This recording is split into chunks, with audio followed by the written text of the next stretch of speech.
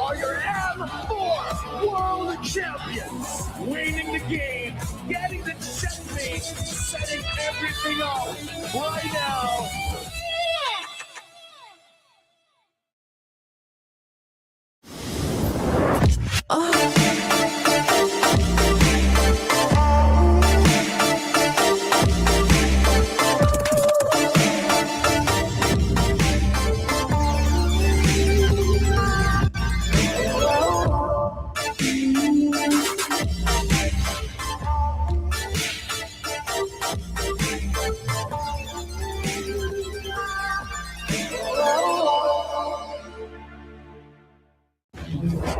Trying to push it, they're running out. Thunder heralds their unstoppable reign. Unscathed, unrivaled. A trophy, a symbol, a legacy, a champion. We begin our story with the pioneers, forged in gold, Fairies champion ring and medal, relics to be worn with pride. Among champions, one legend outshines all. We play, we carry. Realme M7 official gaming phone, forged for those who create miracles, the ultimate artifact of mastery. Every cheer from an army of believers shapes the determination of a champion. The Visa Champion journey is reserved for those who never stop believing. When united, they become something greater. The legacy of the M-Series, a home for every champion to stand eternal. This is the Hall of Champions.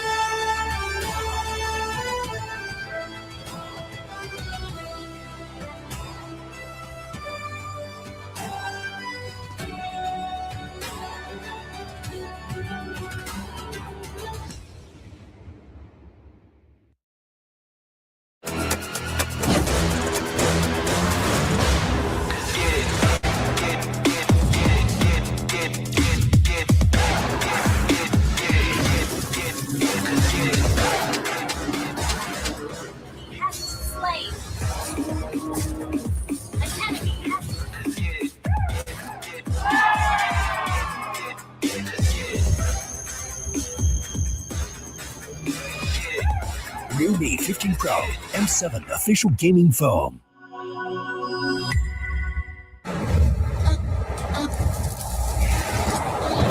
Just sizzle, got a crew so hot, no riddles. It's 0 to 100, no middle. That's right, that's right. When I walk in the room, everybody everybody gonna watch us. R to the I to the S to the E. Gonna shut down the apps if they tryna get past me. You can watch us sizzle. We're making this shit up go triple. It's 0 to 100, no middle. That's right, that's right. When I walk in the room, we rise as one. Got me wild and free. Now watch us stay fly. Doing it like I do. If you're rolling with me, the best team that unite. When I walk in the room, everybody gotta watch me sizzle. Got a crew so hot, no riddles. It's 0 to 100, no middle. That's right, that's right. When I walk in the room, everybody gotta watch us. R to the I to the S to the E. Gonna shut down the apps if they tryna get past me. You can watch us sizzle. We're making this shit up go triple. It's 0 to 100, no middle. That's right, that's right. When I walk in the room, we rise as one.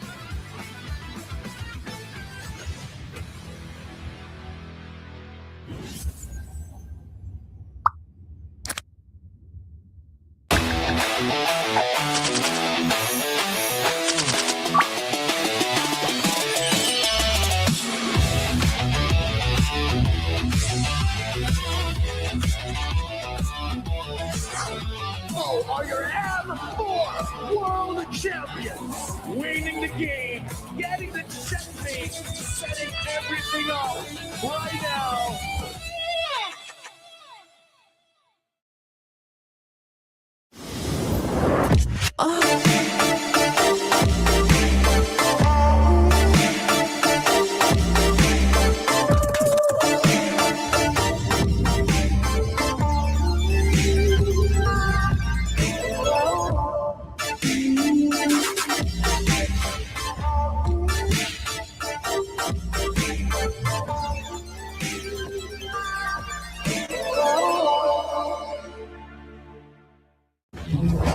Trying to push it, they're running out. Thunder heralds their unstoppable reign. Unscathed, unrivaled. A trophy, a symbol, a legacy, a champion. We begin our story with the pioneers, forged in gold, Fairies champion ring and medal, relics to be worn with pride. Among champions, one legend outshines all. We play, we carry. Realme M7 official gaming phone, forged for those who create miracles, the ultimate artifact of mastery. Every cheer from an army of believers shapes the determination of a champion. The Visa champion journey is reserved for those who never stop believing. When united, they become something greater. The legacy of the M Series, a home for every champion to stand eternal. This is the Hall of Champions.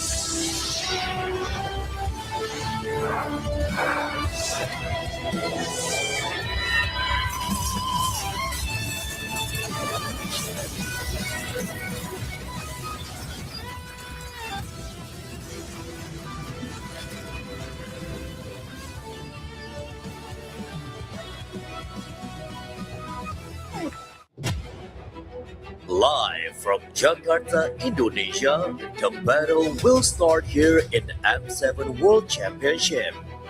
Let the world see us.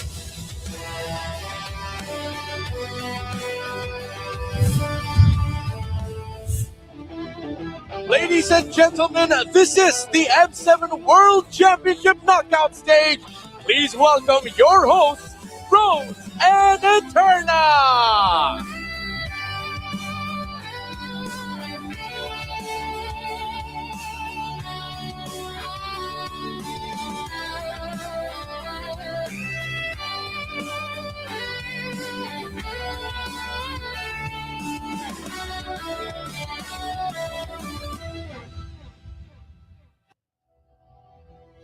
Good afternoon, Jakarta, and welcome to the M7 World Championship Knockout Stage, coming to you live from the iconic Tennis Indoor Stadium, Senayan. Right here on this stage, this is where legends are tested, dreams are defended, and today we are stepping into day 2 of the knockout stages with not one, but 2 best-of-5 matches. Yes, Eterna, and if you are here with us in the arena or you guys are watching from all around the world, it is time to make some noise because today is where every game matters, every fight count, and one mistake can change everything. Our opening match today sees the champions of Malaysia, Selangor Red Giants, taking on the Turkey's Aurora Gaming. Yes, indeed. 2 powerhouses from 2 different regions with some history that dates back all the way to MSC 2024. After that, the stadium is going to get even louder because it's time for the hometown heroes, Alter Ego Esports, to step onto the stage as they face off against Aurora Gaming from the Philippines. You know what, Eterna? I feel like with an Indonesian team playing on home soil, and of course, your countrymen, the crowd behind them, this stadium is going to be absolutely electrifying. I can't wait. Honestly, Rose, I can't wait. I think everyone in the arena can't wait. The casters can't wait. But before we begin our matches, let's check out what's in store for the knockout stages with this video.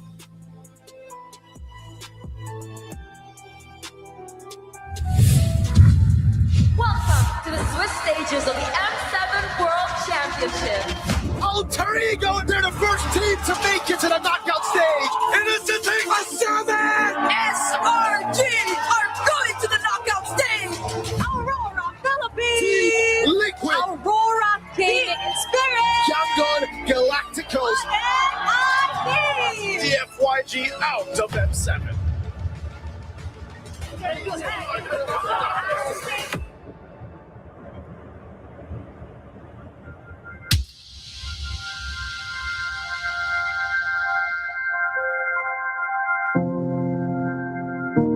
Aku tak pernah menyangka kalau aku sejauh ini. Selama 10 musim, aku cuma lihat dari kejauhan. Selama 10 musim, aku mimpiin momen ini. Burmese Ghouls will be going home. See you soon. Move forward in the bracket.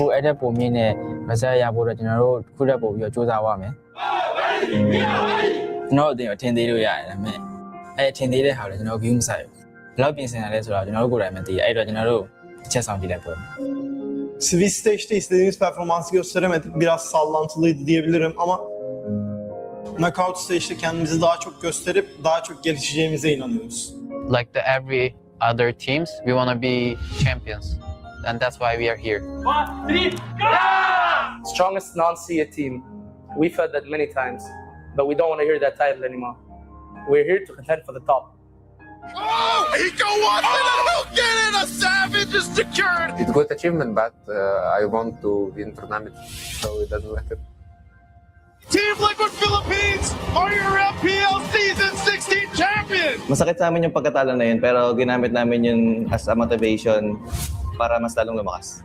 Ayun, sa knockout stage, kahit na marami nag-doubt sa amin, gagalingan pa rin namin at magpo-focus sa laro namin. Thank you so much, Onyx! Tahun itu kami kalah. Kami berjanji akan kembali. Bukan untuk balas dendam, tapi kita akan menyelesaikan apa yang kita mulai.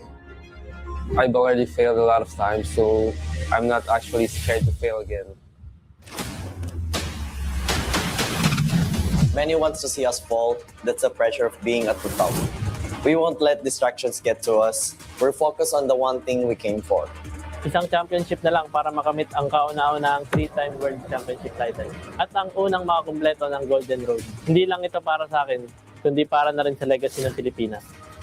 I believe this is the strongest version of SRG, and we push ourselves to reach this state. Say whatever you want about us, our target is Lock A. When I carry the flag of Malaysia, one thing that clicked me, I need to always bring the trophy back. Mari kita Let's win together.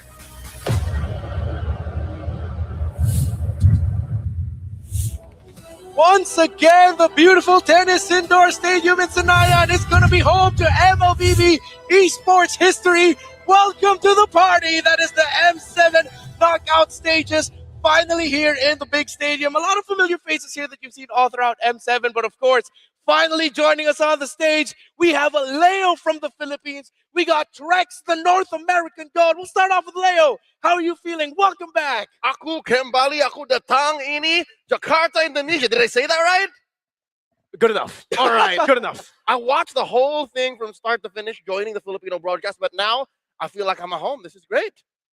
Time to be alive. Trex, I'm looking at you because it's been a while. The first time you were here, M4, my guy. Very first international. We've got to come full circle back to Indonesia, and I'm sure a lot of the fans feel the same way. A lot of the same players in this same exact stadium. It feels good. It feels great to be back. And of course, this is going to be the panel. The three of us are going to be your panel of analysts analyzing the action. But of course, Mirko and Trex will be joining you as the casters for the in-game action later on today. But it has been a tremendous ride. We saw the clips, that story told to us of what has happened leading up to here. The energy, the vibe of the Indonesian crowd. How is it, Mirko, the community? How are they feeling heading into knockouts?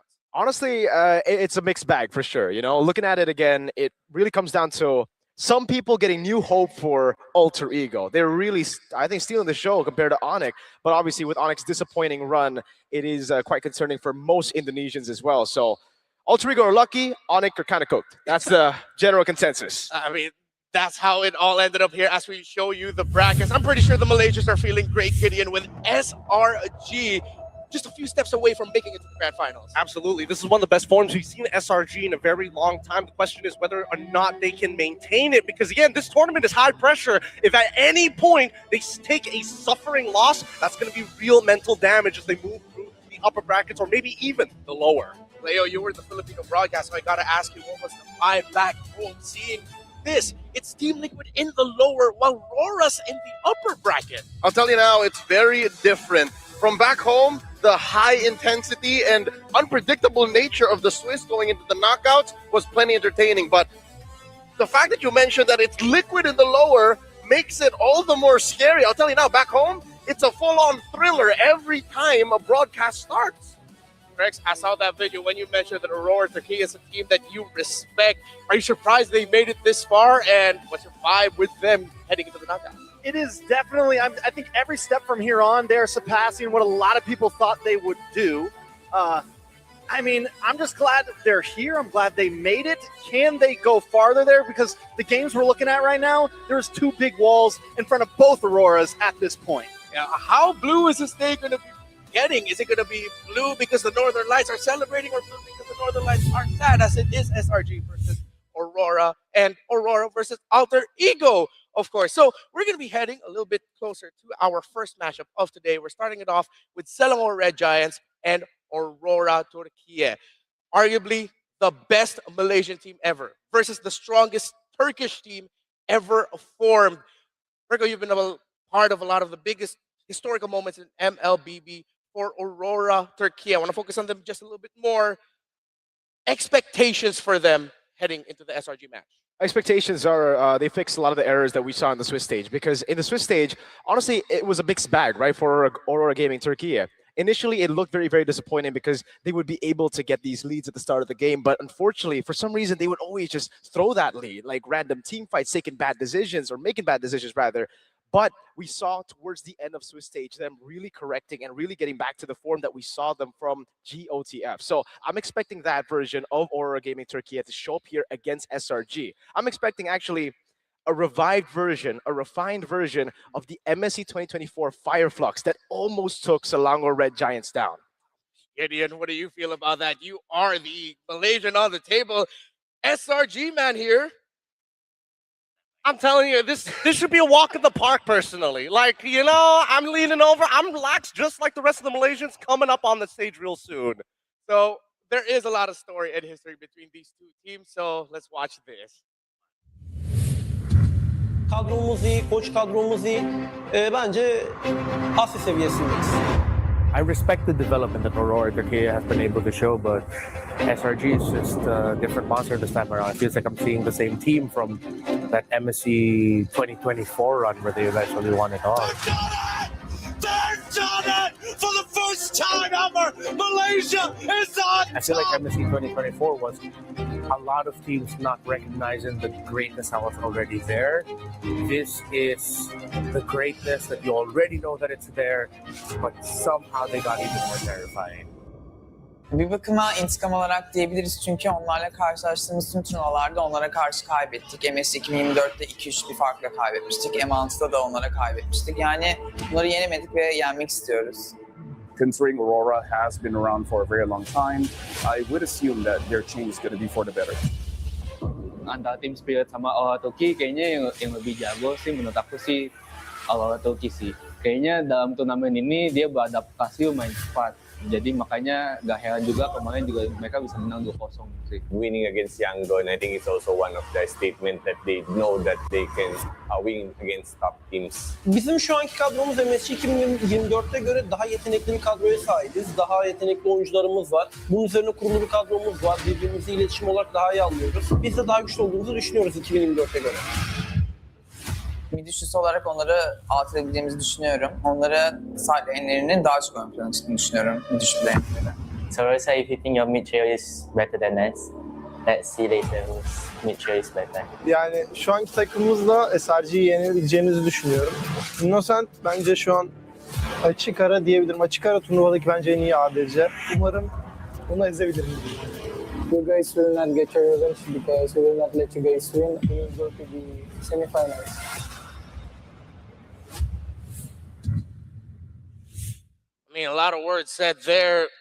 You're looking kind of smug right now, Gideon. It's going through your mind. I have to look smug because this is one of the best performances we've seen Malaysia on a world stage in the past few years. No Malaysian team usually makes it past this stage, and better yet, having an international podium finish in the recent years makes me excited to say, yes, they are the new international standard. Yeah, mid-Swiss already, SRG are serving up these banger grand finals worthy matches. But I'll tell you now, Aurora Turkey, learning a little bit more about their preparation going into this huge stage. I'll tell you now, it's not even about the big moments. It's about the little details, the little things. Remember how they, as early as their first match, brought back Novaria, played Nolan. They have their own metagame. Again, I think if you're looking for MLBB from all around the world, you look at Turkey and you look at, hey, look at that little region in the middle of Asia and Europe and say, maybe they got what it takes to beat one of the titans, one of the giants in Southeast Asia. All right, I'm feeling a little bit of tension between you two. Do I have a clearly SRG guy and a clearly Aurora guy as my panel for this first one? Hey, look, if we can learn anything from CG Esports, they're generous. SRG, not so much. So we'll give the scrim. We'll see how it goes from there. Well, just a bit. We're going to be seeing them enter the field. A historic matchup between these two. Remember, MSC 2024 could have looked so much more different if Aurora were able to take down SRG then. But they weren't Aurora then. They were Incendio? Fireflux. Incendio that time? Fireflux. There we go. Lots of names. Be ready to remember more. Because here comes Aurora and here comes SRG. Welcome to the stage.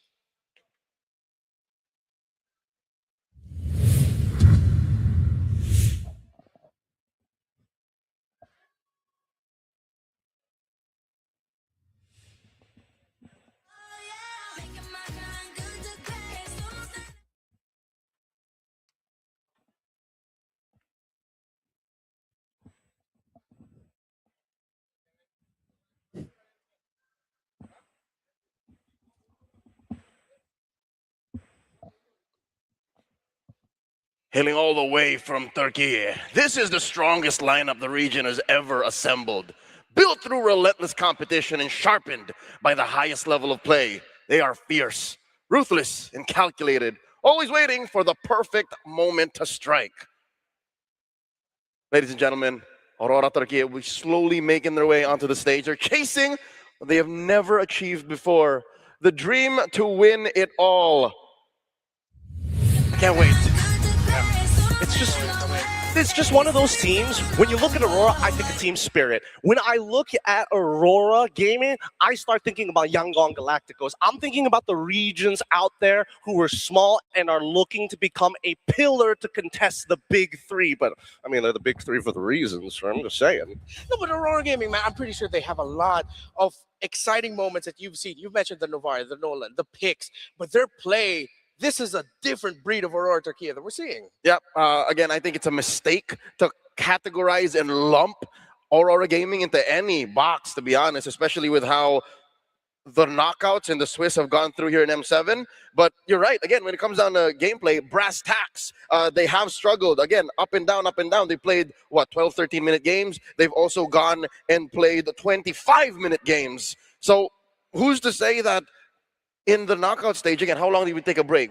3 days since our last competition? This might actually have unlocked a tighter state, especially for Dimitrio. It's just sounding like a more modern approach to current MLBB. You want to make the comparison to Jujutsu Kaisen and Attack on Titan being just as good as the big three of Dragon Ball One Piece alongside with Naruto here. It's not a comparison. It's not even remotely close. Man, these two are really going at it with their opinions towards SRG and Aurora. How do you guys feel about the matchup? No, you go first. Gideon's got a lot of slander right now on the Aurora Turquía name, and I just want to say that Aurora Turquía has been a team outside of SEA.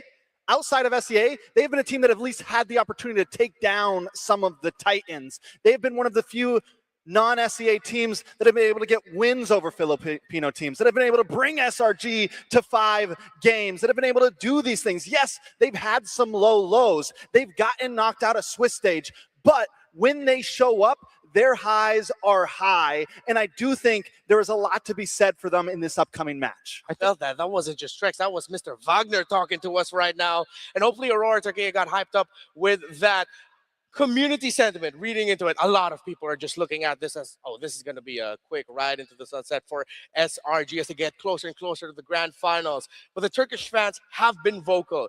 They themselves have said that this is the best form of a Turkish team that we have ever had. We can continue talking a little bit more about them. They've become this mix-up of the best of STG, the best of what used to be Incendio, Fireflux. But then they go up against these guys, the guys on your screen right now. It's an exciting time to be alive. As much as my heart goes out for Aurora Gaming, I wish they were on a different side of the bracket, because SRG is looking to make the penultimate run to deny not only the Golden Road, but actually win an M Series for the Malaysian home people, which has never been done yet. You know what? We're way past the point of I wish the brackets went this way. I wish the Swiss draw went this way. As a Filipino, you know what I'm talking about. Twice we got ruined by the opener in the draw. But as it stands, I'm just optimistic that maybe just to follow through in the footsteps of how crazy the Swiss and the knockouts are, maybe here we see them more than just go all the way. Maybe we just see more than a MSC 2024 rematch. Maybe we see an upset. Ooh, maybe an upset is on the way. I mean, there's always been something about this team ever since they made their big splash on the stage in M4, where people are like, what's this Turkish team? Who are these names? Who are these players? They can dance with the best of them. And now here they are, arguably one of the biggest matches they will ever face in the international stage against a very familiar foe, very familiar giants. So now I'm looking forward to finally welcoming them both back in. We've treated the entrances differently this time around, so I hope you all enjoy.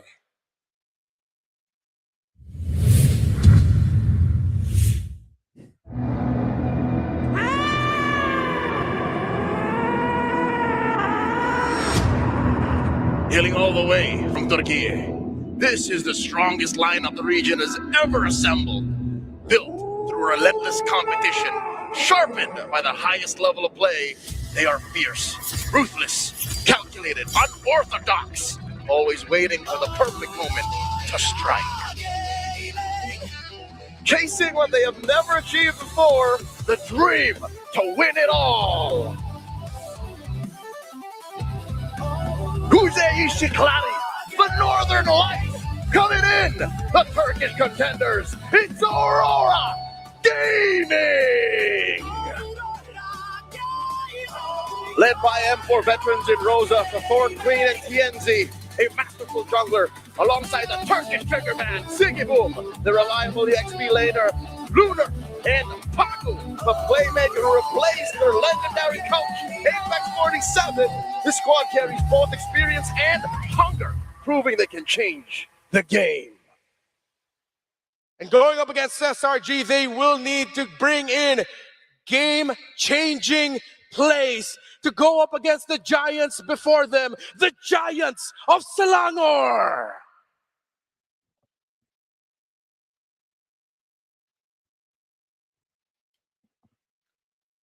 SRG! The Red Giants are on an unstoppable run, taking down some of the strongest teams in their path. They look better than ever. But is this their prime? The ultimate form of Malaysia's finest. Together for more than 2 years, this roster stands united, strengthened by every challenge. With championship chemistry on and off the stage, they've already proven they can reach the top. Now, they return to the M7 stage with one goal: to win it all. Coming up to the stage is their EXP laner alongside with their roamer. Leading the charge is Yules and Cram. The unstoppable Red Giants! Half man, half beast. The gold blader, Innocent, alongside with the young jungler, Sekais.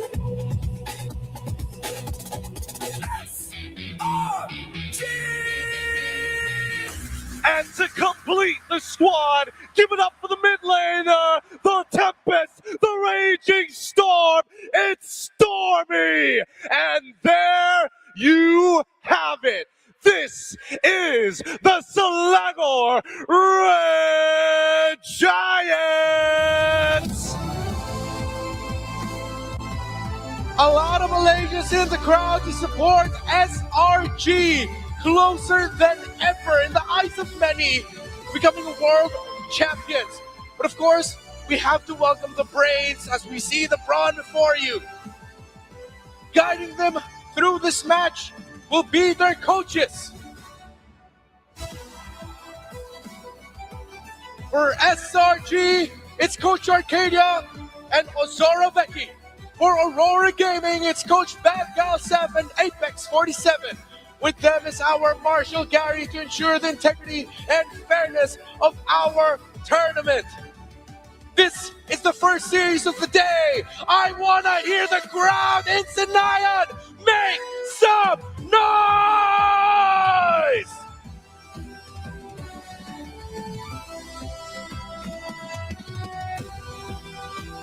A lot of expectations, but whose will be met today? The fans of SRG or the fans of Aurora Turkey at the fist bump? And they will proceed to their stations. Pretty wild to see these two teams battle it out once again. How close Turkey was to go really far during MSC 2024. And who knows? The story could have changed. Maybe it could have been Turkey up on that global stage. Thinking about Aurora Gaming Turkey's mindset, I'm looking back at just as far as a year ago where they didn't even get to join the knockout stage. And I think that's what's fueling them facing off against Selangor or Red Giants. Once again, a reintroduction to 5 of the finest athletes to carry Malaysia's flag. Cram, Sekais, Stormy, Yums, and Innocent. The Mage Prodigy. Stormy, an element of pure MLBB excellence, is #1 right now in KDA. Clean, 9.14. And now, if we're talking about mid-trios here, we've already looked at the stats of one, but then we look at the other side. They have been to the M Series more times than we can count, with Lunar, Tienzi, Rosa, and now with the addition of Pagu. Sigabum even has his own legacy with S2G, beating a Malaysian team in their run last year. But this time round, something feels different about the air. Today just could be a double A system. When it comes to the meta in M7 today, I think this is the most critical towards the roam mid jungle trio. You mess up one rotation, you mess up how you handle the first 2 minion waves, and that's it. You're gonna be crawling. But we've also seen teams who have shown that even in a deficit, trying to make that comeback, one big play turns it around. Leo, I gotta ask you here, as we're talking about the roam mid trio, is this just going to be SRG leading the charge and Aurora having to play on the defensive? Or did you see enough from Pagu, Rosa, and Tienzi to show us that they can dance with them in the early game? I don't think Rosa would say anything to the sound of, we can beat your mid trio, if they were second guessing themselves. Looking at the stats, Stormy is up there on the KDA, but you look at damage output, and Rosa can hold down the fort. So with that said, I think it's safe to say Aurora Turkey is ready to play to the mid game. They're ready to make sure that their side laners are on point for this one big fight, maybe around the 15-16 minute mark, turn around. I'm sorry, it just sounds like, Aurora Turkey are looking to try to not lose Wall Maria this time around against the Titans themselves. I mean, they put up the wall in the first place, and that's why it's such a high standard to hit. If we're talking about ways to attack, I think SRG, it's very clear. They said it themselves, we have better laners, so we just compromise your mid-trio. You can try and sandbag us. The rest will do its work. Spoiler alert, the walls never stood as long as you think it would, right? Halfway through the season of that masterpiece of an anime, it didn't even matter. So now what matters here for Aurora is how are they going to handle the aggression of SRG? We know how disruptive Yumes is. We even got to talk a little bit with Santa Lover from Team Spirit, who mentioned that one of the most difficult things to handle going up against SRG is the fact that you cannot find Stormy in the map, especially if he has his hands on that far. Some back-to-back MVPs in their last series. Let's start with that. If you are Aurora, are you going to take it away? Are you going to ban it? How do you handle Stormy's Farsa? I think the easy answer, ban it.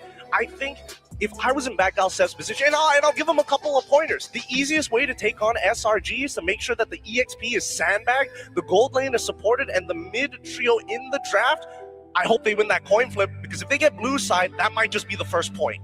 Yeah, so if Aurora Turkey can take away a hero from Stormy, I feel like there's still going to be a lot in the pool available for him.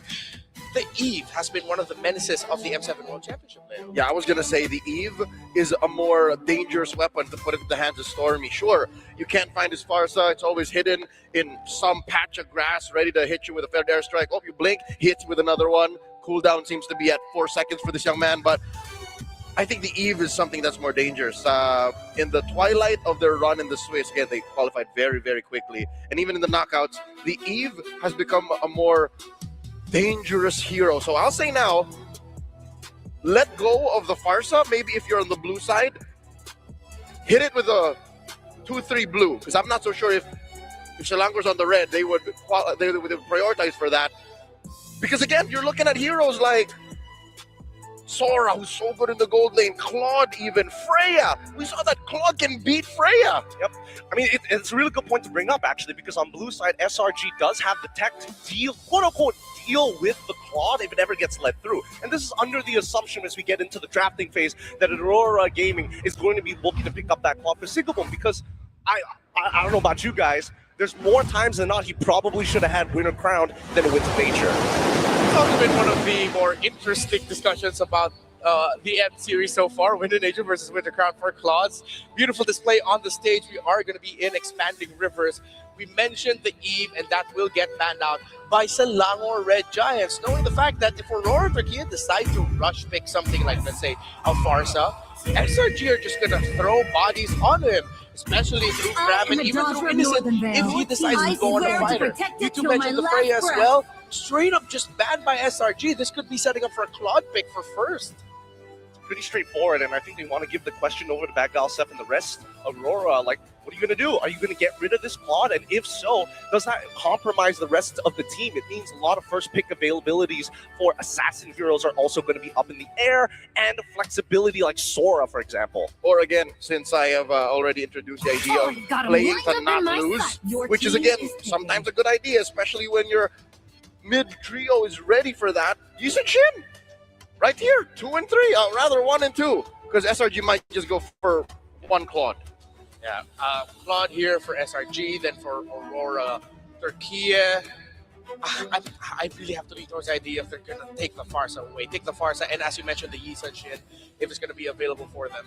Claude is open. Rather, Kalea is open too. Yes, Kalea is open. It's one of the few starting picks that SRG usually likes to go towards MPLMY specifically. Even here at the Swiss stage, we've seen it only a couple of times. I think right now what we need to know is whether SRG, with this first pick, should give us an indication whether or not they actually have an answer to a potential counter pick Sora if it ever comes through. But as you said, Kalea, first pick locked in. Immediately we see CC from Aurora's side. Oh, could this be an early show from Aurora that they're just going to be leaning towards the double fighters already?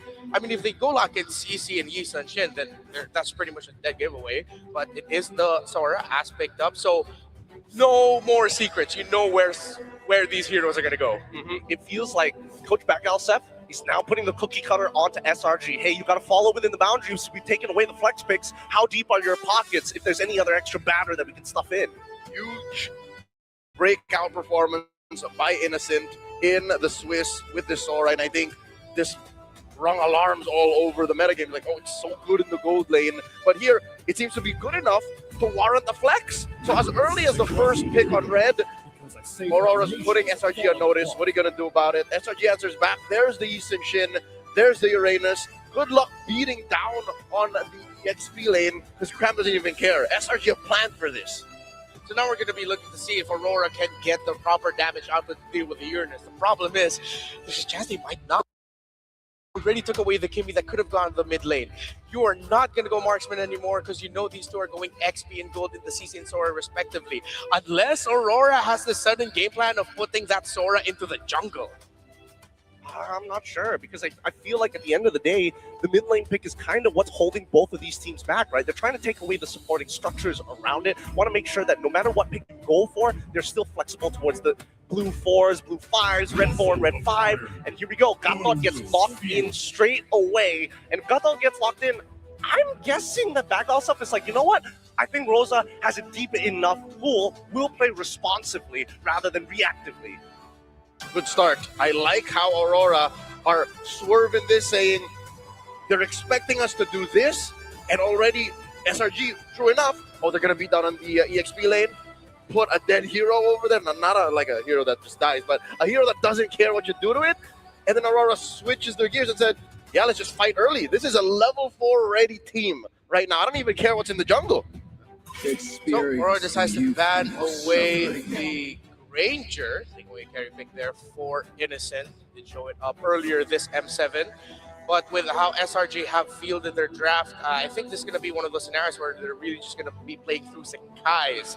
But I understand that Aurora wants to take away any options of going for a double carry because, again, they are running out of options. I'm really having a hard time thinking of what this mid laner jungle will be that can not only end the game quickly, but make sure that they dominate so quick that SRG can't get farm with the Yi Sun-shin. I don't think they can do that anymore. I think with the first 2 picks being denied away from SRG's side, it's really limited down their pool in terms of how often we can actually flex, forcing them in a more linear path and a more honest approach. Yeah, I think Aurora are fixated on a carry jungle and then something to support it in roam. But what carry jungle? Like, sure, Lancelot is open, but you're kind of in deep waters. The Kalea is going to snatch you up. There's potential Fanny, but I don't think it's going to be picked knowing that the Tsunami Slam's on the other side. Fanny's banned too. And Fanny is also banned on the first pick. I mean, there's just not a lot to work with. Even Lo Yi is getting banned out, really trying to force them into pick Farsa, please. Hayabusa. Hayabusa is an option also. There's another one in my head if you want a little bit more basic attack, maybe they'll lean towards a Leomord. Even though he is ultimate based, he does have strong basic attacks with his ultimate up. But they need Mad Burst in mid. That's a good thing for Aurora because Rosa's ready to fight. Rosa's always ready to go. Personally, I think they do need a wave clearer. because when I'm looking on the opposite side, it's just how exactly, if you do happen to quote-unquote go even in the early game, you slightly fall behind in the mid game, how do you protect your waves against Lord-empowered minions, right? I don't see that coming through. Yep. Currently, Aurora's playing with a lineup that has to smack every single minion on their way in. And SRG read into it. There's a Leomord ban. Oh, that's going to be rough for Aurora. If they're looking for basic attack and some strong burst, they might have to go as far back as a Martis to get that at this point. Or you feel like the Leomord was the last best option? You mentioned the Hayabusa, I think. Next best thing. Before thinking about the Martis, yeah. Or before you go deep into TNZ's pockets and go aim on or something. I think this might just be a Nolan, because usually we do see that TNZ likes to play Nolan into these matches. Oh no, they prioritize the Jushin over it and hold jungle for last. I think they can afford to do this because they're not going Leomord anymore. No need for the burst. So again, more utility. TNZ's got to play some damage. There's not enough damage on this lineup. It looks like the lineup of Aurora, instead of an inward to outward, it's going to be out to in. It's relying on the both side laners to clear minion waves, handle it so well that you can actually join the mid trio at the center of the map and at the river. But then why didn't you just pick Farsa in that case, right? I mean, the issue I'm having right now is that now that you have Jushin, sure, you're going to do decently okay in lane because you have the God Thought, but now it's like, oh, once we get into later stages, I'm still not going to be able to clear the lanes as effectively as other people. Valentina going to get locked in for the side of SRG with the final pick going over to an X-Borg in the gold lane. I like this a lot, actually. They go for the double fighters. As we expected earlier, they are just going to be playing solely through Sakai's. Is it really just going to be a Hayabusa at this point for Aurora Turkey, as you mentioned? Or Nolan. Nolan, right. Just as supportive of both, especially since you can make that X-Borg do a somersault really quick with Nolan. Faster than Hayabusa. I'm trying to think if there's any other junglers out there that could potentially like scale to a level where he can contribute to the team without having to say, I'm purely just in this one phase of the game. He can still go for things like Boxia, the Fredericks as well, but that doesn't really take much to topple a comp like that over. And finally, the lock-in's here. Oh, Harley, baby! 100% win rate given. It showed up once, but I can't believe we didn't see the writing on the wall. Yeah, for just a moment, I forgot that he actually got an MVP performance with this Harley. If this is the first time you're seeing the Harley get picked, well, it did get picked earlier this M7 through TNZ. How are we feeling about it? I'm still leaning a little bit more towards SRG for the draft. I don't know. I think that Aurora has a really solid game plan, but at the end of the day, I'm looking at the counter index. I have to agree with the counter index. Aurora has a slightly better draft. Yep, because even Innocent, oh my lord, what a switch up! Innocent is the one who picks up the Uranus. I think he's expecting a lot of heat. SRG, they're going on defensive here to get some farm on Sakai's. We're heading into expanding rivers and into the game to call the action. It's Mirko and Drex. Welcome to the first game in this best of 5.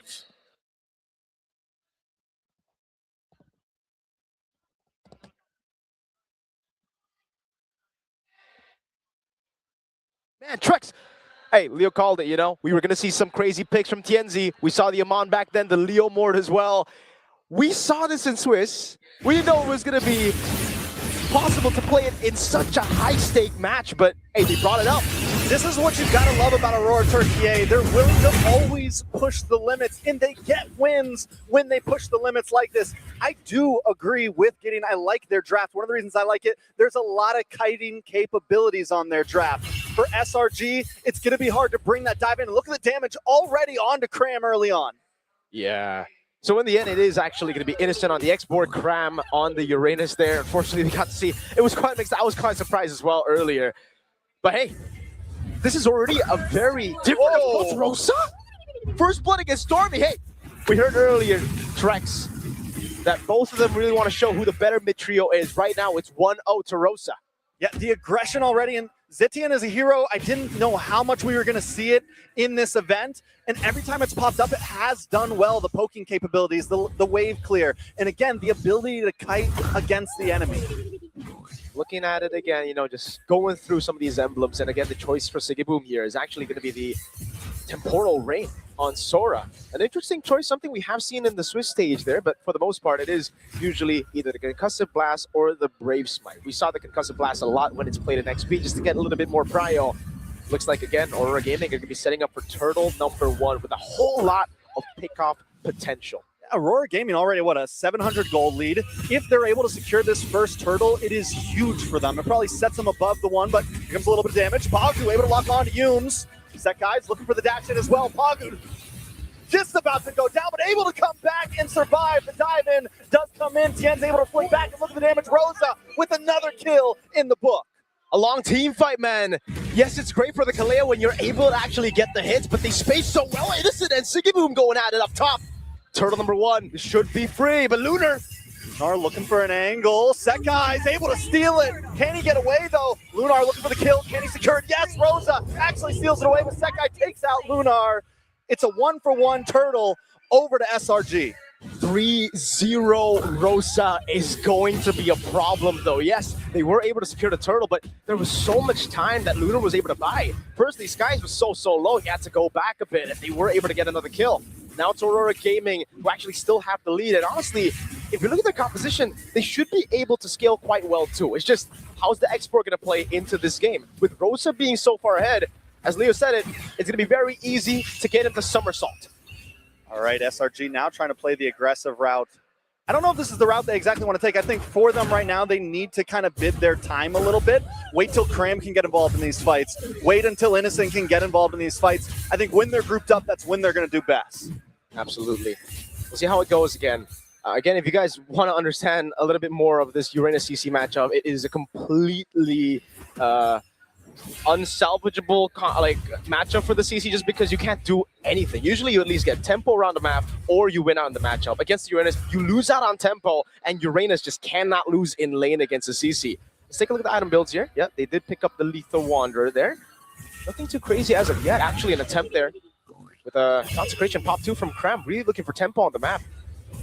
Yeah, SRG, I mean, the play right now in the mid lane, it seems where all the action is happening, trying to secure it, trying to get river control. SRG finally starting to push back. You said it about Cram. He has control in the CXP lane. And it's making him get involved in these fights, but look at the stun. Tsunami Slam does lock on. Brings Lunar back. Lunar not going to be able to get away from this, but the AOT comes in, able to get the connect. Rosa joins the fight as well. Yep. Way too late on the AOG there. They didn't have the control in the mid lane, and that, therefore, it really just became a free pickup for Selangor Red Giants. I really feel like Aurora Gaming should not have let that happen. Lunar knew that there were people missing in the mid lane, and the fact that SRG, with, I would say, not the best mid-prio, were able to rotate quicker is concerning. Aurora Gaming are losing a little bit of control. Pagu for the grab, though. Yumes on the run, forced to dash away. Stormy as well as Aurora Gaming take control over the Turtle Pit. Innocent does have the last Insanity. Is he going to pop it and try to get involved? Tienzi able to secure the turtle with ease, but now Pagu getting a little bit left behind.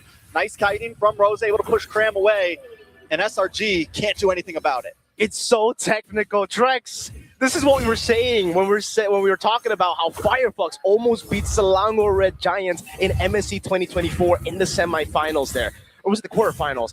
Honestly, forgot. It was single bracket. Either way. At that point, it's like you lose, you die. And honestly, it really feels that way too because no team wants to go to a lower bracket with TL, Onyx, YG, and Team Spirit waiting for them. It's true, and I feel like Aurora Gaming, every time these players get into top 8, they seem to really shine. This is where their prime kind of kicks in. They have trouble in the groups, they have trouble in the Swiss, but once we see them now, they are playing technical. They are fixing the mistakes that we called out before. And keep our eyes on TNZ, able to just steal a camp. He doesn't even go for the kill. He just, I'm going to take this, I'm going to take that. As an assassin, Trex, it's all about how to make the enemy marksman your boy. Your boy. That's the PG way to say it. Right? I got you. That's all. For Chenzi, it's really all about taking him out because he knows that the main carry on this team is Skies, and the whole team's trying to support him to do it, right? Pagu already leaning into the green camps, trying to take it away, but it is Skies. He knows how to path. He knows exactly how to actually get the most out of even a bullying situation here. And again, for Selangor Red Giants, they lost out on those kills early. They lost out on the early turtle, or the second turtle earlier, but they're still able to get that gold lead to go down for Aurora Gaming. Yeah, I think my big worry, though, for Aurora Gaming here, you know, Sekai's 2-0-0, and a YSS unchecked is a YSS that's going to check you soon at this point. Once he gets those items in, we know the damage he can do. And if SRG can get to that point, which, I mean, the gold lead is practically nothing for Aurora Gaming at the time. It's still a very much tie game, even with the extra kills that Aurora Gaming has gotten. I'm wondering when that pop-off point happens for SRG. should be around now. The mid game's definitely what Selangor Red Giants are looking for. Insert the power spike. Pagu's going to go in. Yums as well. They're holding this angle, and really, for SRG, again, it's all about the poke. It's all about the threat of Innocent on this export. Can he build enough stacks as they go for Turtle 3? Watch for Tienzi in that top bush. Going to try to look for an angle, look for a steal. Pagu also looking for the taunt. Innocent waiting for the dive in. Sekais wants to enter the battle as well. Here comes the Tsunami Slam. AOG able to connect to multiple members. Tienzi able to take the turtle. Lunar's going to go down now. Oh, big last Insanity. Actually, doesn't land on anyone. Yums! That's big. Sigiboom gets killed on the backside. We're seeing more damage. Stormy able to almost pick up one, but he doesn't get it. Sekais, though, finds one of his own as Tienzi makes the trade. Pagu finds Innocent, and members of SRG are falling. Rosa and Pagu just need to get away, but Cram doesn't want to let that happen. Yeah, wants to go and chase Rosa all the way. Does not want to give him tempo, and look at what Cram is doing for Skies right now. He's able to push everybody back so that Skies can rotate straight to top side, where he can actually convert on this winning team fight. It was actually not a winning team fight, actually. In a way, they won out because they were able to secure the structure, because they were able to stop the capitalization from Aurora Gaming. But it was Aurora who got the man advantage. They took Innocent down to the mid lane. There were trades all around. They got the turtle too. But it's all about the structures at the end of the day if we have a technical match like this. And if you get those big neutral objectives, can you convert them into structures? Can you convert them into towers? And that's where Aurora Gaming is falling short right now.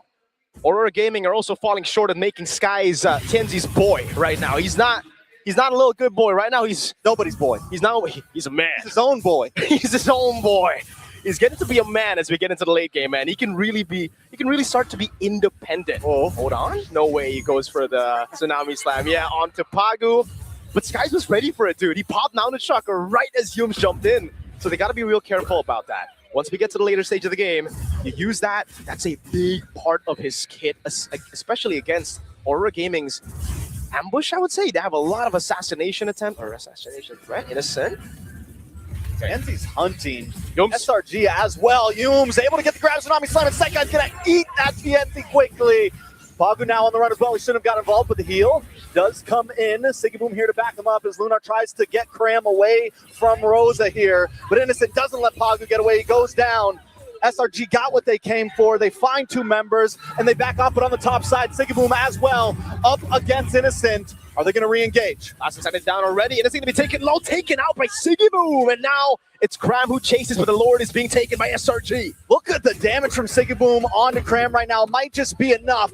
But Cram is relentless. Down at the Lord, though, there's a fight going down. Stormy able to get the shutdown onto Rosa. Sekais takes the Lord off Cam, and Cram picks up Sigiboom just to put a bow on the box. Lunar falls as well, and just when we were counting SRG out, they take the game into their hands. It's all about team fighting at the end of the day if you're Selangor Red Giants. Yes, they've been dominant. They've been showing how they can tackle games just through taking the macro, having those advantages. But at the end of the day, it's still the same SRG that won MSC 2024. It's an SRG where you really just rely on those crazy team fights to get back at a game if you're losing. And Cram, he's loving this chaos. Pagu's going to try to flank him, but he doesn't care, yo. I mean, in that whole last fight, SRG did such a good job at splitting Aurora up. Yep. I feel like they were planning to take that Lord from the very beginning of that pickup on top side. Now SRG looking to try to come on to this tier 3 in the mid lane. Lord coming down the bottom. That's the thing about Aurora Gaming's composition. They look like they're built for the early game. Into the mid game, they have to start to group up. Meanwhile, for Selangor Red Giants, they're fine playing in the side lanes. They still have these very, very strong side laners who can really go for these 1v1s and win it out. Unfortunately for Innocent, the last Insanity got flickered out of, right? That was just the whole problem there. Sigiboom was able to get the kill, but Cram stopped him from rotating over. And now it's Pagu. Pagu tries to go in. Whoa. Big Sun comes down. Lunar able to find Sekais. This is huge for Aurora Gaming. Sigiboom in the midst of things. Still there. Last Insanity coming down. No, Sigiboom actually still able to turn things around. AOG! AOG connects. Well, just misses. Cram now back against the tower. Aurora Gaming trying to push down the mid side. Lunar keeping Cram at bay as the rest of the team follow behind. And look at the grab. Look at the stun. Stormy falls. TNZ gets the kill. There's 2 members left for SRG. In a way, it's still the SRG from MSC 2024, you know? They take those risks, and a lot of times it pays off, but when it doesn't, oh man, it really hurts. And just like in MSC 2024, Aurora Gaming are punishing that. They're going for these team fights and they're finally understood we need to group up. We cannot let Selangor Red Giants split us up the way they did during that Lord take. It's really all about getting those proper sets. And yeah, this is the problem about having a Valentina in the mid lane as opposed to in the matchup purely against the Sora. Because Stormy isn't building tank, he's building Lightning Truncheon and the Bloodwings here. He's still such a squishy boy, so when he goes in, it's either everybody follows up, they get the win, or he goes in and he gets insta-deleted by Aurora Gaming. I mean, at this point, wait a second. I mean, Cram is the menace right now. I feel like Cram is really the thing keeping SRG heavily in this game. SRG looking for a target that his side did not fully commit. I think it's a safe bet. Back to level.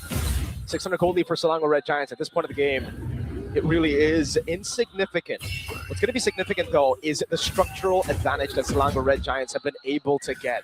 This bottom lane is big for them, dude. They still have a tier 3 up top, or tier 3 down below. Up top, I have no idea. And with Cram up in the top side, it is going to be hard for Aurora Gaming to try to contest this Lord. SRG going to be able to control the macro. Look at the wave already coming in. Aurora Gaming either has to fully commit to a fight or just give it over at this point. Look at this dirty Cram Uranus, man. Constantly flanking, constantly just being a nuisance, forcing Aurora to split. And again, for Selangor Red Giants, after that fight, they know what to do. They need to split them up. And look at Skies already, a quarter HP on the Lord. TNZ flickers back with the trick. Big stun comes in on the mobile members. What? SRG and TNZ steals the Lord right out of their fingers. Siggy Boom gets the kill as well as Aurora Gaming collapse. Skies able to trace this away. Lunar goes in and Rosa picks up the kill. The Thorn Queen is back, looking for targets. It's nothing but Cram, Stormy, and Innocent against the Lord in a full push as AOG does not connect, but SRG are still against the ropes. TNZ wasn't able to bully Skies in the early game despite being on an assassin. We were going to say that it was going to be a problem, but TNZ showing up here, stealing away the Lord just like he steals away lunch money from Skies. Innocent, he's going to have to go in, last insanity. Oh, that might have been a bad last insanity. Will be able to just get away the deadly magic. Did not pack enough of a punch. Now Cram harassing Rosa. Rosa doesn't have the flicker, did have the flicker, still goes down. What? He's dead. He's dead. Cram wants more. He's looking for more. Exactly. TNZ tries to use a hat trick. Wants to reconnect, but here comes Dooms. Flicker's wrong and unable to connect to TNZ, but Pazzi doesn't get caught. Set guys joining the fight now. Gets a stun. AOG to safety. Aurora Gaming forced to back off the back and forth right now. No base turrets taken just yet. Wait, did the turret just fall up top? Lord knows. Lord knows. Lord knows, folks. Only Lord knows. Only Lord. Right no now. turret fell up top. They are still all standing strong. 3 inhibitors for each team. Hey, Aurora Gaming. Cast has Pauldron already for Pago there. Dominus Ice with the Radiant Armor as well. Taking a look at the itemization here for Rosa. Lightning Truncheon, the Glowing One, and the Divine Glaive. Yeah, no survivability at all. That's why Cram could just walk through the front line and actually just get to Rosa. So that's going to be the problem as we get into the next few fights, right? Selangor Red Giants will now understand that. Thing is, though, as the panel was already saying, Innocent on this Exborg is great when he can actually get the stacks down. But if his Faraga armor gets taken out so early in the fight, and with Aurora Gaming having that poke with the Zetian, having that all-in with the Sora, it gets really tough for you to keep your Faraga armor up. Not just that, but when you think of Innocent, you think of the half-man, half-beast, you think of the damage dealer, you think of the person that can turn a game around when you're in these positions back against the wall. And I don't think the Exborg is capable of doing that. At this point, it all comes down to Stormy and Sekai's to secure those kills for the team. Now it's all about game position. Lunar pops in the curtain call already. Trying to get some poke down. It's all about playing in the bottom lane. They don't have base turrets, like we said earlier, folks. So it's all going to be the control over the side lane. For Aurora Gaming, it's all about sending someone down below right before the Lord spawn so that they can actually continue to push in or at least stop the shove from coming in from Cram. SRG have the advantage every single time when it comes to the full Lord dance, just because the Uranus is able to play around the bottom lane so easily. So for Aurora Gaming, this is going to be a big blow. Look at Lunar. He's stuck down below, constantly having to deal with the Uranus.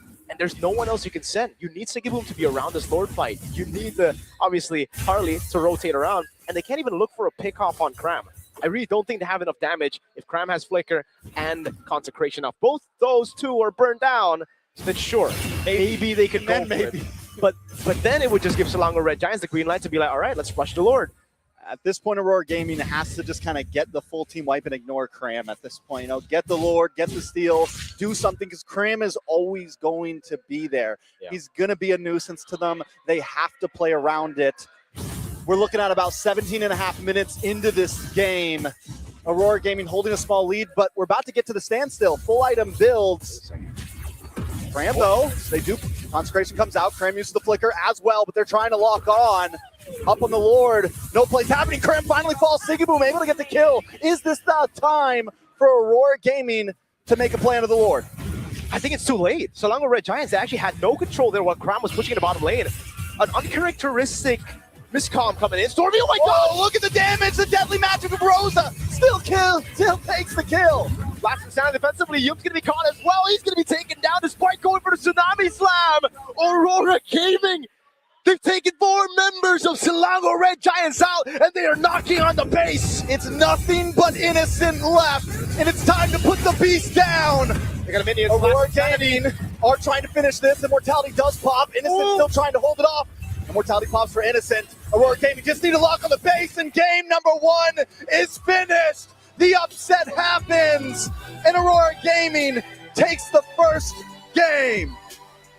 Ladies and gentlemen, we were coming into this matchup talking about a possible Fire Flux versus SRG in MSC 2024.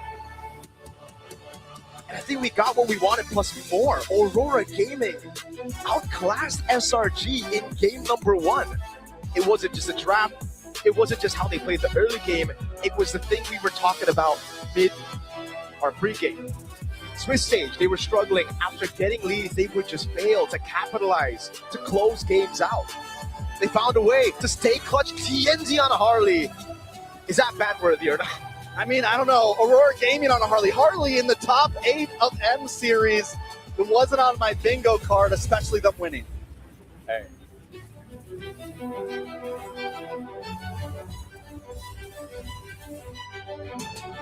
Surprises ready for you. There's a surprise to start off the day. Aurora takes game number 1. And I gotta say, I don't know if that was SRG looking like SRG or SRG in their least SRG version this M7, but I like what I saw from Aurora Turkey.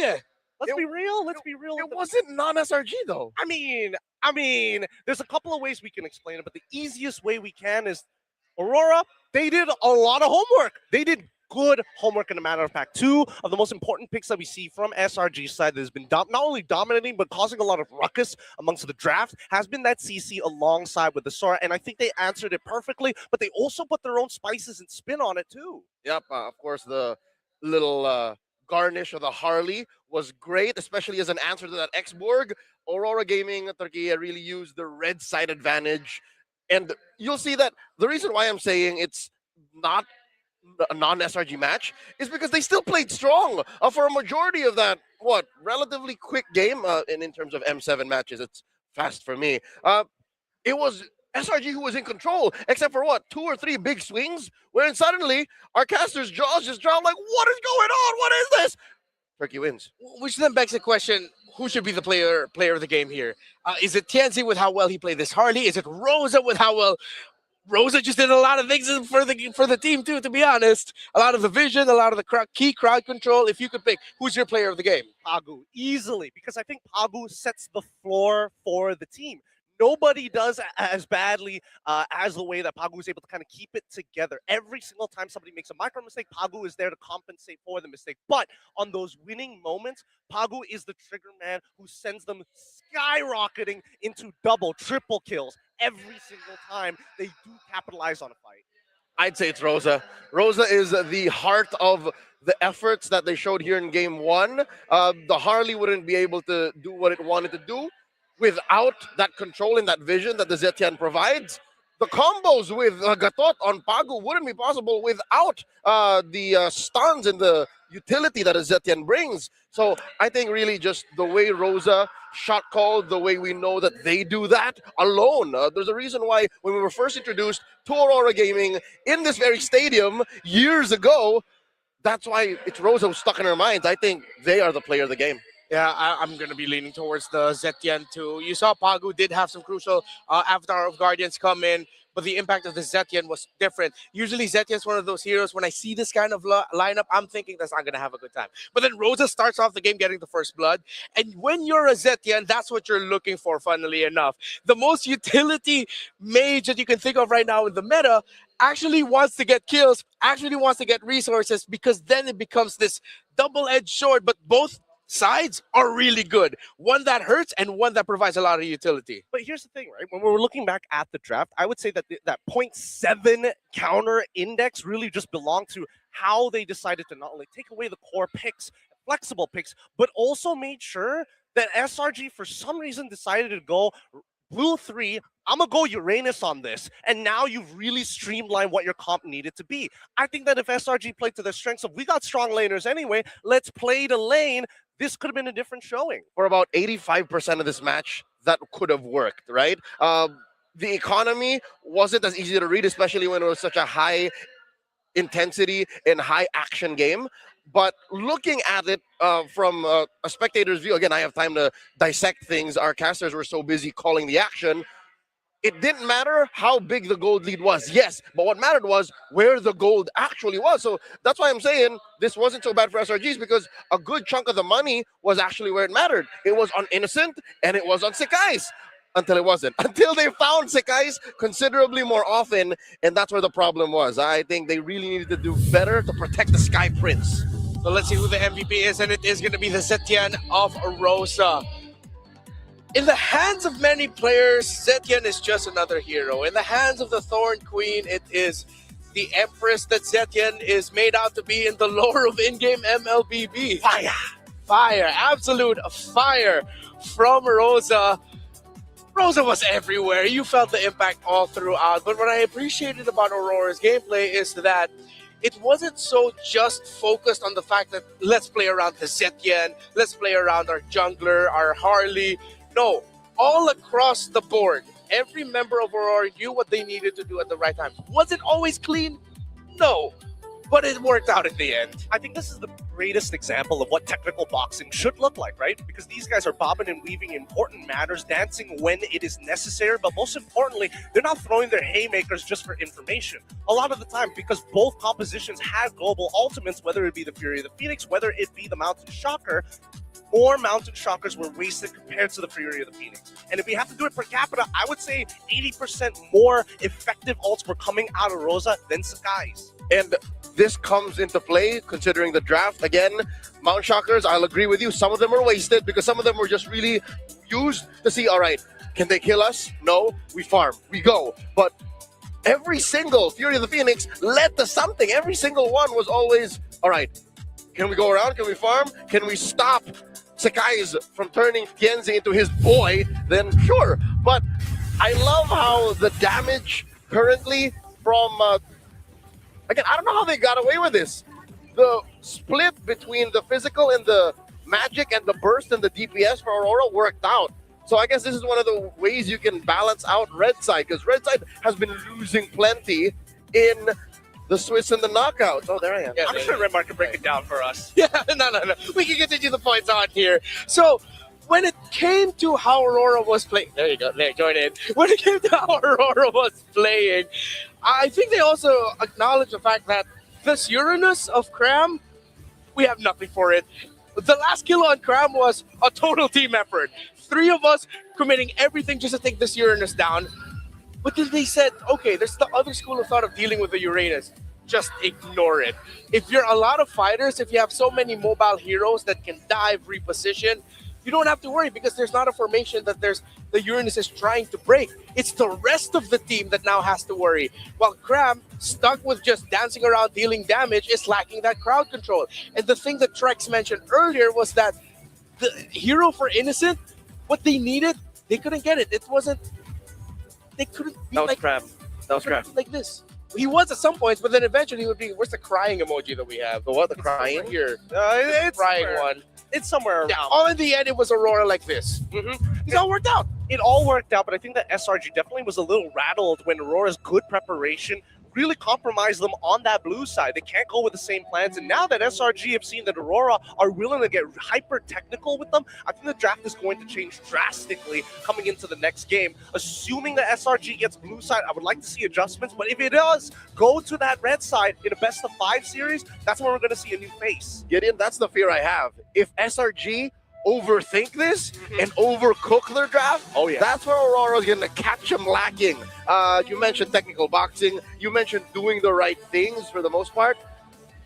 If you look at Aurora, you can see that they're not as technical as I think they feel they are, because this is still unorthodox. You look at this draft, you see what? You see the top 4 teams drafting this way? Even Trek said a Harley in top 8?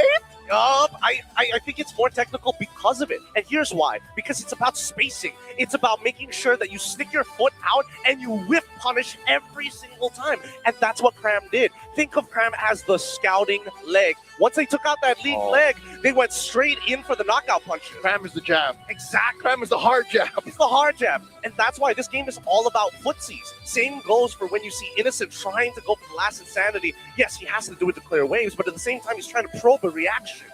Does this then beg the question of, was there too much pressure on the Haymaker? Was the Yi Sun Shin way too pressured here with the lineups that were built, with the lineups that were fielded? The guy's had a respectable KDA. He did the most out of it, but you saw that once he goes down, SRG barely had anything left in the tank. I would agree with that, but because of Rosa, it became really easy to whiff punish. Oh no, Cram is 1 unit ahead of everybody else. I'm gonna just beam him down slowly. Same goes for CC. They had a lot of different ways to start poking out their opponents, which is why it felt like for the most part of the game, Turquía can just sit back, relax, and wait until they're too low. And once they start moving back, that's our time to take the space. Yeah, I love how you're starting to mention heroes, because that's the reason why I want them to keep it simple. That's why if you too hard think about, what did we do wrong in the draft? Cram is a little too open. Sekai became the boy later in the latter stages of the game. I think just keep it simple. Know that you play better like 90% of the time compared to Aurora Turkey, and then start there. That's how SRG equalizes. Then maybe they can go on the front foot again once they get out of the ropes. Right now, I think they're still rope open. Oh yeah, for sure. And I think the rope-a-dope can only last for just so long, especially now that we have to consider, like, hey, if this game actually dragged out a little bit longer, will we still have these same results? And I think, honestly, no, it's still very much a 50-50 in the later stages of the game. So clearly, both compositions knew exactly what they wanted to do, but coming into game number 2, hopefully it's going to be a more streamlined plan, because this is the first time we're seeing Aurora Turquía taking advantage of Red Side to say, yes, we will set the tempo of the game. Who knew that this is how we were going to start things off? Aurora in an emphatic victory, taking game number 1 against SRG, while SRG looking a little bit uncharacteristic. But it's time to say thank you to some of our friends. We got the real me. Well, you got it. I got the real me. Check out the AI insights from the Realme 15 Pro. It has win rate predictions. Can analyze gold, items, everything in real time. It's like having strategic coach in your pocket. Coach in your pocket, not strategic coach. That's the AI gaming coach for you. When the fight breaks out, its consecutive skills feature lets you unleash a perfect preset combo with just one tap. It got your strategy and elevates your execution. That's a full AI-powered edge. From prediction to performance, it's the complete package. Nay, the complete package. You play, we carry. Realme 15 Pro M7 official gaming phone. I'll be taking that now. You probably want to wash that before you put that in your pocket. I'll be honest with you. We don't know where that came from. But more importantly, you probably want to be able to buy one for yourself anywhere in the world. How exactly would they be doing that, sirs? Well, you do it with V. He's over there. Can you hand me toss us V? V! Yeah! Oh! He's so cute. Give me V. This is my friend now. Meet V, our cheerful buddy at the heart of Visa's biggest cultural movements and moments. Here at the M7 World Championships, he's here to cheer all of us up. Isn't he cute? So cute. He's so cute. And sometimes you call him V-Champ because, you know, V is fluffy, blue, heart-shaped entity. They love him in Japan, Italy, Spain. I'm trying to think what other voices LaFell did. Latam as well. And sometimes he's mistaken for a cloud because he floats around everywhere, bringing V's vision of being everywhere you want to be with his playful energy. V is here at M7 to experience the world of gaming and esports alongside all of the amazing MLBB fans. He's here to cheer on every team, whether they're winning or losing, Aurora Turquie or SRG. And remember, with Visa, stay fast, secure, be the champion you want to be. No, wait, be the real MVP. Get it? Yes, we get it. We get it. It's a long Swiss stage. But more importantly, we also have to talk about you guys who have invested the time and really congratulate you for earning high points at the M7 Battle Pass because the bonuses are here. The M7 Battle Pass went live on January 1st, 2026, packed with the exclusive rewards with the Rangers Thunder Ascendant Epic Skin, Cosmic Finality Prime Skin, M7 Figure Battle Effects Prime Avatar Border, and more. Plus, get the Gato Gacha Solar Spark for free, the fan favorite M5 Yuzong skins, and the revamped M Championship skins, also making a limited time return. So don't miss out on all the wonderful rewards. While our teams are winning, you should stay winning as well with everything that the game has to provide for you. And of course, everything that the show can provide for you without the goodies that you can get. So don't miss out. There we go. I gotta get used to working with these guys. So let's talk about what the rest of the series now needs to be for SRG. For Aurora Turquie, I feel like with them getting the victory, the highlights put on, that we now have to look at the errors of SRG, what went wrong. I felt like there was a lot of moments where they were taking some fights that they shouldn't have taken. There were moments where Stormy shouldn't have tried to initiate when he shouldn't have, because he just got blasted every time. Yeah, but I also think that with this particular composition that they had, there was a lot of preemptive risks that they have to take, right? And the only way to confirm it is with the Mountain Shocker. And that's why we saw a lot of those Mountain Shockers actually whiff in the first place. You get the vision, realize we don't actually have an angle here, let's back up. And I think that's too much of a resource, a huge waste of an ult that could be used elsewhere. So just looking at the math, looking at the values that SRG was playing with, it just did not add up to what Aurora Turquie finally found in the late game that led to, again, a post-Lord fight that led to almost a wipeout or a clean wipeout. And then also after that, they just started winning fights when they found out, hey, look, Cram is soft enough, which is, again, the fact of the matter. When you add up values, when you look at the timing and you divide it up to, what game time did we have? Just under 20. Under 20, yeah. You wouldn't just win if you're SRG, which again brings us back to what ifs. What if that did go the distance? Something tells me SRG would have found a way to win. SRG would have outmaneuvered and outpaced. What is that? Outweighted? Yeah. Outweighted Aurora Turquie because Aurora Turquie's lineup also kind of falls off. Yeah. The lineup of SRG had the Yi Sun Shin, and that was your main basic attack carry. Whenever you're going to go for the sieges, when you're going to try to end the game, it's going to be that guy, which is why you saw the focus of Aurora was that let's try to mess up the Yi Sun Shin as much as we can in the fights. Sekai's took a good amount of time staying alive, and then eventually it just goes to show how technical M7 is. The demand for you to not mess up, to not get caught at the worst possible time is so much higher because the punish is so much greater. I think right now the biggest skill that we see from the side of Aurora Gaming is the fact that they can really take a lot of punishment, right? They can take a lot of punishment, but they can really capitalize on their opponent's mistakes. The gold conversions that we've seen in this game, oh, I take the first one, what happens next? The chain reaction is too big to control. And I think that's something that SRG need to start taking into account. We can't stop thinking about, hey, I take the first fight, but let's also start thinking about the possibility of following up for a second fight as soon as we respawn. All right, we're heading into game number 2. The draft is about to start.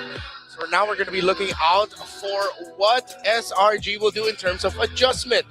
They decided to lean towards double fighters. Uranus of the EXP lane makes sense. X-Borg on Innocent, there is precedence for it. But what if it's just a little bit too not SRG? Innocent on an X-Borg? Really? Maybe we're just blinded by the whole 19 kills with the Granger at M6. We're just blinded by the, oh, Sora, he made it good in the gold lane.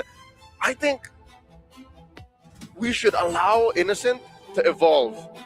again, this might just be upper bracket optimism, but I think we should allow SRG to draft the way they will and not say, yeah, they took the Sora, they took the CC, they took the Granger, the Claude, it's over. There has to be a way to play SRG's game with not that much pressure on it. Here's the thing, though. The Claude was open. They just decided to pick it up, not pick it up. That's what I'm saying. Pick winning lanes. Because here's the problem. If they are trying to take away your flex picks, that gives away, hey, we can immediately look for counter picks against them. CC obviously is going to be a little difficult for a majority of gold laners in the current meta right now, especially with Vengeance. But other than that, that could have been a Yuzong coming in onto Blue 3 for Cram. Worst comes to worst. So they made two weird decisions back to back. Yes! Leaving open the Harley, or rather, no, leaving open the Claude and not picking the Yuzong. Again, I think this is a play style where it's like, yeah, we're playing for the team, making sure that the composition isn't compromised for absolutely everyone, and we want our 5v5s to be great, which we did see in game number 1. But coming into game 2, that has to absolutely change. We need to see SRG playing for winning lanes to really set the tone that, hey, I'm sorry, Aurora Gaming Turkey, but this is not going to be as easy as you think it is. Just waiting for the draft to start up, and yeah, maybe for SRG, you don't need to go as high concept. They made it this far and they performed the way they did it in M7 for a reason. Yeah. I like how we as a trio discovered the right answer. It's not going high concept. It's not getting us technical. It's just making the right calls. I didn't notice. I guess that's how in the zone and in their heads sometimes we can be and they can be. Just the fact that the Yuzong was, I didn't even notice the Yuzong was open. That's the thing, right? I feel like it's so many teams, they want to be present, but they also want to be thinking towards the future. But thinking too far ahead, it's like a game of rock, paper, scissors. If you think just a little too far ahead, you might just fall into some random hand throw or a single play that turns catastrophic. And that's definitely going to be leaving a bit of a sting in their mind. But for now, knowing how these professional teams play, the breaking point is if it gets to game 3 and we see just a winning composition drop from 8,000 gold lead right down to 0. Looking back at it though, now as we have discussed SRG and their maybe potentially draft mishaps. Let's look at Aurora Gaming Turkey and how they handled the draft. The Sora CC coming out of nowhere. Usually we think, wow, you guys are already showing the flex this early on. All right, that's brave, but then they made the most out of it. They built around their honesty in the draft. They also acknowledged the problems of giving you something like a Grog, giving Juicin something like a Juicin and a Kimmy. On the other side of the table, Aurora Gaming Turkey just drafted that game so well. Yeah, and they had some really good, really interesting ways to natural synergies, right? Oh, Zetian is able to shred away your MR. Harley takes full advantage of that, and everyone makes contact with Zetian first before they even see the Harley. But now we're right into the drafting phase. We do notice that Aurora is going to be taking blue side. SRG have opted to go to the red side. So Eve, Kimmy, Grog are still the priority bans here, except instead of the Juicin. So Juicin gets taken out by SRG while the Kalea gets taken out. I think SRG do not want to give Pagu a pick-off style rover. And if the draft shows that a Cho is a bad pick, then they're happy with that. But we now have to consider that the Cho also might show up later for Pagu and Yumes if it looks good for it. Or just revert back to Gatot. Doesn't have to be all in on pickoffs. Now we test Aurora's consistency. Because imagine if Aurora are able to play the way they did in game 1, even from blue. Then that puts SRG in the red zone. Match point. Opening pick is a Sora. Great start. Really good, really good. They knew for a fact that they've seen this pattern before. SRG opens Claude on purpose. They take Sora for themselves, maybe even Valentina after. But now it begs the question, hey, SRG, are you willing to play the opposites this time? If you lock in that Claude for yourself, are you compromised when you pick up Valentina? And I think that's the big key point here. Is Valentina too resource intensive? Does she lose too much mid-priority because of her existence? And you play the whole game of where is this Sora going? How do I run it into you? And you take away one of the main strengths of SRG's red side draft. The fact that you're free, the fact that you're open. They answer with the Yushin CC. Solid, splitting up the Sora CC. And then Aurora take away Stormy's Farsa and they plant that Esmeralda into EXP. So does it spell it out? Is this a gold lane Sora? It's looking like it. We have not seen Sora in the jungle.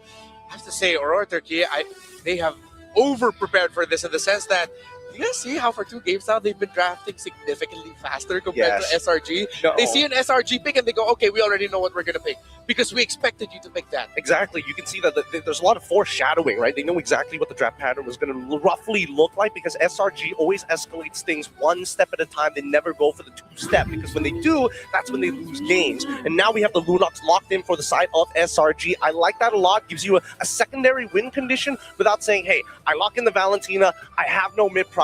Good luck, everybody else. This could be one of these games where Rosa takes a charge alongside Pagu. When you usually see a Lunox and Yi Sun-shin going up a matchup that involves a Pharsa on the other side, it's them trying to minimize the quicker scale of the Pharsa. Like if the Pharsa gets early kills, early items, then the Lunox and the Yi Sun-shin just get blasted. So they're just trying to mitigate what could be the damage that could be coming out through the mid lane. To the greatest mag show. Oh, welcome to M7, where Harley is now respect banned. Thank you, Tianzi. Only against Aurora. Only against Aurora, man. Just like how Hellcurt is banned against Yankon Galacticos in action tomorrow. Aurora answers back. Cram was a hard enough target to deal with in game number 1, so get out of here. Yeah. They acknowledge that the Uranus was still really annoying to deal with them going towards a little bit more fighter-centric, burst-based heroes. Oh, hold up. SRG. Yuzhong is open once again.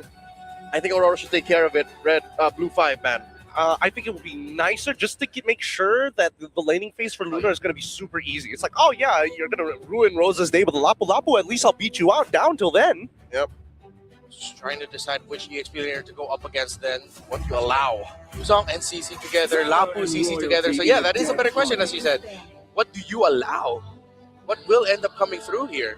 I'm leaning towards this CC already going to the gold lane. I'm not even thinking this is going to be an EXP. Yeah. Gentlemen, folks watching at home, this is how important Tianzi is to Aurora. They banned 2 specific and weird off-meta, off-meta heroes. Oh, Badang. Wait, why did... Hold on. Why did they get rid of Badang when Tro is still available? Yeah, I think they were overthinking the team fight. No, I think this is because Aurora's thinking about going Joy. Because that's usually the response. It's like Joy, you see Badang on the opposite end. That is true. That's a great point, actually. I can see that happening. But they'll have 3 heroes, all magic-based, and that's 2 mages who are burst and cooldown-based in the center. So they have the Cho. Wouldn't that be a little bit too greedy? I think it was either Cho or Hilda at this point. Yeah. They're expecting to see an assassin. They need somebody to disrupt this Pharsa no matter what. And they read into it. They're saying it's more likely a Joy than a Hayabusa. But either way, I think the Cho chicks take care of it, especially Yum's Cho. No matter what, the assassin is going to be a little difficult to play. But the mid priority is what I'm a little concerned about, right? Aurora have a good number of answers just to say, you know what, even if we take a support who doesn't really contribute to team fight but can clear that midway fast, then we can just keep up with the rest of SRG as we fight. Hilda and Lancelot get locked in. Wasn't expecting that, but at least it's a good combination that works good together. Yeah. You get to match the rotational speed of the Cho. You'll both be equally annoying for each lineup. All dive-centered for Aurora, but they do have a bit of range for the Pharsa. What's the last pick here for SRG? Still looking for Innocent's pick. Yeah. Just like in game number 1, they kept Innocent's hero a mystery. Do they give him... Here it's got to matter. Claude's still open. It's either they give him Ruby or something like... Maybe, oh man, that's not a lot of dashes anymore. Actually, I mean, it's really just Tianzi here, so even if they go Fove, it's not like the worst thing in the world, but it doesn't feel great. I am not the only one bound by these chains. They got a fighter. God. It's CC. Yeah. So the Phoveus comes in, and it's expected. You already saw the Innocent pick with that CC, and they ended up becoming a Phoveus. How are we feeling about the draft heading into game 2? I think, honestly, it's looking a little similar to game number 1. It's a matter of footsies again, right? Who whiffs more often, who punishes harder. And I'm worried about where Sekais is mentally. After what happened in game 1, where he could have sworn he could farm his way out of a win, this time around, the pressure's even there.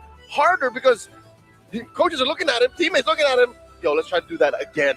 I'm going to say, I think it's going to be up to Yums. One way of the dragon could inspire greatness from this kid. especially since the stats say the early to late game potential of the SRG lineup higher potential, incredibly more compared to Aurora Turkey. Game number 2 in this best of 5, SRG versus Aurora Turkey, with Aurora Turkey taking the lead. Deployed. So much panel. Renmar, Leoman, and Welcome Gideon. to Bro, Mobile Legends. I agree. I think that's a good question. And where is Skies at mentally coming into game number 2? Where is SRG at mentally? I don't think they expected to lose game number 1. I mean, I expected them to tear through Aurora Gaming in my predictions. I mean, I definitely don't want to count SRG out as a team that is going to lose all their mentality from losing one game. But I will say that it's definitely not up. I don't think it went far down, but Aurora Gaming, if they can keep this pace, it's definitely a huge advantage. Up on the top side, though, different from last time. Watch for Rosa, looking for the stun, able to get some nice damage onto Cram. Cram forced to use the flicker this early on in the game. That's big. Big wins across the board, really, for Aurora Gaming, right? And the fact that they have Purifies on Lunar and on Rosa, this is going to be a problem. Something that we were already hearing from Gideon is the fact that Youm's One Way to the Dragon can turn things around, can be that big play to set them or to get them into a spot where they're comfortable. But who are you going to kick? Tianzi is going to be very difficult to kick. You kick Pagu, I think they're fine with that. Sigiboom, same thing. Yes, you see immunity. And both the guys that you would want to kick have Purify. Purify, Wings by Wings, ways to get away. I mean, overall, it's a comfortable position for Aurora Gaming. I also love how now that they're in this top 8 bracket, Rosa's getting these aggressive mid laners that can make a difference in a game. I feel like where they fall short sometimes is putting Rose on something more passive. So I'm glad that Rosa's getting to really show off here. Yeah, and it's also the fact that they're stealing this Pharsa away. Something we were talking about last night when we were talking about SRG versus Aurora. You just can't get Stormy or can't let Stormy take the Pharsa. Tianzi is actually significantly ahead here in XP. Really good pathing from Tianzi so far. Hey, it's the same. Assassin versus Marksman. Skies is becoming his boy. I'm wondering if SRG expected Aurora Gaming to come into this game so aggressive, to come into both of these games so aggressive. A lot of time when you see the underdog team, they take it very patient in the laning phase, and they can let these stronger teams kind of run over them. But Turkey is doing the exact opposite right now. They are pressuring hard in the early game, and it almost feels like SRG didn't expect it. But the airstrike does come down. Brilliance is used just to get away, and that's what I mean, the aggression from Turkey. Non-stop pressure on the favorites. Not only for this match, mind you, for this tournament. Or Selangor Red Giants looked so good in the Swiss stage, qualifying 3-0, beating the final boss, TLPH. And maybe it's on us. Maybe it's on the viewers. We're the ones who looked at Aurora Gaming as the underdogs. Maybe for Aurora Gaming, that was never the case. Oh, there's that big kick from Youms, though. Pagu is able to get away quick enough using the flicker. Was that just a misclick? Was it too slow? I think it was just on the brink of the Jeet Kune Do. Tough Boots is also already there for Pagu. The angle would have been kind of off anyway, so Youms decided, you know what, this is a bad angle. I'm going to step back. Let's take a look at the emblems, though, real quick. We didn't get to see this earlier. It's actually the Vitality plus the Festival of Blood here for Sigibooms, guys. On the top side, look at the puncture through. Thorn Rose does miss. Down comes the feathered airstrike. Pressure after pressure. Can they take the purple buff? Youms, the Jeet Kune Do through, looking for the kick, looking for the stun up in the top side. But in comes Pagu, able to take out Stormy. Youms now on the run. Cram does find Rosa, but it's a trade for Youms. Rosa for 2. Was it a good trade? Yes, great for Aurora. Horrible for Selangor Red Giants. Orange Buff went to Aurora Gaming as well, by the way. Great steal, great pickup. Skies, man, it's not just the assassin, it's everybody! He can't even go and walk in his own purple! Oh, he dives in, Siggy Boom! This man, this myth, but will he be able to get away? No, it's a misplay. Innocent finds the retaliation, but Aurora Tianzi takes the purple. Now, is that worth it? I don't know, yo. I don't know if I'll give him the gold laner for a purple buff, but I guess it's worth it at the end of the day, because if you look at it, the carries are Stormy and Skies. Those two. As long as those two don't get the farm they need, it's going to be okay. Cram on the Phobius. This is a problem too, by the way, right? Phobius is the type of hero that needs to snowball, that needs to win the early game, get turtles on his back, and, you know, really start popping off. Youms goes, slight miss kick, but right into Tianzi. Gets the Thorn Rose on a Stormy to force him away. Turtle now down to about 60%. SRG want to try to make the play. Pagu's there, Tianzi there as well with the Phantom Execution. The damage comes in and Set Guys goes down. Rosa punches his clock, and now they're collapsing onto SRG. Sigiboom in the back line as Vengeance popped in. And look at Pagu able to find Cram, and now they don't want to give it up. Lunar forcing them back to base. Turtle over to the hands of Aurora Gaming along with the kill. We were expecting. Oh, wait a minute! They go for more mid lane. Stormy can't handle it. TNZ gets the kill. Now a turret to take as well as the orange buff. If game number 1 we saw glimpses of how the assassin could bully this Yusuf Shin, this is a full boy game. Skies is forced to be a good boy to just take it everywhere because it's not just Tienzi, bro. It's the whole team who are constantly diving him. He can't get space at all. Turrets, turtles, orange buffs, purple buffs. It's all going to Aurora Gaming right now. Newms might just be the next target trying to find Rosa. But again, the kiting is just phenomenal. He gets away with the dragon, but it doesn't matter. Aurora Gaming won it all. At least Skies gets a purple buff. So there's something, but they lose a turret down below. TNT still wants to bully him. This is looking like it's getting out of control for Selangor Red Giants. And what do they need to get back in control is the question now, because with such big artillery strikes from Rosa, with him being so far ahead, I don't know. Wait, in a bad spot, but the airstrike comes down. I don't think there's an escape from this one. Rosa on the killing spree. Sigiboom fearless, the whole team, they just ain't stopping.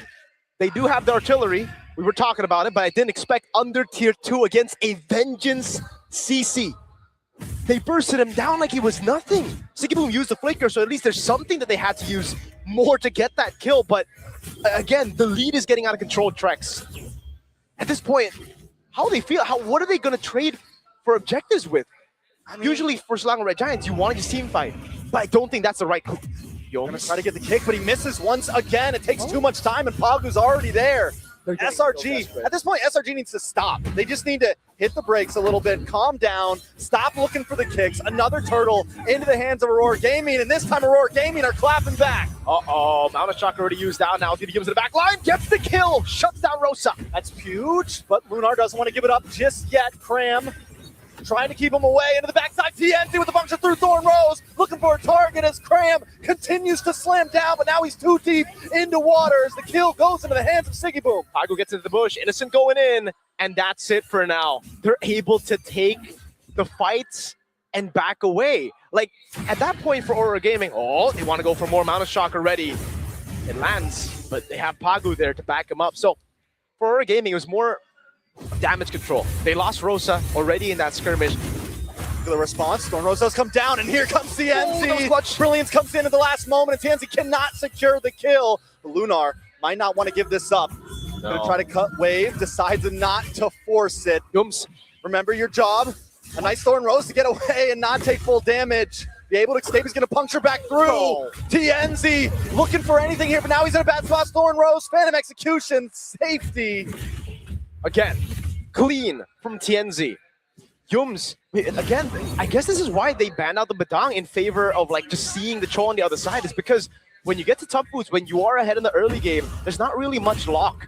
And for Aurora Gaming, it's all about pushing forward. It's all about being aggressive. It's all about being up in your face. And as long as there's no real lockdown, they can do this. Look, every time they try to get onto Pagu, the flicker comes out and he's breaking their ankles right now, man. He's pulling one for sure, man. He's breaking all the ankles for Selangor Red Giants, and that's plenty. Selangor Red Giants are really reliant on those cycle of skills. If the Lunox doesn't have that ult by the time the Lord spawns, right? If he's able to do that right before the Lord spawns, that's big. It's going to be massive, Mr. Trex. And really massive. And I got to give it up to Aurora Gaming. We talked about pressure in the beginning of this game and how nonstop they have been. And even that a minute ago when Tienzi punctures through to the mid lane into 3 members, yeah, he might not get a kill, but they are consistently looking and consistently pressuring them. It's like they're getting in their heads, man. They really are. And I guess the question has been answered a bit, Trex. How are they doing mentally after losing in game number 1? Has it impacted them that much? Because I think the common answer for a lot of the fans, especially after seeing how Selangor Red Giants came back against TLPH in the Swiss stage to qualify to the knockout stage in a reverse sweep fashion is, no, 1 game isn't enough. Maybe 2 games. A game and a half? A game and a half may be enough, because it really looks like they are Yums is defaulting back to just the Todak Yums. The guy who just, when they're behind, goes for these plays in such a desperate manner, and it just doesn't work out for the team. He constantly looks for these, and it's the frustration buildup of the early game. After getting that Ji Kundo, not being able to find the way, the Dragon still having discipline, but as the game goes on, keeps making the same mistakes, or maybe it was, constant outplays, but that frustration builds up, Trex, and when it happens again, he's going to have to just be like, all right, I'm going to flicker in, I'm going to go away the Dragon, I'm going to try to get the game back. And it's not really his fault.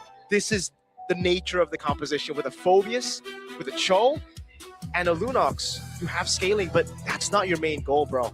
You need that mid game. You need to actually get those leads early. So on the flip side, Aurora Gaming mentally, they come into this essentially with nothing to lose, right?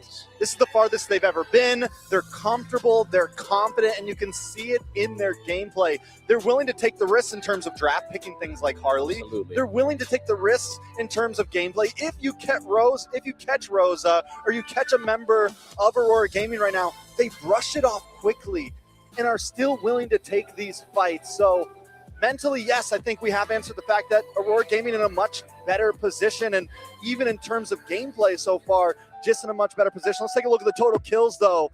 Innocent with 45 still leading the pack. Yeah, before the tournament started in my tier list, I called them the best gold lane in M series, in M7 currently, and I still really stick to that now. It's just the fact that they've been able to shut them down real good. And by shutting down the side laners, I guess we did get to see what Rosa was saying in the interview, right? The side laners are what makes this team special, is what he said.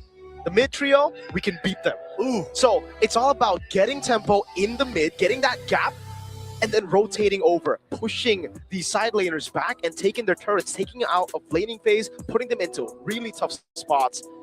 And really, that's been the name of the game, in Game number 2 especially.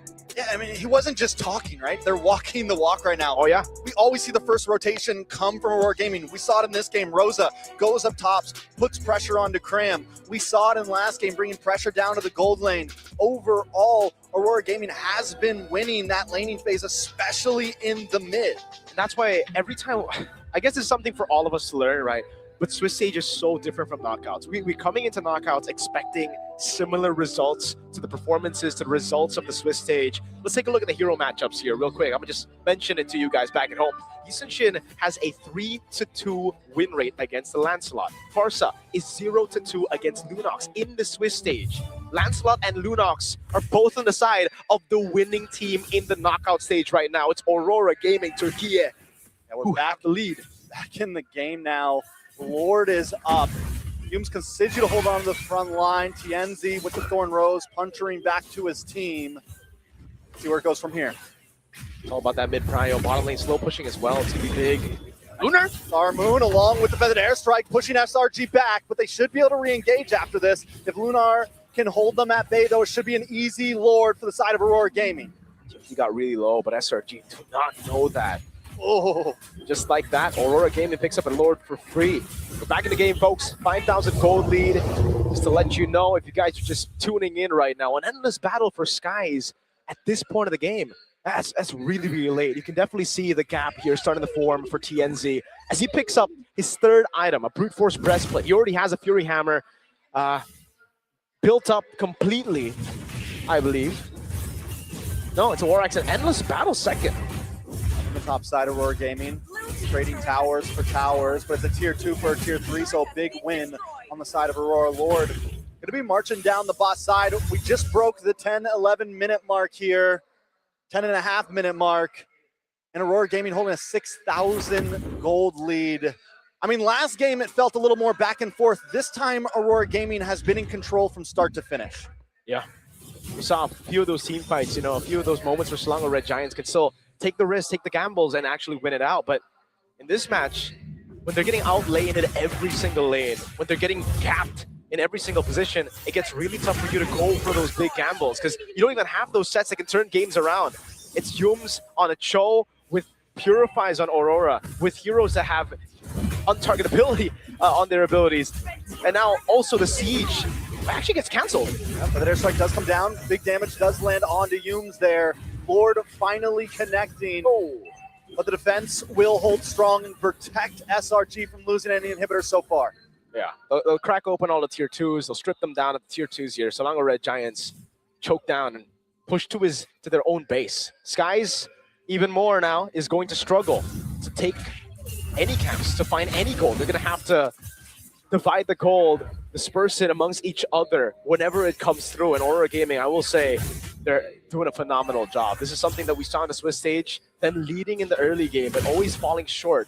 Now, they understand how to really capitalize on the big advantage. Good airstrike once again to help clear the waves and give space for Aurora Gaming to back through. Yumes comes in, 15 Clouds, gets a stun onto SRG as Innocent pushes Pagu away. Aurora Gaming finally backing off. They were looking for a moment, but SRG didn't fall for it. Osa? Okay. It's all good. Could have been real bad there if Yumes was around to follow it up. But again, even if Yumes was there, Purify was still up for Rosa. There were still avenues for Aurora Gaming to just get out, waste some resources, and reset. Now they're going to freeze up the waves. They're really going to be putting Selangor Red Giants into a tough spot. Chastise Pauldron now.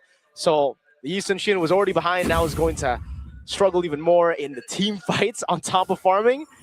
Yeah, they're stoning them away, dude. Play on the Innocent, a lot of damage. Pagu gets the kill. One by one, SRG are falling down. It's not just Skies anymore, man. Aurora Gaming Turkey, and they're making Selangor Red Giants their boys. They're boys? They're boys. They're homies? They're little bros. Oh, no! I hate to see it, Yumes. Did have to back off there, though. Sigboom uses a lot. SRG, I think, again, SRG just really pushing their limits, coming out maybe too far here. Look at the damage from Rosa. I think we can ask the question already, Trex. Is it a wrap? How's game 3 gonna look? If this is game 2, if this is 1.5 games, the mental drop from Selangor Red Giants, how's game 3 gonna look? Are they gonna be able to fully reset? Coach Arcadia, Veki, and Winter, they're gonna have to step up here and like really help them reset. I do want to say this. I don't want to go too quickly to game 3. Not yet. SRG, yes, Yumes has had some bad plays with that kick so far, but he could still get something. Is it going to be enough? They do get the kill onto Pagu. That's big before the Lord comes. Only if Stormy gets away, though. Brilliance does come out. Tianzi forced to use the Phantom Execution just to get away. Great pickup. Great pickup. Signs of life now for Selangor Red Giants. Finally. And that's such a good lift for Yumes, who's just failed constantly in this game to get away the dragon. Now he finally gets one good play, one good pickoff in. That's the slow build of confidence. That's the slow build of possibly scaling back to being so bad. Rosa. That airstrike does come. Oh, look at the damage. Stormy finds the target, locks on, and another one goes down. Aurora Gaming this time on the wall. SRG, that's what they needed, a moment of grace. Yes, sir. The slow build again. From one play, the domino effect to the next. They find Rosa Lack in there, and they instantly punish. Unfortunately, I don't think they'll be able to really capitalize on the Siggy Boom and Rosa pickoff, but they need to find something back on the map. They need to get back control. They're able to get some farms. Skies is now level 15, so that's really, really good. The gold lead has been reduced down to just 4,000 now. Genzi punctures through. Thorn Rose try to clear the waves. SRG unable to crack that tier 3, which is big for Aurora Gaming. Like you said, they can still gain control of this game again, but don't push too hard because you can see those moments SRG will have to shine. Look at Tianzi.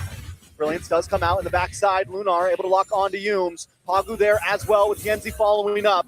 Looking for a moment to strike, a moment to bite as Rosa repositions.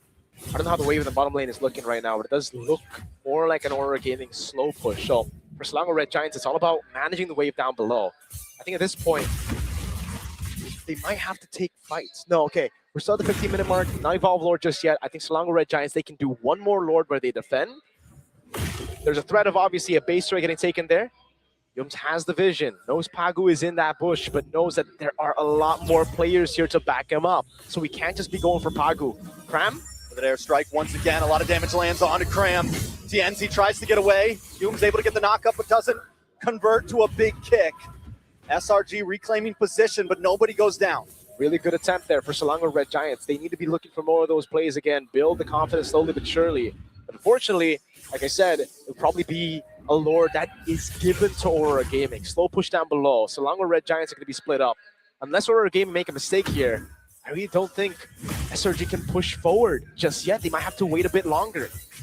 I feel like Rosa needs to be up on the top side. Yums and Stormy. Boom at a bad spot. Rosa as well. G-Kondo doesn't come in. Tries to get away, but Stormy finds the kill again on to Rosie. Pagu now brought down to 40% into the backside though. One trying to get him, unable to do it with the shifting clouds, but TNZ picks up set, guys. Sigeboom still able to survive right now. Pagu in the back just buying time. Boom, slow, able to dash through. TNZ with a Phantom Execution. But look at the damage from Innocent once again. Lunar trying to get away. And that's him. Innocent picking up the kill, going on the turret. TNZ and Sigeboom get away. Pagu's pushing in mid. That base turret down below is looking juicy for the minions. Does it take it down? Only Yum sent down. Oh, should be able to. Actually, I think Tower may just go down here. A couple more hits. No retribution on the side of SRG right now, but Aurora Gaming aren't going to try to take advantage of it. They keep it alive. Aurora Gaming buy some time, or their minions rather, buy some time for them. A bit of capitalization now, a bit of conversion on the structural objectives. Yenzi's so aggressive onto Innocent. Stormy through. Stormy locks on Rosa. But their strike comes down in response. Sigeboom looking for targets. Aurora Gaming maybe just trying to open up the map. They dealt with the wave in the bottom lane, but it was a temporary answer. They're still going to have to send someone down below to clear it up. Actually, never mind. It might actually build back now. I didn't really get to see the HP bar, but hold on. Yeah, that's why Sky is not handling it. It will be able to build back towards Aurora Gaming. So now, Aurora Gaming are the ones that have to send someone down, but Yums! A lot of damage. Wow, great cancel. Rosa is the target locked right now. If they can find Rosa, Rosa's good. Yenzi, Thorn Rose on a Stormy. Damage from all members all around. Yums. Now Chugger does come down. TNZ able to get some nice damage on Innocent. Feathered Airstrike as well. The shifting clouds to bring him back. And Cram falls. TNZ picks up the kill. They're going to go on Innocent now. It's an all-in TNZ. Thorn Rose! Oh, Stormy low. Pagu able to find it. And now Lunar's advancing with the rest of Aurora Gaming. TNZ constantly looking for targets. The big falling Star Moon into the backside. Set guys just trying to get away. And it's a win for Aurora Gaming. 2 members down of Selangor Red Giants. And look at the timer. This is a bad lord to give. It's an evolved lord for Aurora Gaming. And it's free. They're going to have to fight this. It looks like they just want to gamble. They're pushing for it. Yums looking for vision. Set guys, there's as well. TNZ very, very low. I think they maybe could have with how low 2 members are, but they don't have the information. Exactly. No vision. Aurora Gaming played it perfectly. The way they bobbed and weaved through that team fight, the way they went back and forth. They didn't even need to handle the wave down below because they know they still have the lead at that point. They have the items to swap. They have the advantage. All they need to do is execute, and that they did. Pagu, now with the winner crown, we do get to see a replay of how that happened, but keep your eyes on the live view because they are setting up in that bush up top. So going through this fight again, Cram really tries to get in, but it's Phoveus late game. You fall off real hard. You're just a frontliner. And with the damage that Aurora Gaming have in the late game, it's too much to handle. And that ambush up top didn't really amount to much. They just push in top lane so that at least there will be one lane that they don't have to deal with. It'll be a 2-way push coming down onto Selangor Red Giants base. Inhibitor goes down. Airstrike falls as well. Cram with the demonic force into the backside. But Rosa falls. Set guy's able to get the kill. SRG looking for Stormy. Dan's able to find the kill. Now it's still the Evolved Lord. They have damage reduction, and this is going to be very low. They're still handling the waves right now. Can they fight They can. That guy's actually responding back. Innocent with a lot of damage on Lunar. Wow. Aurora Gaming has to try to get away here. Re-engage in shifting clouds in the back line. Good call! No, but TNZ falls. Innocent, the beast, carries the team to glory at this point. There's always a way for Selangor Red Giants. Whether it be Innocent, Stormy, or all 3 with Yums together as well. What a flank by Yums, creating a diversion so that Stormy can just jump in. He was full kamikaze there, man. He went in, he was like, I will die as long as Rosa falls with me. That's a win for my team. So it's a 5-second counter on Rosa. TNZ at 24. SRG aren't going to be able to end anything exactly here, most likely, but still, we are at standstill territory. This game could go any way at this point. Aurora Gaming, with the Evolved Lord damage reduction, I really thought like they would be able to power through it, but Selangor Red Giants played that so well. Innocent with the spacing, with the constant pokes, building up to them being so low. The space turret will not fall, at least not now. There's another wave to come in, but they won't use it. It's way too risky. Genzi wants to fight. Yeah, I think that'll be it. Now it gets really troublesome for oh my god, they just want to keep on going. Flicker out already. Lunar? No, they can't go for it. They're gonna like try to rush Lord here?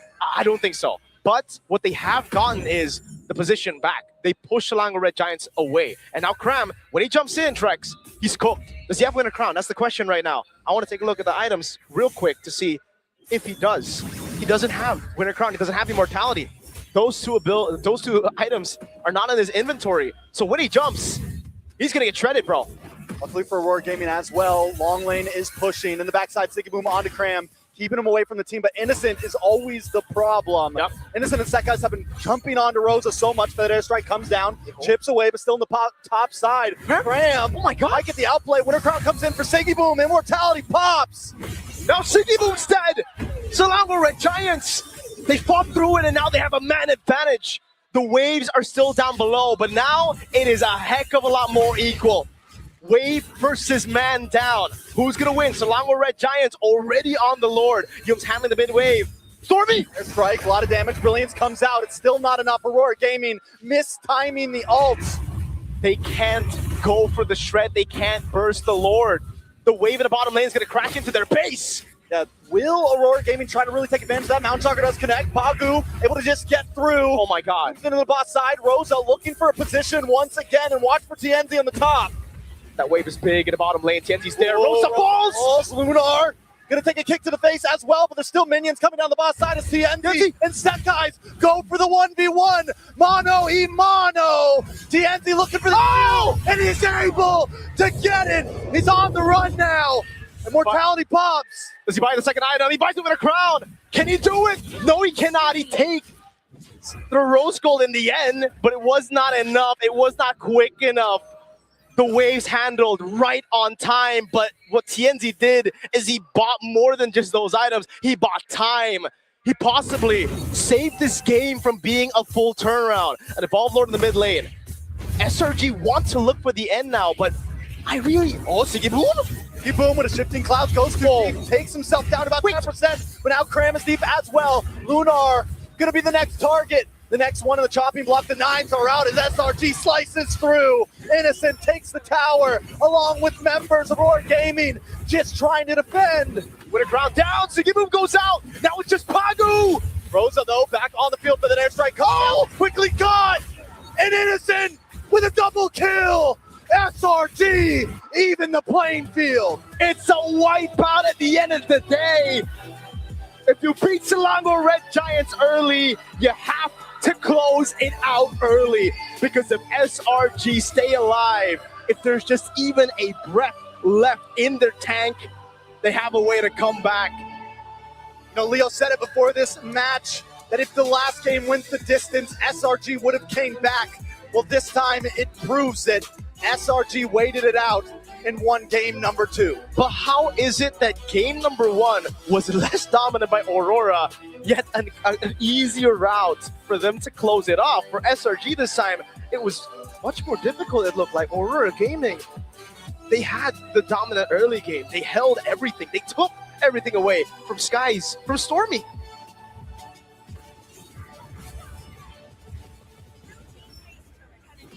Demands greatness out of all of its competitors. Aurora showed greatness with how they controlled majority of the game. It seems like the G isn't just for Giants, it's also for great comebacks. They held on SRG. I'm not gonna lie, I was really stressed about that game. This team, Aurora, have proven that they are worth the time and effort of SRG. But Mirko is absolutely correct. Why was game number 1 so dominant in comparison to game number 2? And I think a lot of it comes down to the timing of resources when their ults come back up, but most importantly, when their battle spells come up. Rosa noticed very quickly that Yums have been gunning out for him since the mid-game past the 13th minute mark. And because of how big their lead was, I really felt that they needed to just trust that TNZ would be able to play cram at the end, because I think that was the only stopping force when you have that wide of a jungle gap. That was a 3-level lead by 8 minutes. And I think that's where my hope and my trust in SRG's just macro foundations and mental comes in. That's why I said in game one, hey, if that went the distance past the 22, 23-minute mark, SRG would have won. This is proof that they could have done that. Also, just to answer the question of, yeah, sure, why, despite the more dominant performance in game two, they still couldn't close it out? May I present a very simple-minded approach, a simple-minded solution, an answer to the question. It's because they didn't have any base hitters. They didn't have any turret smashers. Look at this lineup, all right? Aurora, it's all about Foyton. You know what I mean? Sora, Esmeralda, Hilda, Lancelot. If you want to take down objectives, meaning turrets or bases, you got to be in there. But look at SRG. They were meant to hold down the fort. CC, Yisun Shin, Lunox. You know what I mean? Like, you could dive in, clear out the front line, clear out waves, and then go back in, hide. That's what they did. That's how they held on for so long. And that's why Aurora, despite having a much larger gap in the early game, couldn't finish the job. Yeah, and I feel like the additional value of CC having significantly more damage items, it wasn't just like a War Axe Counter-Strike type of deal. It also had a Sea Halberd. So yeah, they had more base hitters, which means that all the damage that they can dish out isn't just with cooldowns and skills alone, it's with the basic attacks. And that was definitely felt by Aurora Turquía. And this is something similar that SRG experienced, except they were on the other end.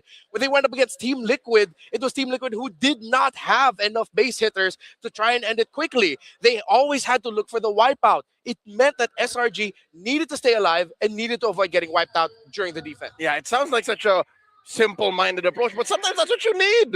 Yeah. You know what I mean? In game one, they had the Harley. That was a right-click Harley, is what they call it in the streets, a basic attack Harley, but here we are awarding our MVP, the right clicker, the base hitter, the basic attack beast, Innocent on that CC. Honestly, pretty disgusting with what he was doing, because really, I think that, hey, Innocent, if you ever feel tired of the gold lane, maybe the EXP is the next calling for you, because he is playing almost pixel perfect. The movement, the sidesteps, it is ridiculous how many Thorn Rose punctures he naturally, a pixel away, just sidestepped it and danced around it like an absolute beast. But when we look at these highlights, I think we'll see the entirety of the story. Rosa is a force of nature. Every single time that feathered airstrike, it was guaranteed value. But the early game already being held down by Sora, Ziggleboom was making sure that he could take on these one-on-one fights no problem, taking away resources from their opponents, because this is what the game truly was about, a matter of resources. Sakai's was so far behind. He only got BOD as his final item, forcing him to actually convert into a Malefic gun on top of a Rose Gold. Sakai's was Aurora's boy. He was Aurora's boy, and then at the end, he finally turned into the kid. He was after Teat. He was literally just hoping for something to give him the nutrition to make it to this late game, and apparently, through the help of Innocent, they got there. Total team effort to be able to turn things around. But at the same time, on the other side, it seems like it's a tale of very similar approaches. Early on, SRG was like, hey man, we got to try to make a comeback. Let's overcommit. Let's mess up some kicks. Let's make it look like we've completely lost our mental. While Aurora Turquía goes, thank you, we appreciate it. Let's take control of the game.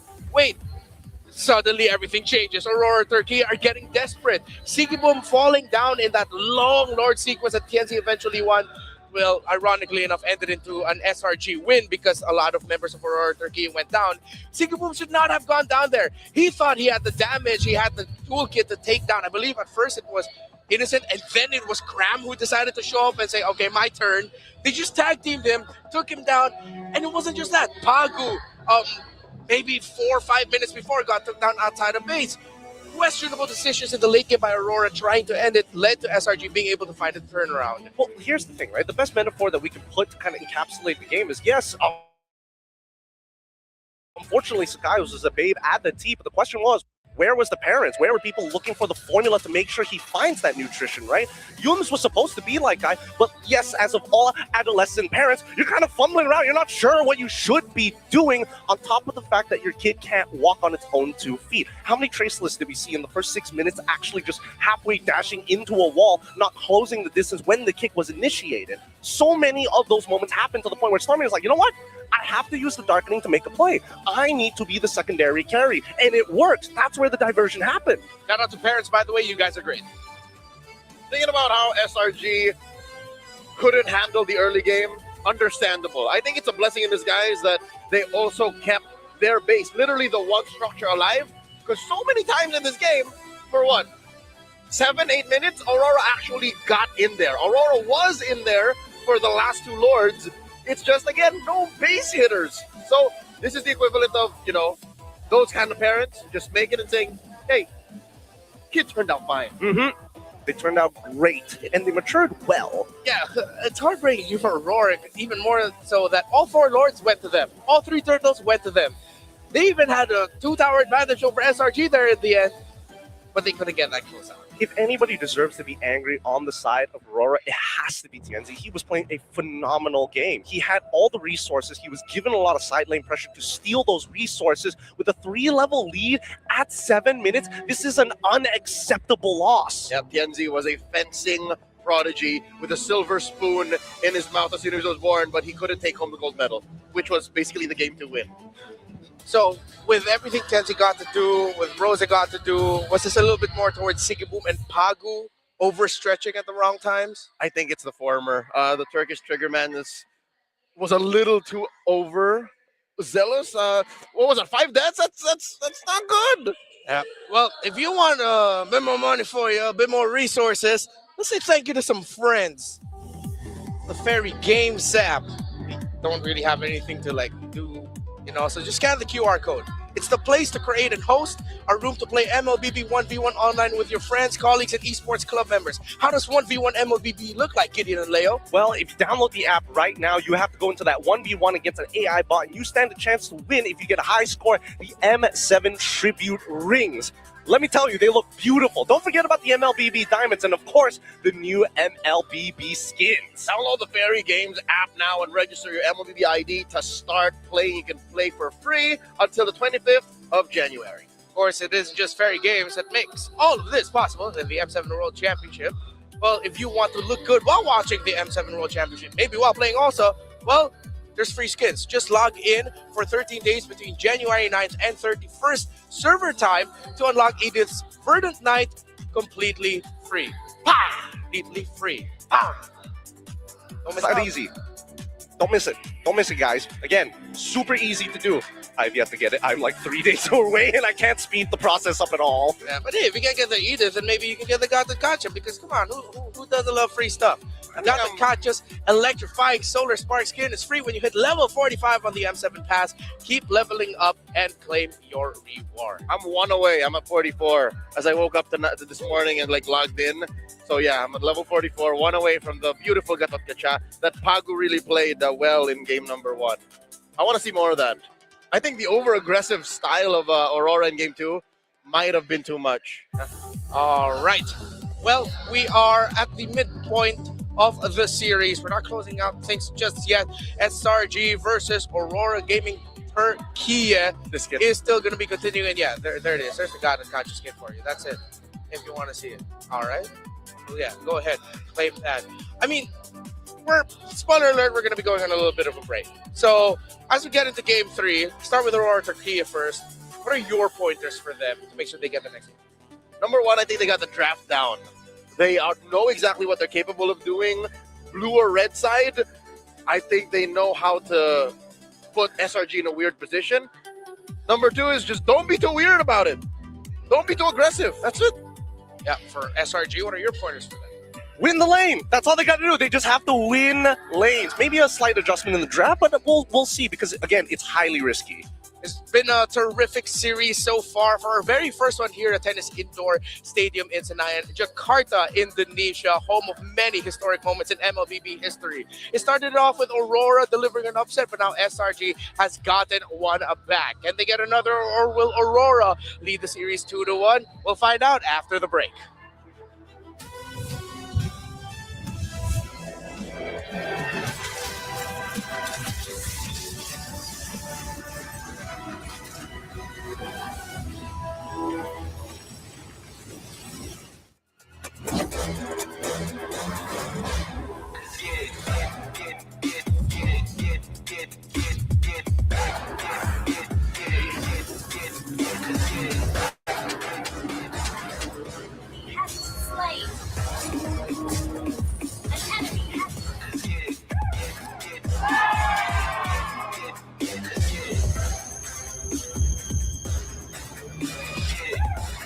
Ruby 15 Pro M7 official gaming foam.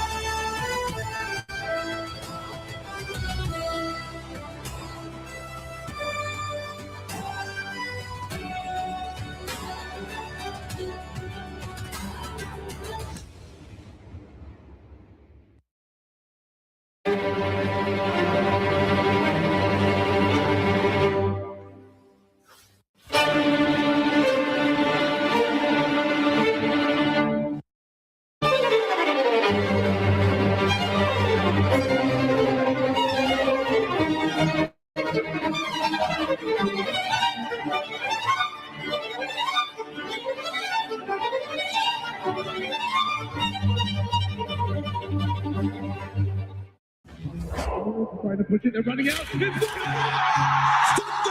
Heralds, their unstoppable reign. Unscathed, unrivaled. A trophy, a symbol, a legacy, a champion. We begin our story with the pioneers, forged in gold, Fairy's champion ring and medal, relics to be worn with pride. Among champions, one legend outshines all. We play, we carry. Realme M7 official gaming phone, forged for those who create miracles, the ultimate artifact of mastery. Every cheer from an army of believers shapes the determination of a champion. The Visa champion journey is reserved for those who never stop believing. When united, they become something greater. A legacy of the M Series, a home for every champion to stand eternal. This is the Hall of Champions.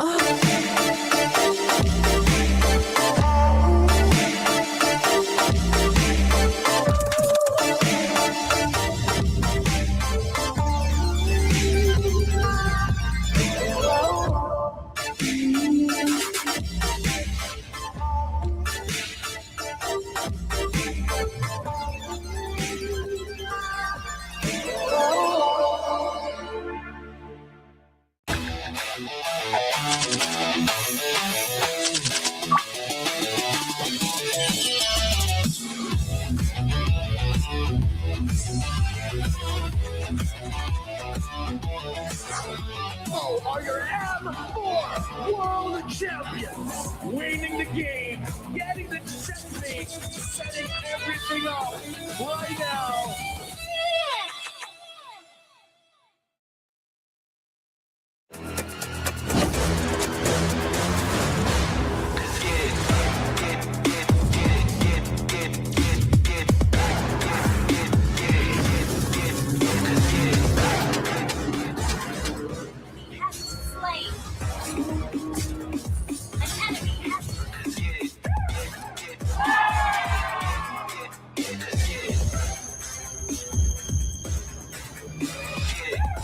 Ruby 15 Pro M7 official gaming foam.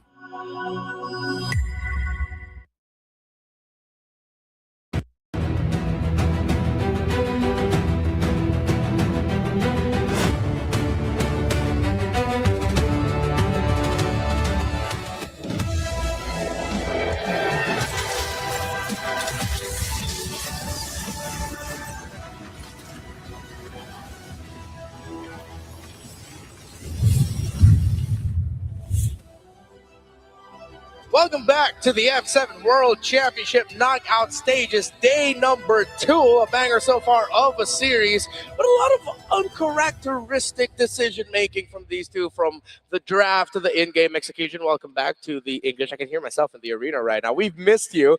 Still Renmar, Leo, and Gideon here. We've been talking a lot about what these teams should do, should not do. Now, as we head into game number 3, would we see a little bit more stability? Would we see a few more heroes that can dish out basic attacks consistently? Because it feels like for 2 games now, this has been one of the key focal points in the draft. Do these lineups have enough basic attack damage heroes? Where is Claude? I think personally, I think what it really boils down to is this the meta? Is this where we're heading to as a global esport, right? Is this what the top of the line is going to be looking like? And it scares me for a couple of reasons, because it feels like we're forgetting the other aspects of the game, right? Again, Claude has been absolutely great. Yes, they has his counter picks, but at the same time, do these fighters really kind of fit the bill when it comes down to late game scaling, and at what cost? Because priority is just so high in a meta that demands so much, especially when you need to make a play. The answer is no. It's clear that even in the upper echelons of MLBB esports, between the finest of Turkey, the finest of Malaysia, fighters just don't get there. And the reason why SRG won game number 2 was because sure, they had the Yi Sun-shin, they held on, they held out, and when you consider the stats of them players roll to roll, you kind of have to throw that out the window, because these are stats based on the Swiss and the earlier days of the knockouts so far. It's clear that this late into the tournament, almost halfway through knockouts, the game is still evolving. Yeah, especially because of what Aurora Turkey has decided to field throughout this tournament. The Lancelot, Leomord, and Harley now warrant attention from teams going up against Aurora Turkey because of, well, the respect that you have to give it. And we've seen now Harley is undefeated in the M7 World Championship. Meanwhile, Selangor Red Giants, they've also led some form of innovation here at M7. They weren't the first to show fighter in the gold lanes, but in terms of how it's played, even Siki Boom heading into this matchup mentioned that Innocent, to him, is the best gold laner right now. The performances of Innocent, especially in that last one, still continue to prove that statement.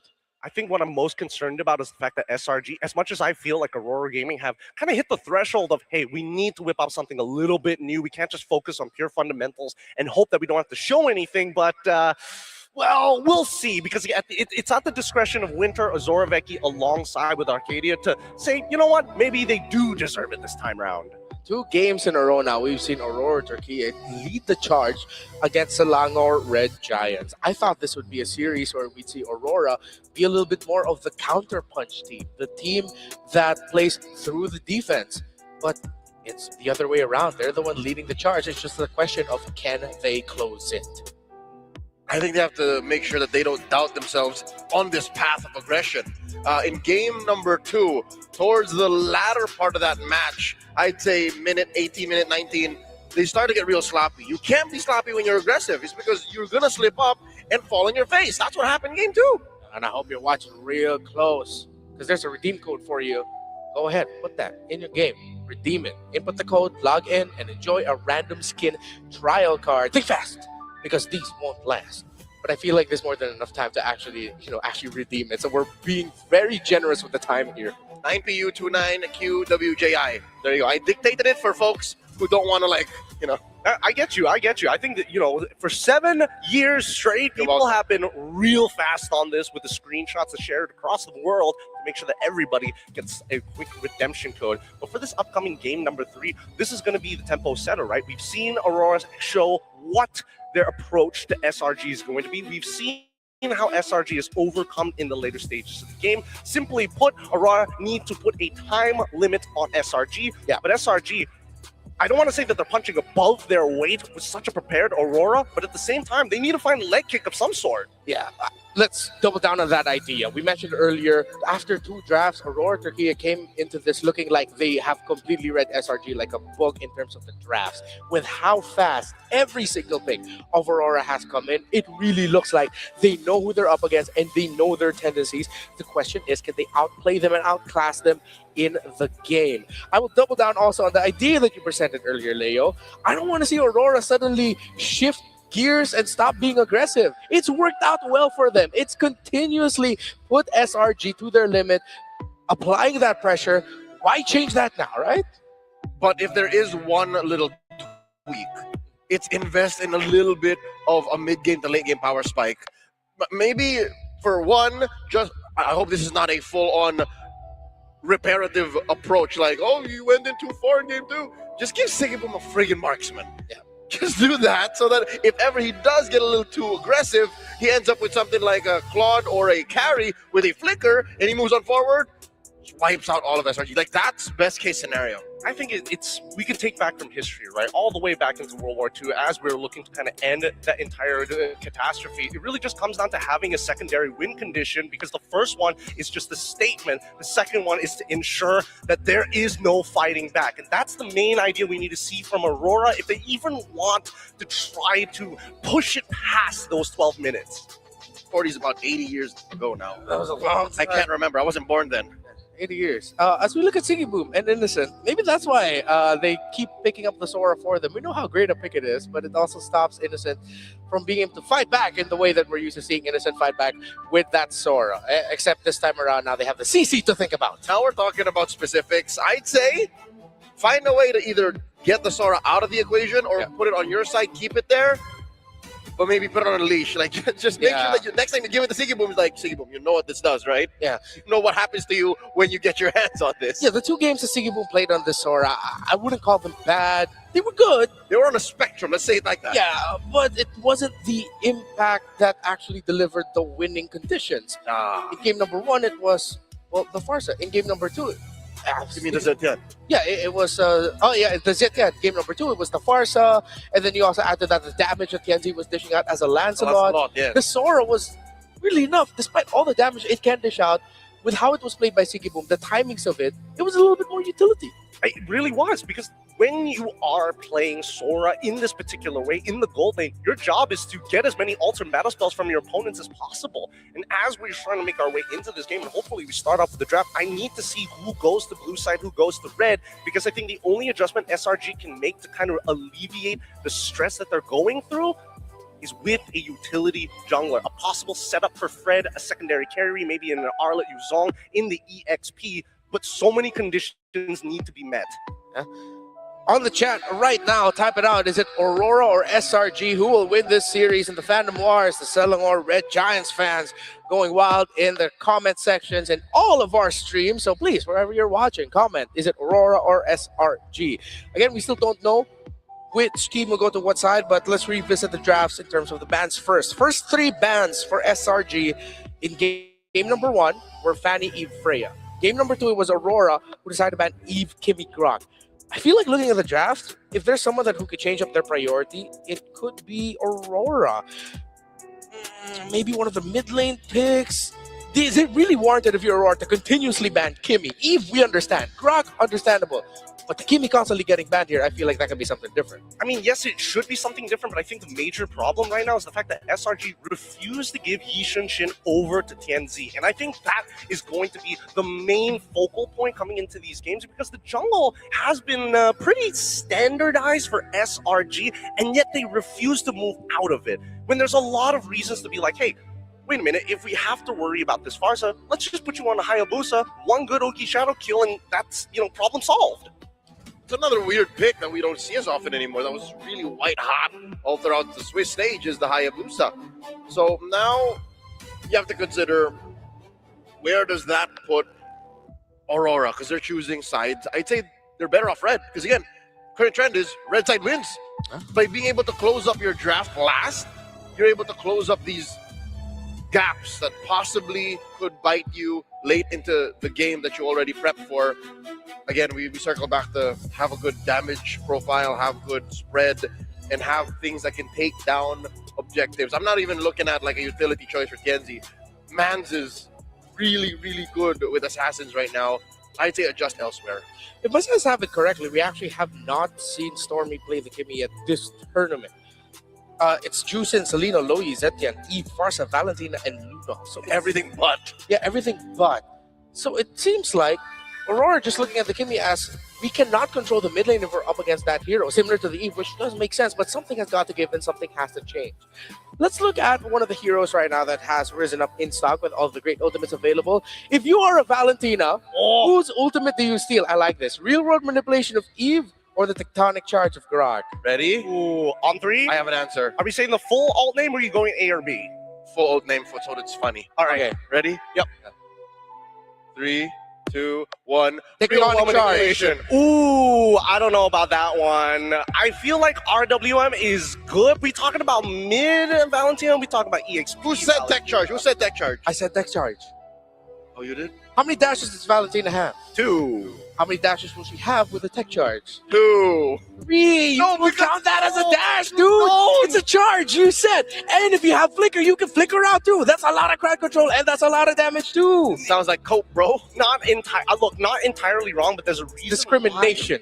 No, it is the fact that Eve is so highly meta. Guess what? What does Valentina do better than Eve in the RWM? The fact that you get her base stats plus more, and you utilize generally the same items more effectively in the early stages of the game. Yeah, by picking tech charge, you're useful for like 2 seconds. If you miss it, you're done. Sure, you can get out of there, but your team needs you. But that's the thing, I don't miss.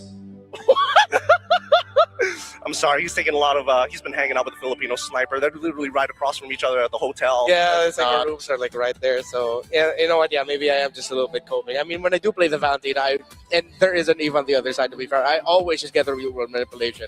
But maybe I just wanted to be a spokesperson for all the Valentina Grok cosplayers. I mean, don't get me wrong. I think that Tech Charge is a phenomenal ability, which has absolutely disrupted the Swiss and even the wildcard stages here at M7. I don't believe you. But the most important part is the fact that you need that passive. The passive of being, CC immune is what makes this ability as good as it is. It's like a heat-seeking missile. You just got to point in the right direction. Yeah, it's almost impossible to miss. Yes, it's still possible. Like you could aim it the complete opposite direction. You dash backwards or something. As we enter the draft for game number 3, hey, Valentina, Grok. Maybe those are more heroes that we could watch out for. We already saw the Valentina earlier. The Grok keeps getting banned out here by Aurora as they do not want to give it to Yumes. Hey. Aurora stays blue. Yeah, they stay blue. And they're still banning on the Kimmy and Eve. I think, yeah, that's straight up their priority. But then now there's a chance that SRG might suddenly go for a big swing and pick up the Farsa for themselves. The Lunox worked out, yeah, but I think the Farsa will be able to keep things a little bit more close for them. What's your command? Your team. I think that at the very least, considering looking at Sakai's face, he knows that he's going to get targeted, right? Throughout the past, 2 games already, he's been put down how many levels? A total of 5 levels by 6 minutes from game 1 as well as game number 2. 2 in game number 1, 3 in game number 2. And I think this time around, SRG either need to double down and say, hey, we either protect Sakai's and make sure that he gets the nutrition he needs to become a big boy and turn from a boy to a kid, or we're going to lean into the other side laners. Okay, we haven't really covered that whole aspect of SRG's game. What if just take that out of the equation entirely? Stop treating Sekais like a boy. He's a man. Sekais is a man. Give him a man hero so that the rest of the map can maybe, grow out, progress, because we know that Innocent is in carry mode right now. You give him the utility pick. Speaking of the sort of a little bit more utility Sora that we've been seeing this series, gets taken out Aurora. Cross open! There we go. Seems like. Gotta take Claude now. It's a 1 point for Grok. Yeah, we gotta take Claude. It's tough to take Farsa at this point because Grok is always gonna be able to cancel out the feathered airstrike, whether tech charge, barrier, just punts you in the face. Yeah. It's not impossible, but I'm not the biggest proprietor of picking a Claude into the Grok because you're forced out. You're most likely either going to get forced out of a BMI use or your Purify use if you are going to be packing Purify. For sure Purify, but at least it makes the Grok a little hesitant to walk for it. He can't just walk around tax-free, right? Especially when you have the Hunter Strike. Oh, sorry, not the Hunter Strike, the Demon Hunter Sword available. But they still go back to the Yishin and they're willing to take this risk. Why take the risk? Oh, I think they're going to be happier now because finally the condition that we said that Aurora should never give to SRG, they've given it. They've given Stormy as far as expected, open for them. But does Aurora not have the tools ready? And if we're going to see a Claude game, I feel like this is the Claude game now for Aurora. What if Claude Yuzhong? Yep, Claude Yuzhong. It's gotta be! Where is the Black Dragon? Claude Lapu. There's so many good options here for them to cancel out the Feathered Airstrike and still have a lot of pressure. I really hope that's not what I heard. That's Freya on top of Uranus. Okay. What a flex. Unorthodox problems, go for unorthodox solutions. This is some 4D chess picks right now. Are we thinking? Are they thinking too far ahead in this rock paper scissors scenario, or are they right on the dot with their tempo? Are they picking Spock right now? That's what I'm trying to figure out. I feel like instead of going for the Claude, because the Freya still could have been picked up by SRG, well, as we said, Innocence and carry mode. And then as we've seen in M7 so far, Claude on the other side, Freya's a pretty good answer for it. You know, it can deal with it. Yeah, what is that, like 75% win rate? I will double check. We'll get So back far, to I that. think it is like the 3-1. The last time I checked. Yeah, I mean, no matter what, this Sparsa is going to have a really, really hard time with many different ways to get on top of her. Yeah. I think that high loss is going to be a really good priority for Aurora, but we'll see, because now SRG, they don't want somebody lane dominant. They want to make sure, well, it's lane dominant enough, but still requires peel during a team fight. Lunar has to be careful leading up to level 4. The Esmeralda will mess him up. Eventually, it settles into a dead lane, and then eventually turns into Uranus. Actually can't do much on Esmeralda come later to the game. But with them having the Freya, they might not be worried about getting into that portion. Now, SRG will now play towards getting a better roamer option for themselves and a gold laner as well. Should they double down on the range? I feel like they can still go fighter here. They already have the Farsa and the Yi Sun-shin. That's enough to actually carry. But if there's a marksman they want to slot in, double down on range, just go for the... Oh, wait, no, carry is still open. Yeah, carry. Oh, wow. Oh, no. I thought it was a Harith, but no, it's a Harley. It's also just a magical little baby boy. I thought they weren't convinced that the Freya was going to go. Not the only one. Well, Fulvia is banned for the side of Aurora. I thought they were going to get rid of both Claude alongside with Carry just to make sure that nobody can really take full advantage of, like, you know, the on-hit DHS. But at this point, I think it's fine. Getting rid of the Fulvius is okay, but what's the signal here, right? Is the signal that they want to play something along the lines of Nolan? Nolan or Joy, I'm thinking. Yeah. They're willing to back Grok, Freya, and they were willingly giving the Farsa. Yeah, it's the quicker access to the backline assassins, the easy burst. Joy or Nolan would slot in very well here, depending on what they pick up in the mid. They might end up eyeing the Zetian here again, considering they're up against the Farsa and the Yi Sun-shin. That extra bit of utility is going to help in terms of vision. Gwyn. Okay, it was either Gwyn or Lear Mord here. Gwyn or Lear Mord would have been okay. Oh, this is so scary because now Aurora, if you're going with potential counter picks, and now that they've seen that the Gwyn is gone and Leomore might actually be open, they might not have to get rid of the Badang. At the same time, the displacement is annoying when you want to get on top of RBL. Granger, the ban. Yeah, it's the one I considered, but I thought Aurora would think that maybe SRG would want to pick up the carry over the Granger, considering that they have the Uranus.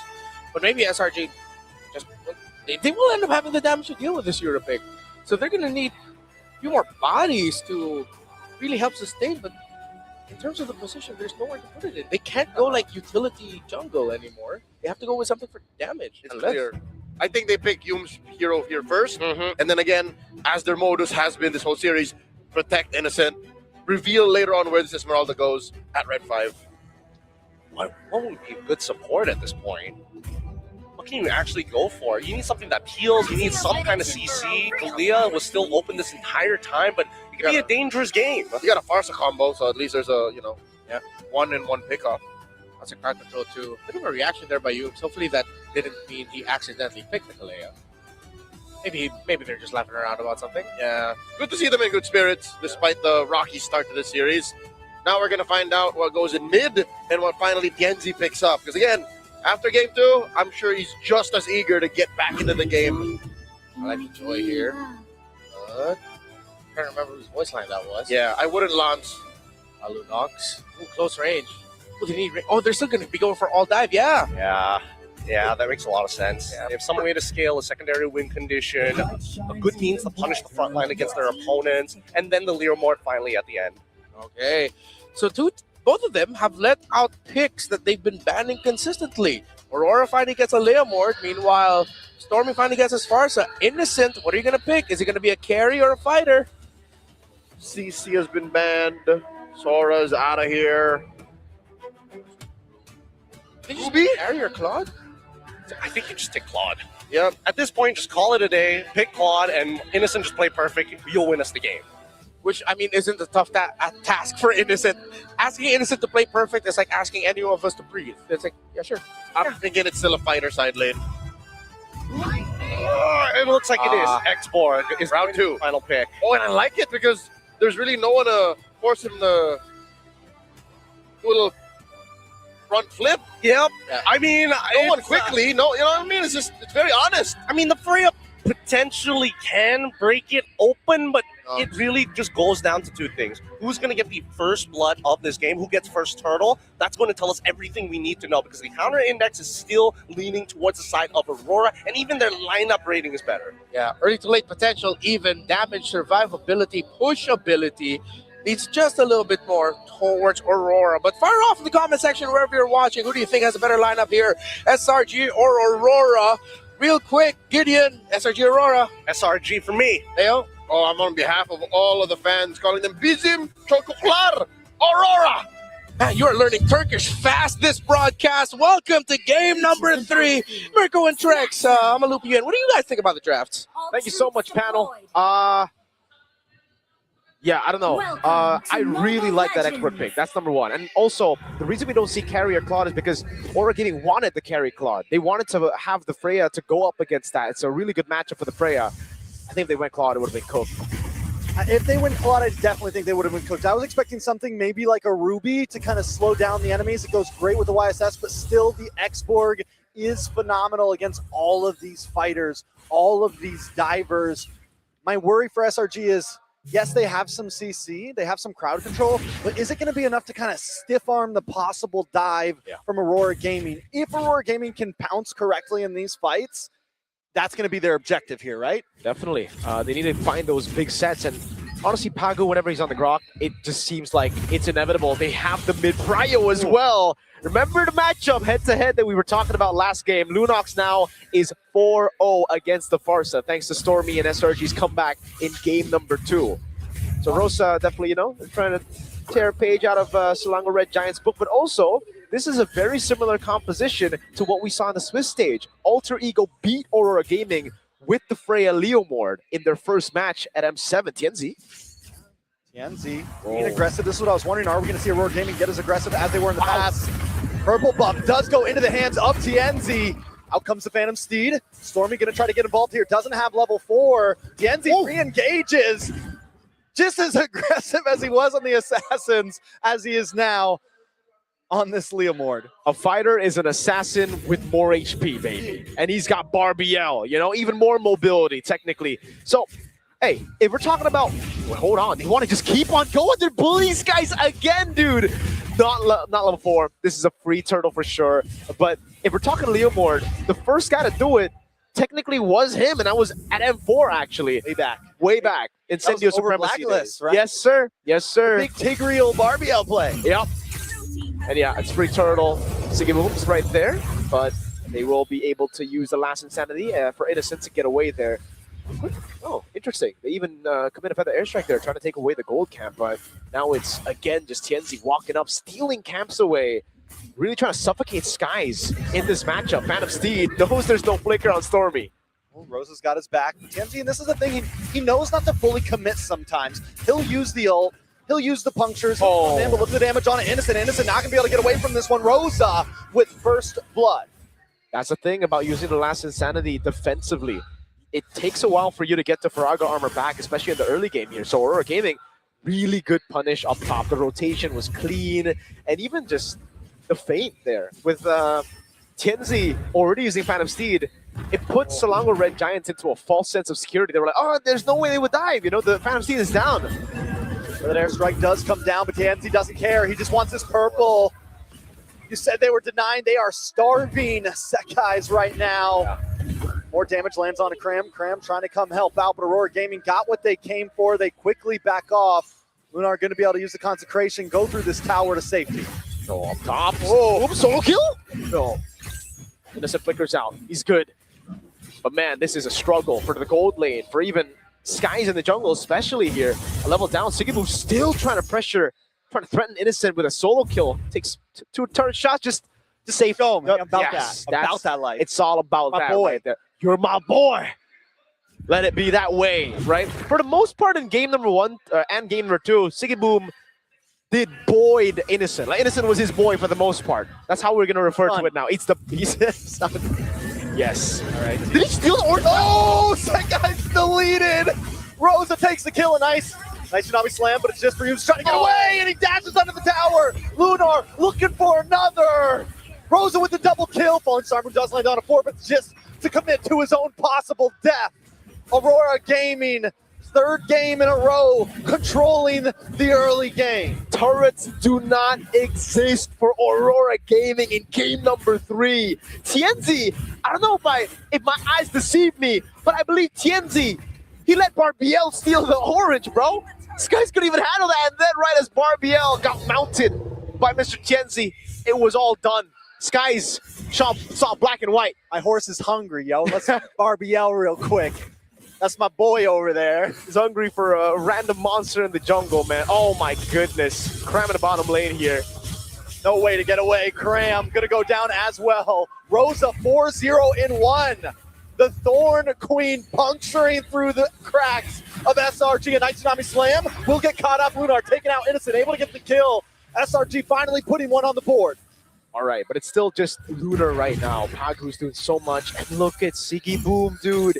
He's free farming up top on a Freya. Take a look at his items real quick right now. He's actually not that far ahead, Phantom Steed. Oh my god, Yums taking way too much damage. Rosa is unstoppable. Another kill falls into the hands of Tienzi. Making a tower next. An orange buff. Once again, Aurora Gaming's taking it all. Bro, Tienzi's crazy with it, man. Barbiel just doesn't stop. Now they go up top, they go for the siege. This comp should be bad at sieging, but they don't care. You know, this is a very similar draft of what SRG did previously with the with the full fighter composition, able to get a win in the Swiss stage. Aurora Gaming have been watching SRG. They are ready for this series. Yeah, they truly are, man. They've really read SRG out. I think even in the drafts from game number 1, stealing the Sora, and the CC game number 2, stealing the Sora, almost getting it done, but Innocent still performing on the CC. Then here, it's a dive on Skies. Can they do it? Tsunami Slam. Oh, does not connect though. Purify, able to get him to safety. Rosa able to get away. Feathered Airstrike just to keep Aurora Gaming at bay. So the question on our minds though, yes, they're winning again in the early game, but can they close it out? Because that's where they fell short last time. Yeah, that's really the big question right now. And the thing is, if you look at it again, Selangor Red Giants do have good wave clear. They have really good high ground control.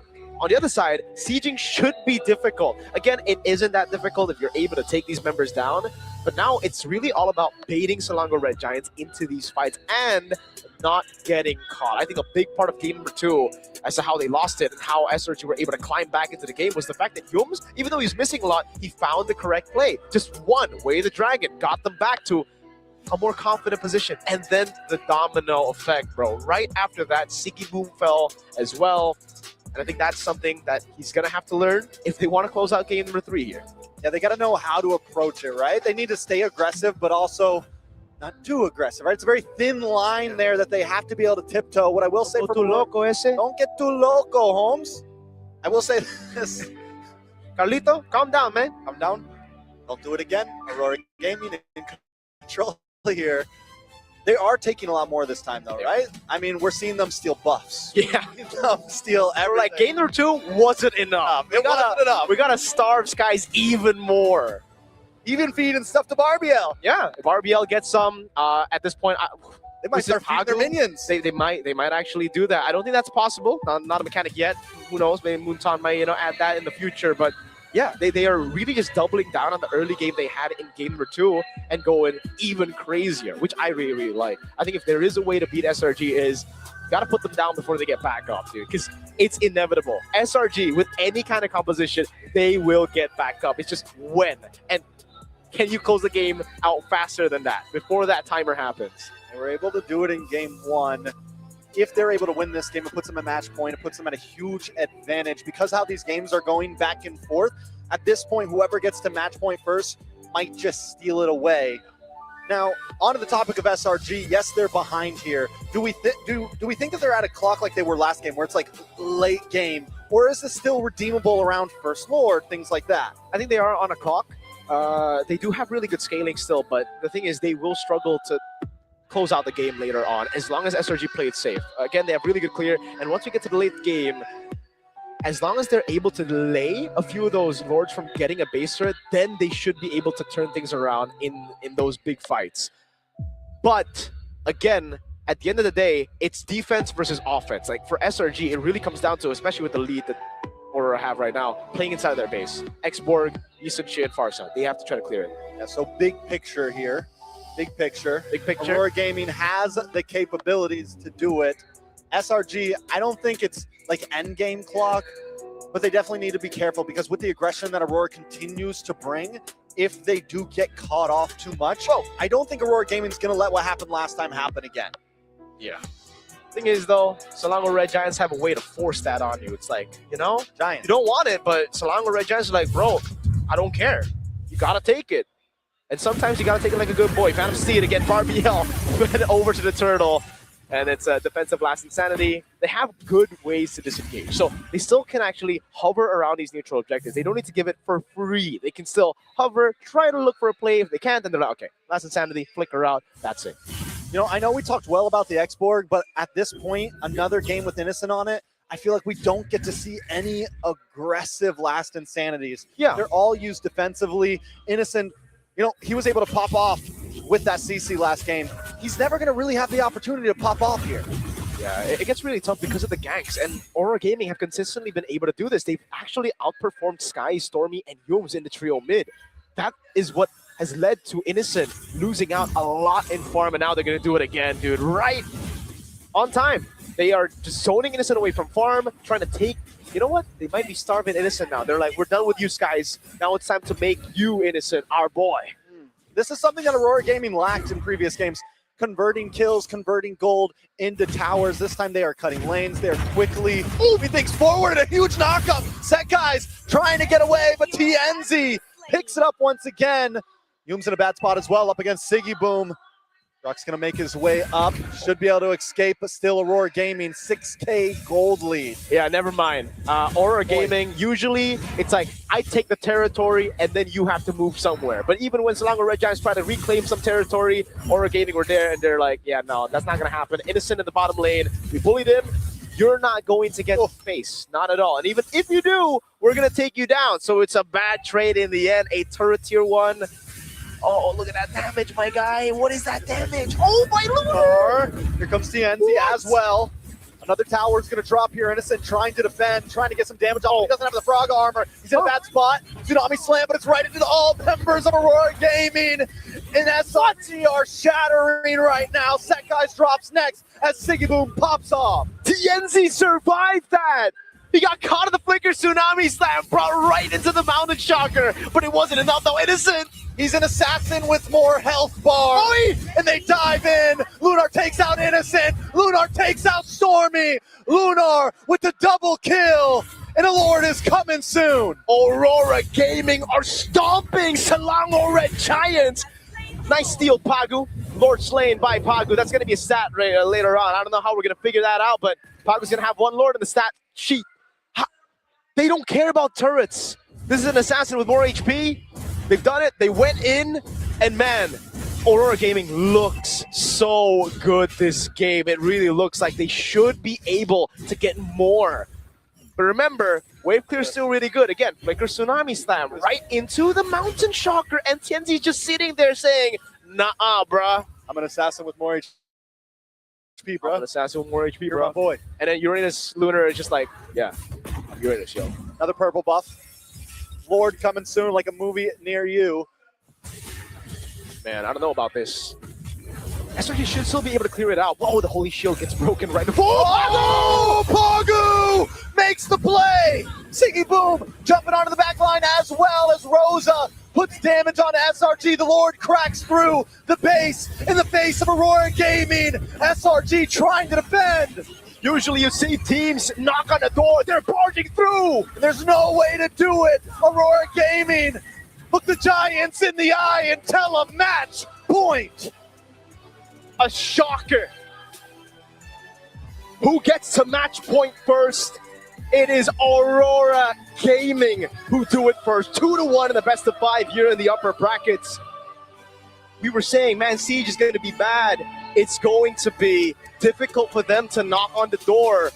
But I guess it ain't difficult to kick the goddamn door down with a horse and a tech charge, bro. Hey, Redmar, I'm on your side. I'm stealing that tech charge all day, yo.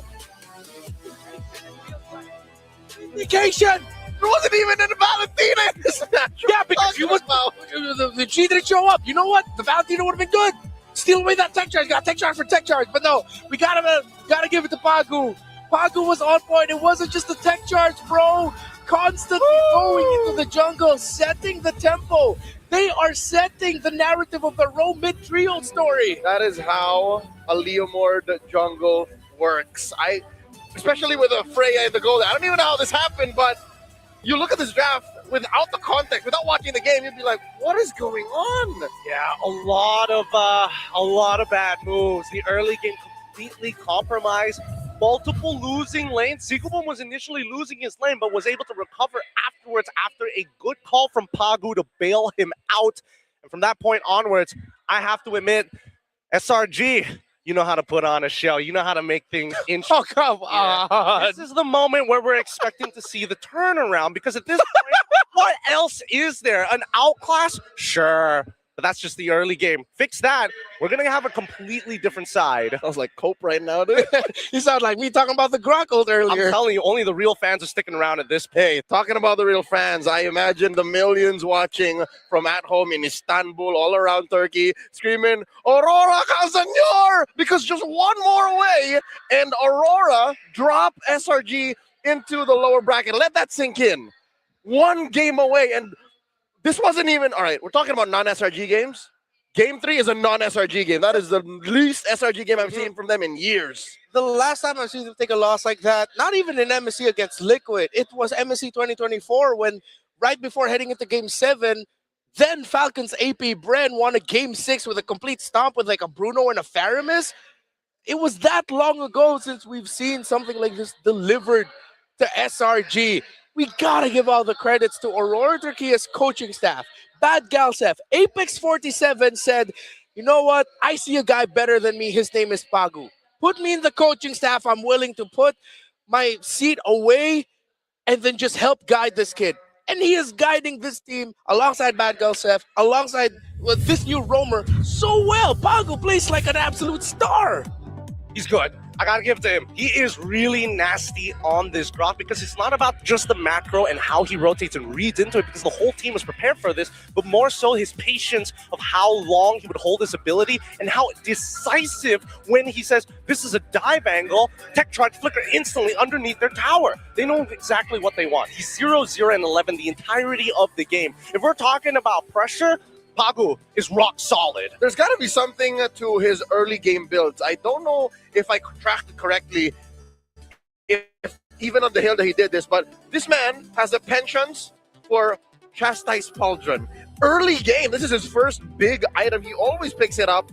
Something about the way the metagame is evolving and how Moonton has built this new item, gave it to us, seems to be something he figured out first. Yeah, I would love to answer that question, because Chastise Pauldron is a ridiculous item in the early stages, especially if it's first pick, right? Because keep in mind, as he is going into a lot of these fights, who is the target 90% of the time? Oh wait, Yums, if you want to heal, you have to use auto attacks. Imagine if your auto attacks are a little bit slower. Same goes for Yi Shin if he wants to change from range into melee. Worst yet, that's why he goes 0-11. How are you going to kill him with the Chastise Pauldron passive? So this kind of redefines the math involved. Usually you think, oh, it's an anti-attack speed item. I'll get it late game because that's when all of the attack speed items come in. No, you build it early so they don't even get to build it. It's a limit breaker. What they've done here to put so much focus and priority in the Rome trio, not just in the picks, but in the items, the timers when they invade. Oh! I'm scared of this Stormy Farsa pick, but we did not feel it at all, because if Yumes and Stormy continuously get pressured that Sekais has no game at all, the Rome mid trio is no longer a question. And even if it was Sekais they were attacking, I kind of feel bad for Innocent as well. He, picked up Autobots' scout. He put on a performance from game 2, and then game 3, he was forced to play the X-Borg. Where do you even go from here, right? Well, he couldn't get anything on Sigiboom. They couldn't even call for a swap because the map was literally on fire. Where do you go next? Stormy? Sure, they gave him his best hero, one might argue. Still a non-starter. Big problem is the fact is Aurora know how to bleed a lead every single time. Oh, Yishin Shin's out. He missed his Reggie. Perfect. What's next? Because when we see SRG respond to this, who is there to answer the call? 90% of the time, it's going to be the support, the mid laner, or at least the EXP. And we saw that the EXP could not contest. Who has to take the damage? Stormy.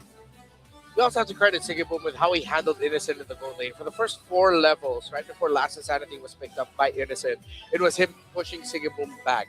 He made the great call of, instead of giving up and just going back to base, he dove back under tower, knowing like, wait, there's still the damage reduction. I'm going to be able to survive this. I still also have a little bit of shield.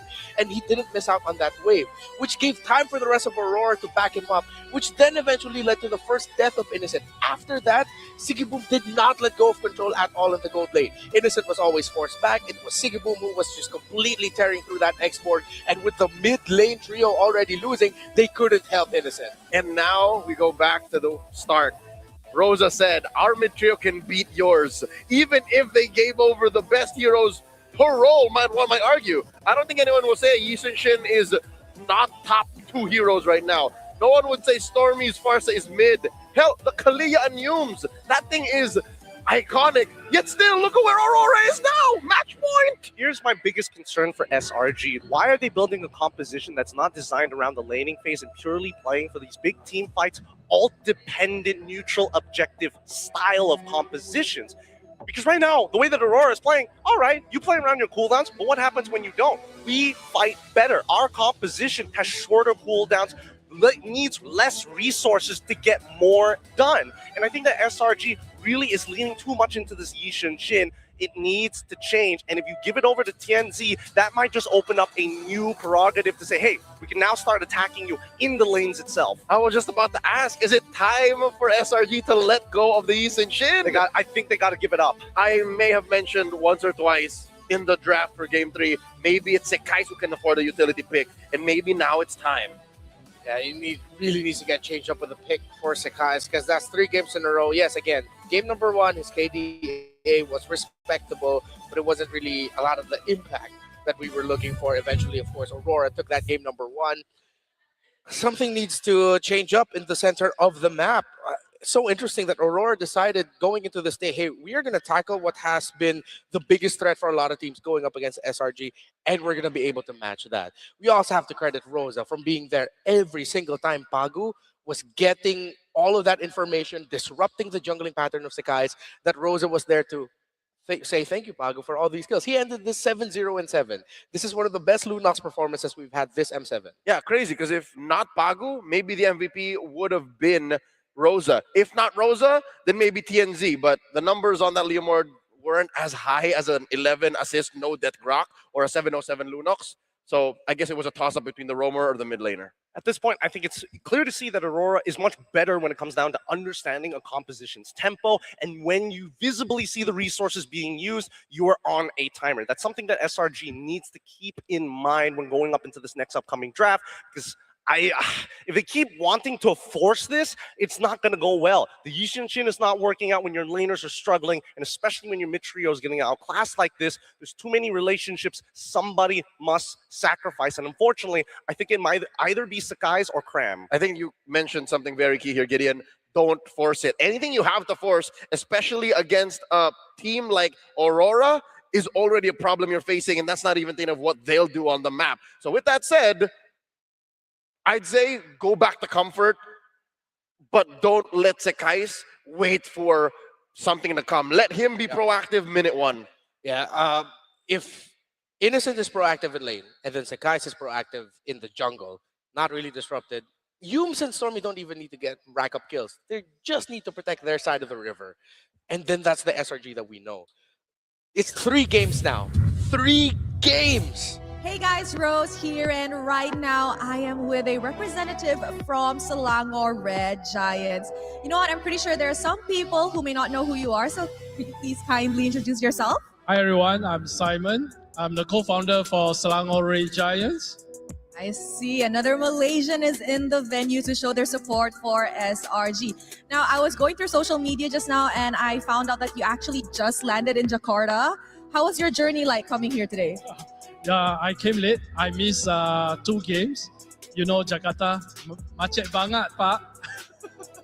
I'm pretty sure the traffic was tough on you. So you came here straight from the airport. And I'm pretty sure that you were probably surprised at what you came to.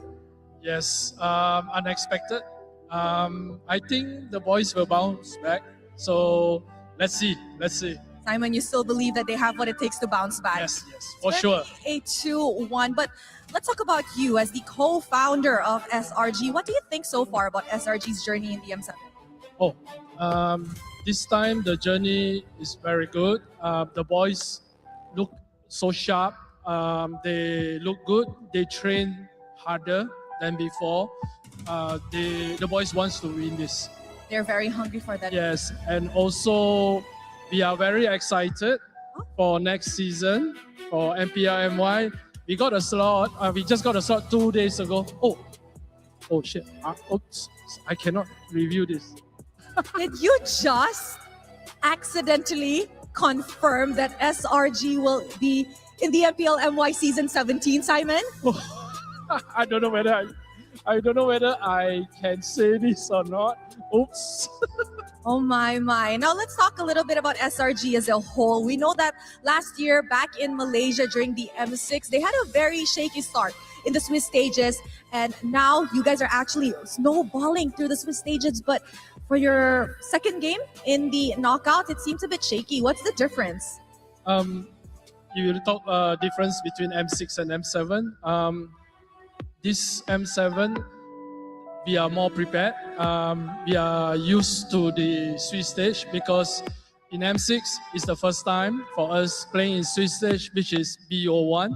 So now we are so much better and our preparation are so much better. I think we could see that. Now, Simon, you have already teased us a little bit about you guys being in the MPL MY season 17. Well, then perhaps you could tease us more. Will there be any lineup changes? Will we see any addition to the side of SRG? Or you guys are going to be keeping this exact same lineup? Right now, I think we focus on M7 first because you talk about next season. I have not talked to the coaches yet and the players as well because I don't want to disturb them. I want them to go fully focused and hopefully we can win the M7 back to Malaysia. Wow. And of course, being the only Malaysian representative left in the M7, because previously in the Swiss stages, last day of the Swiss stages, we had to unfortunately send CG Esports home. Do you guys feel any extra pressure with regards to this?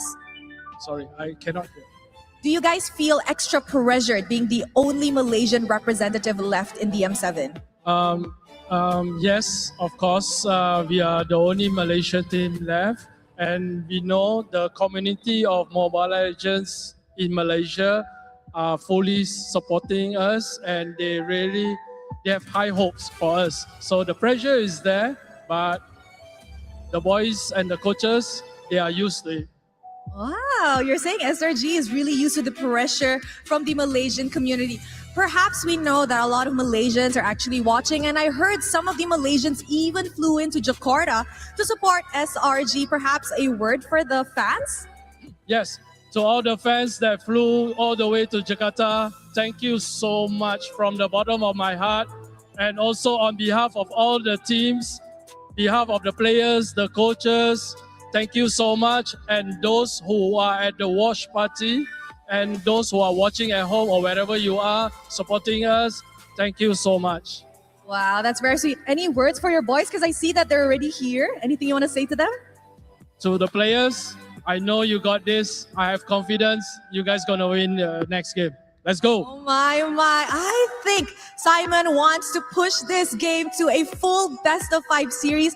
Thank you very much for having a chat with me, Simon. I hope you get to rest and enjoy the rest of your stay here in Jakarta.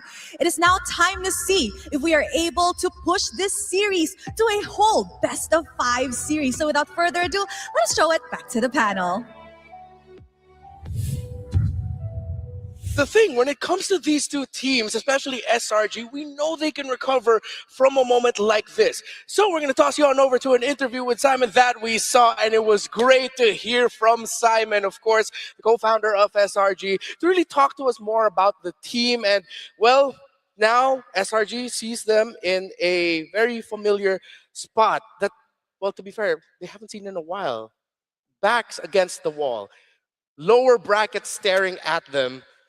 We got to talk about this. What do they do? What do they need to do against this Aurora Turquía squad, who for 3 games now have decimated their mid-trio? Well, I think a lot of it comes down to questioning who's got to take one for the team. And I'm not going to lie, Simon did bring up some really good points here when it comes down to just making sure you can maintain that pressure overall. And it's important that you don't crumble under it. Looking from the facial expressions of the players, guys is trying to keep everybody in check. And I'm pretty sure that Innocent as well as Cram are doing okay, but it's that mid-trio that they've got to work on that laning phase. Too many times we're losing battle spells pre-level 1, pre-level 2, and I think it's less about the mid-trio and more of the mid-duo that's making the difference.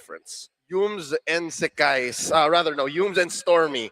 I was going to say, Sekai's, despite being beaten down as a Yisun Shin 3 games in a row, is uncharacteristically okay. You're right. I'd like to say that Yums and Stormy have to step up. And now the question of who's got to give way. Is it someone from both of them or maybe someone else, in the side lanes maybe? Cram!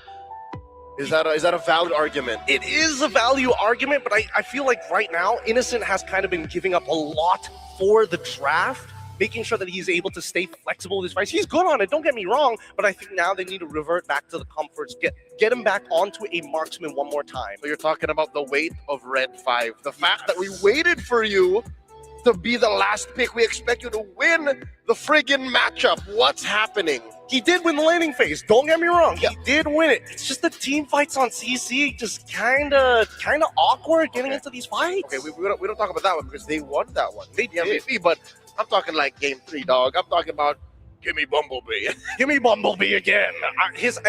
I don't know. The export is a little tough to say because it's just not enough of a lead that we saw him generate in the lane to make the difference. And eventually he evened out by the time we got into the mid game. Anyways, because he has to be part of these turtle fights.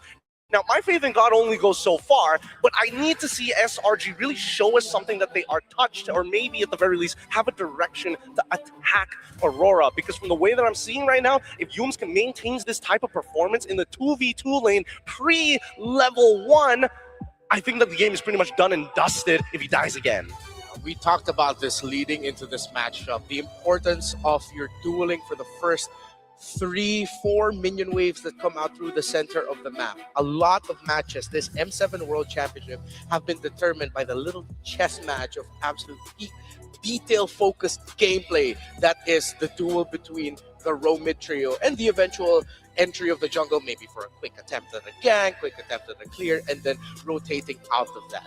We now look towards Lunar and Cram, who Cram's usual demeanor and personality a little bit more muted this time around, considering that, well, Aurora have been making it hard for Cram to get those moments where he crams out, crams up. Yeah, the last time he was cramming around was him on that Uranus. And then from then on, he's like, wait, I gotta take this seriously. I mean, he used to be incredible, but now it just feels like he will collapse at any time, right? And I think it's at the cost of the draft. If he is given something that can force out plays rather than just Esme and Uranus every single time, we might see a game changer, because that's the big problem. All the drafts we've seen so far, where is the tempo breaker? Who's the one who says, I don't care, even though it's not on our turn to attack, I will make the difference. So is it time for Mr. Rusiana to pick up the dragon?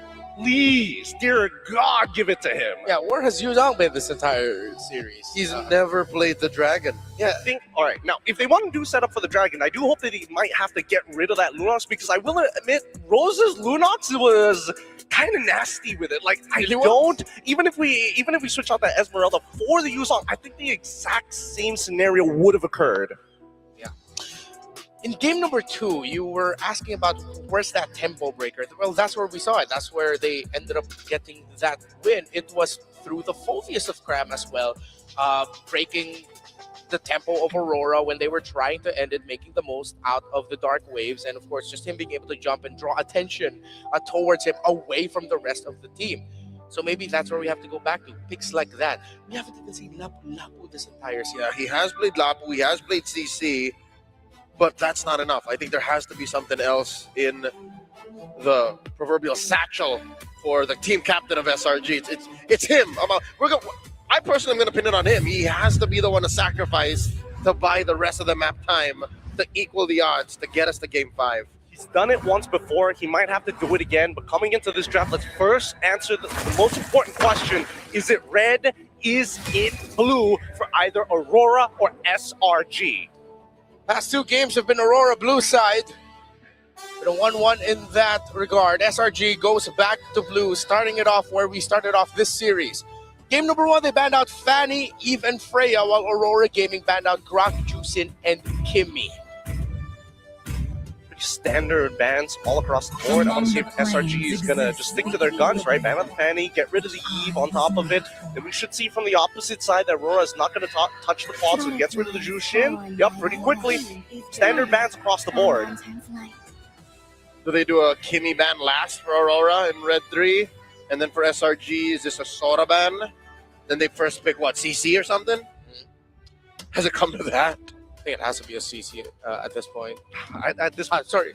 They need a confidence booster. Yeah. They need an absolutely dominating game just to get the mental back in. Still, though, there are a lot of top picks still available. Are they willing to give Yumes his Kalea again?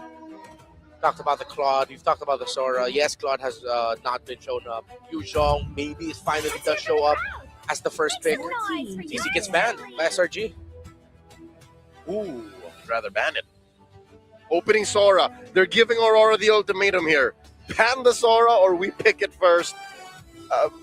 But yeah, now you wonder, do they put Luna on the Rosa on a Valentina?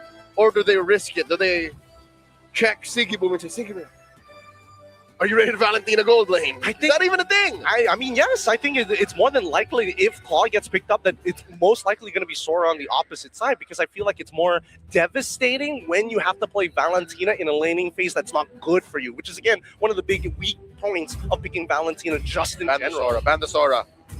So just to avoid the whole situation, just ban the Sora. I think they need to leave it open. And yep, ban of the Uranus. Here it is. Here it is. Sora, Claude, one or the other.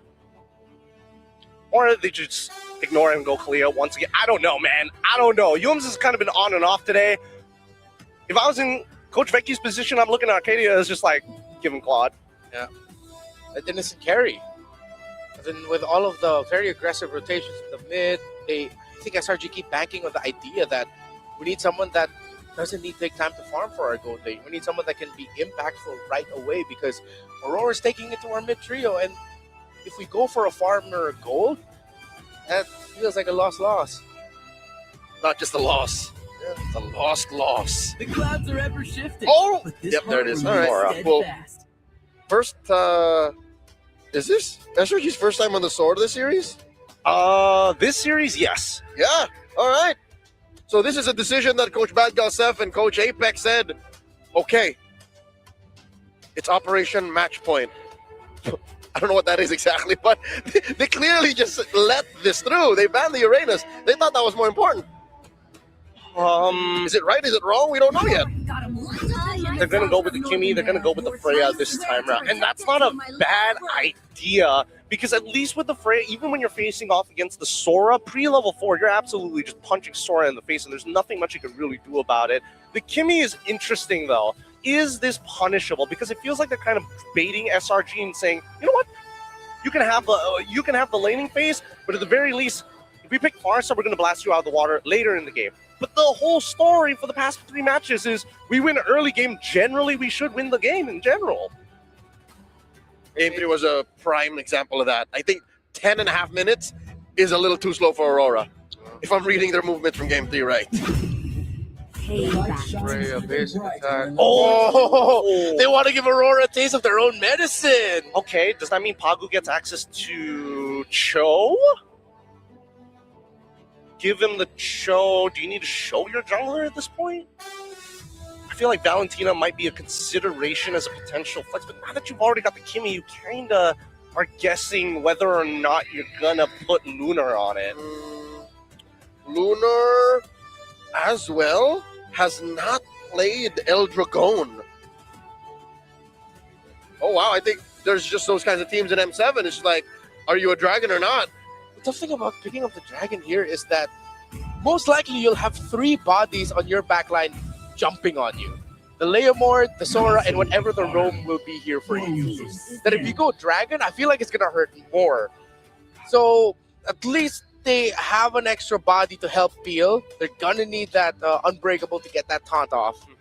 No, man, this Gato is really good pick on the side of Aurora. Really well played by them. They're going to be making sure that they're banning out the Phoveus alongside it, which means they want something with multiple dashes inside the jungle or outside of it. SRG, on the other hand, where are the other points of a contention, right? Because they've been consistently banning out the Guinevere each and every time. And then maybe the +1 in the jungle. They did try to adapt it a little bit more, but it doesn't seem like that game plan was working out on the red side. Was it Guinevere Joy? Guinevere Hayabusa. Shin? I think. Yeah. If I'm Aurora, I'd want to see them pick. I'd want to see them get the Guinevere here.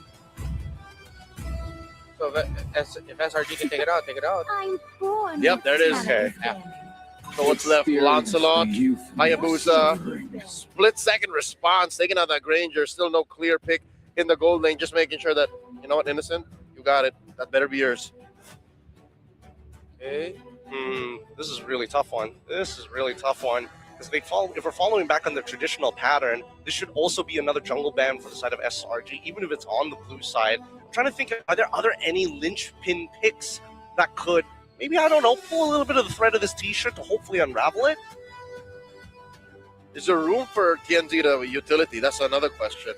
Yeah. We're not considering the box. If they want to play with the Freya and Kimmy, then they go something like Fred, right? Welcome to the greatest match. Or, of course, just the hyper-aggressive TNZ's Harley.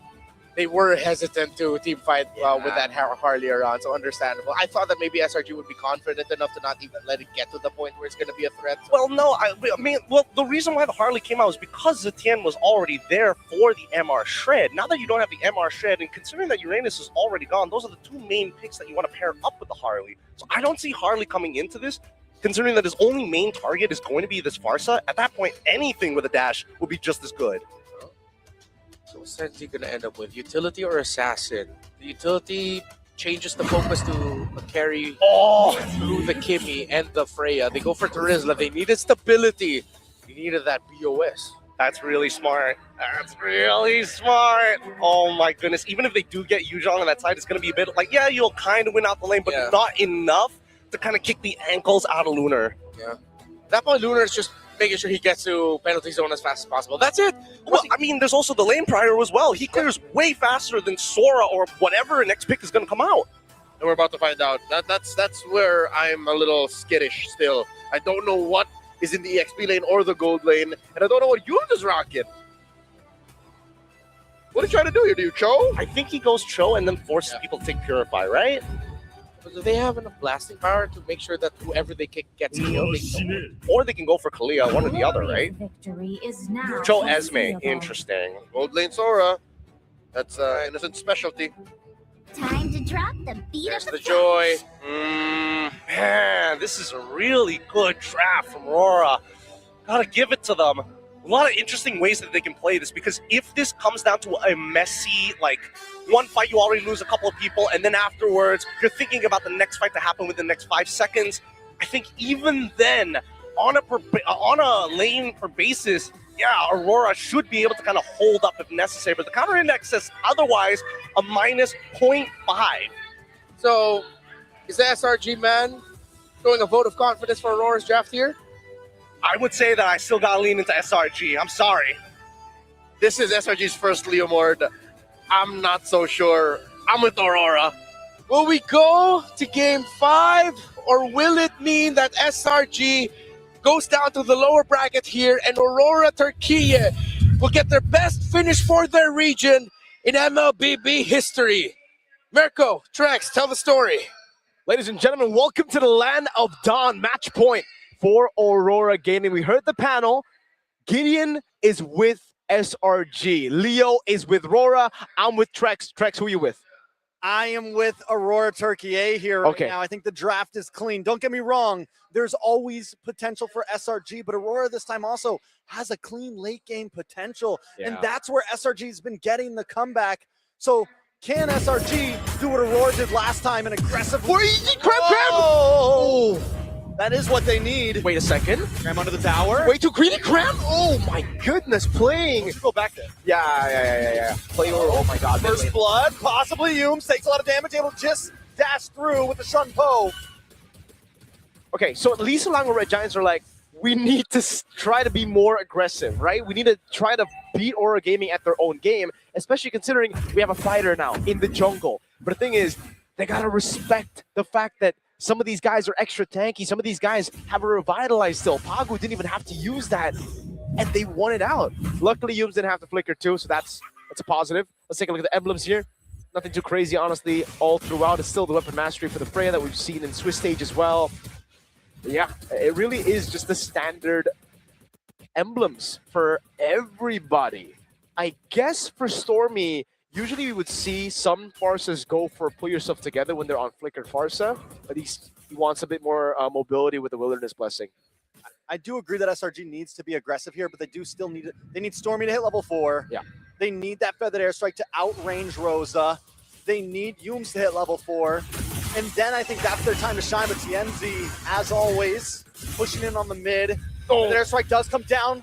Stormy finally locks in with level 4, but uses it right before Turtle. Yeah, that's a big win. Aurora Gaming are really trying to bait out the Phantom Steed away, but it's not going to happen right now. TNC fully stacked up. For an angle, Electrifying Beats comes out. Yumes able to get the knockup. Doesn't have the Way of the Dragon just yet. Rosa trying to lock onto Cram. Turtle still in the hands of SRG right now as TNC's forced to go back to base. Yumes surviving there. Could sidestep away from skill. What a Lunar Turtle for Selangor Red Giants. Again, through the prio that they have in the bottom lane, XP, they were able to just go in, push forward. Despite Sigiboom being able to rotate, TNZ had lost too much HP. And that's why, for me, the Joy pick is the only thing that I was like, no. The Terizla was amazing. I thought they were just going to double down into the early game again. But with this Joy now, Electrifying Beats does land on a Cram, but still, Aurora Gaming.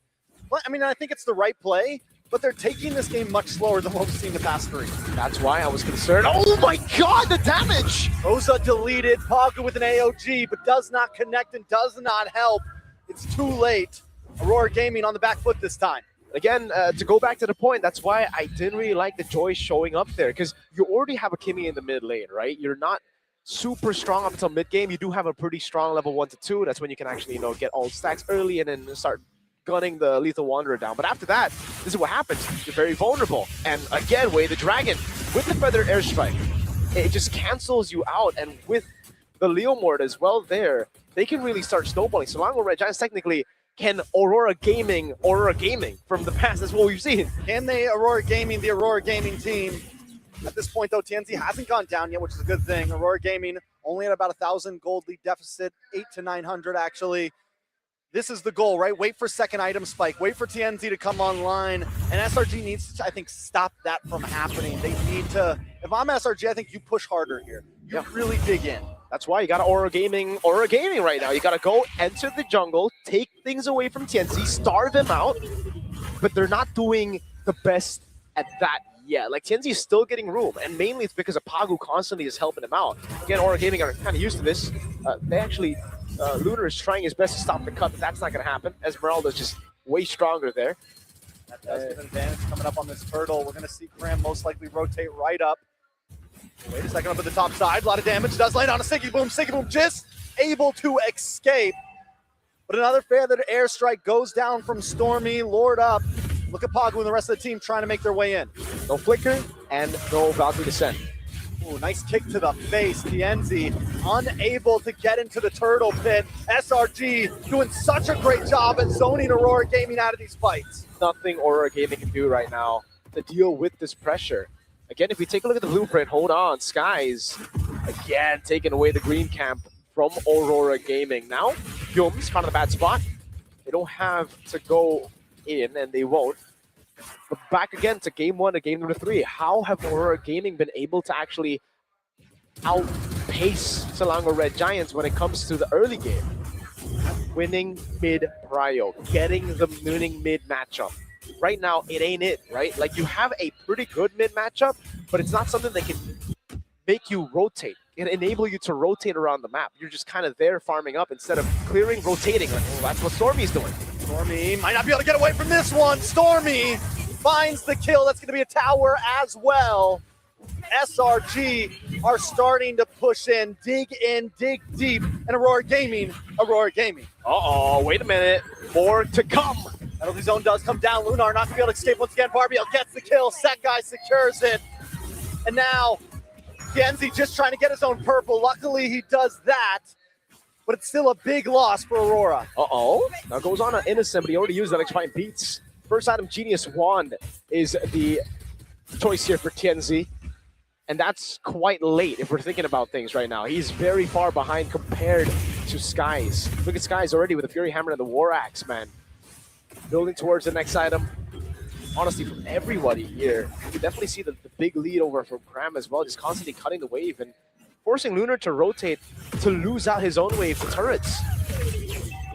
Hume's also doing such a better job this time on the Cho than what we saw last time. Even if he's not getting a big pick off, he's using that kick to zone them away right before objectives. He's not as aggressive on it, but he's technical with it. A lot of damage on a Stormy there.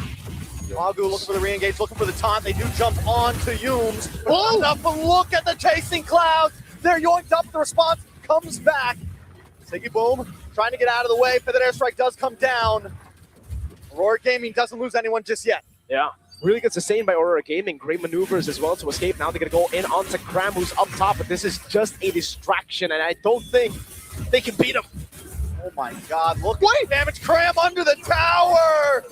AOT to come in. If Cram gets away from this, he truly is immortal. That's why he's immortal, folks. He's still human. But damn, that was impressive, man. Damn, Cram! Skies now with a Phantom Seed as well is using it to get control over purple buff. And again, even though he's mortal, he died there, he ain't immortal, they get the purple buff. They get a tier 1 mid lane turret as well. So it's super worth it. There was no bounty on him. Valkyrie Descent now over on Stormy. So much value for Cram there. Stormy going to be able to get away. We're waiting on a Lord. 3 turtles going to the hands of SRG. Almost a 4,000 gold lead, 3 towers down. Aurora Gaming are still waiting on that power spike. Yeah, I don't know when it's going to hit, honestly, right? With the Kimi and the Joy, I guess the Holy Crystal. But the thing is, when you're already on picks like this that need specific timers and you're behind, that means it gets delayed even more. Because once you get the Holy Shield, Selangor Red Giants would already have enough of defenses to deal with it. So then you're going to have to wait for the next power spike, which is Divine Glaive. And at that point, you're just waiting for late game. You're just waiting all the way. And you can't really Aurora Gaming it anymore. Again, for you guys who just tuned in, Aurora Gaming, the way they've won was through prio and winning early game hard to snowball. That's not it right now. For Aurora Gaming, their position, the way Selangor Red Giants have been positioned in the last 3 games, they're the ones fighting from behind. Phantom Zone does come in, but once again, the Clouds are able to catch Aurora Gaming up. AOG to respond. Rose is not quite there yet, but here comes Siggy Boom. Aurora Gaming might want to try to fight this. Siggy Boom continues with the onslaught, gets knocked back, and Aurora Gaming back off, but they are able to defend the tier 2. So at least they have good clear. They have ways to deal with Selangor Red Giants if they overstep. Again, taking a look at the items, I really love Stormy's itemization. It's Tienzi! Tienzi with the electrifying beats, but the damage just isn't there at all. Sekai doesn't even have magic defense items right now. He went for a brute force breastplate, and still, the damage isn't there. You don't care. You don't care at all, man. He just got the tough boost. That is enough to deal with just a Genius Wand. Yes, at this point, still just a Genius Wand. He's building towards the Holy Crystal. He's getting closer, but with all the orange buffs being taken and him zoned away from even mini waves here, it's going to be tough. Yums. Aw, dude. The constant fades from Yums on the Cho. but he's being more patient this time with it, right? He's being more careful this time with it. Aurora Gaming on the defense, and this is what SRG did with the Turtles. They zone away Aurora Gaming, and Sekai's just personally takes the neutral objective himself. He doesn't need the rest of his team there. Aurora Gaming has no way in. They have too much zoning power right now, and honestly, there's not really enough damage still for Aurora Gaming to deal with Cram. That's him solo lording. Sky's picking it up. Tienzi trying to make a cross-map play here. Trying his best to just get some camps away, at least be able to breathe in this harsh climate that Selangor Red Giants have created for Aurora Gaming. And at this point, it really comes down to defending. Do they have as good clear as Selangor Red Giants in the previous games? I don't think so. But they do have wave clear, just with the Kimi. They have good zoning, too, with the Gatot and the Terizla. Oh, no, Tienzi. Tienzi, a bad spot. Electrifying beats. Decides not to go for it. Aurora Gaming just... I mean, they can't commit at this point. I think they want to, but they know there's just no way. You try to go in with all of these fighters, they have no range. You get kicked in the face by Yumes, or you get a falling Star Moon, or something stops you in your tracks. It's on for Pagu. It's only on to Yumes.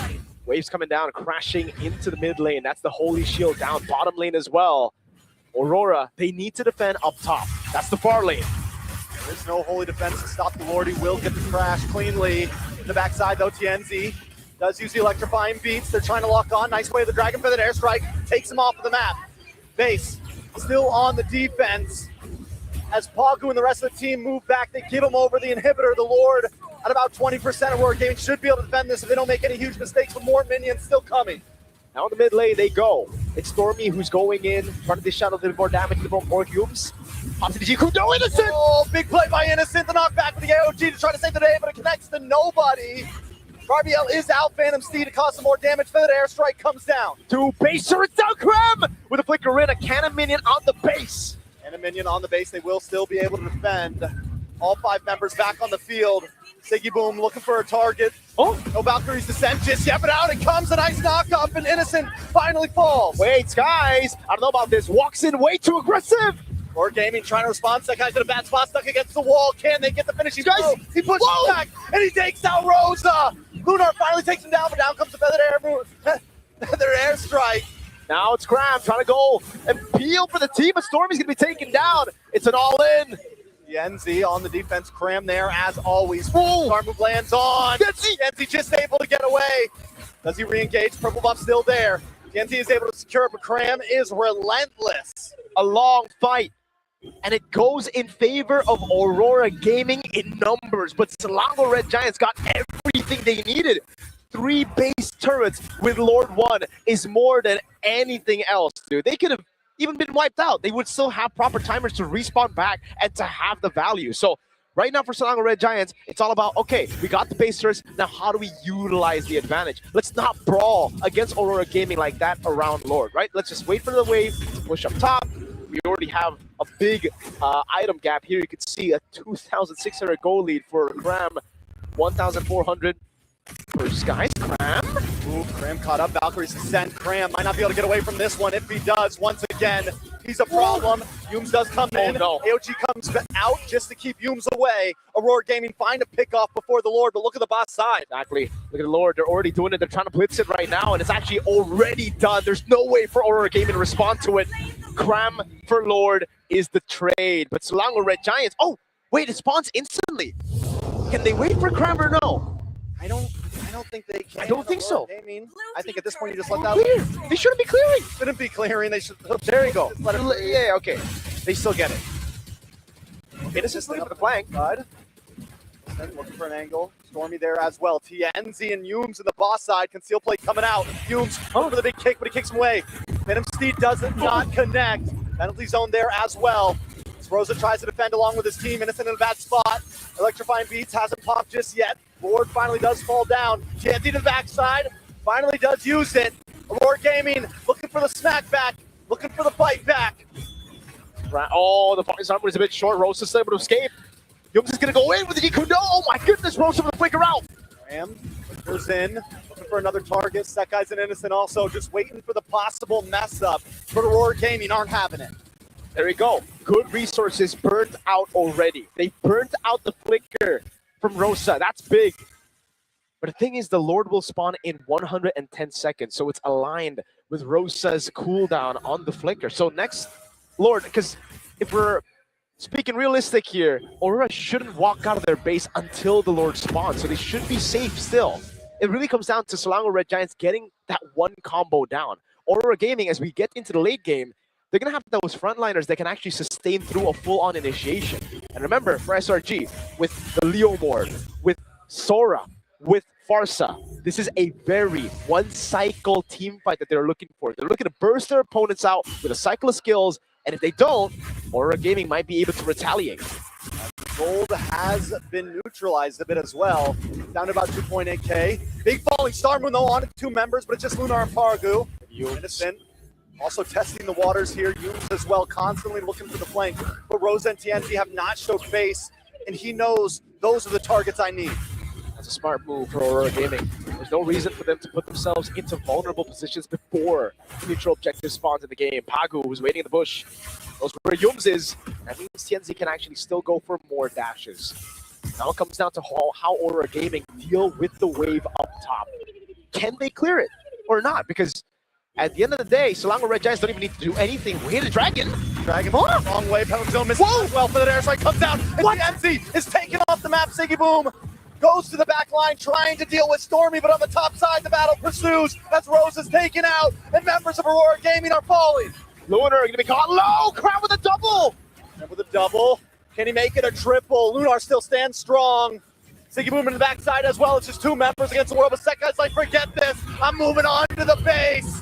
Lunar trying to defend, but it's not enough. The score is neutralized. SRG make it 2-2. Ladies and gentlemen, our first match in Tennis Indoor Senayan will go all the way. 5 games for SRG versus Aurora Gaming Turkey. The same way it went in MSC 2024, but that was won out by SRG at the end of the day.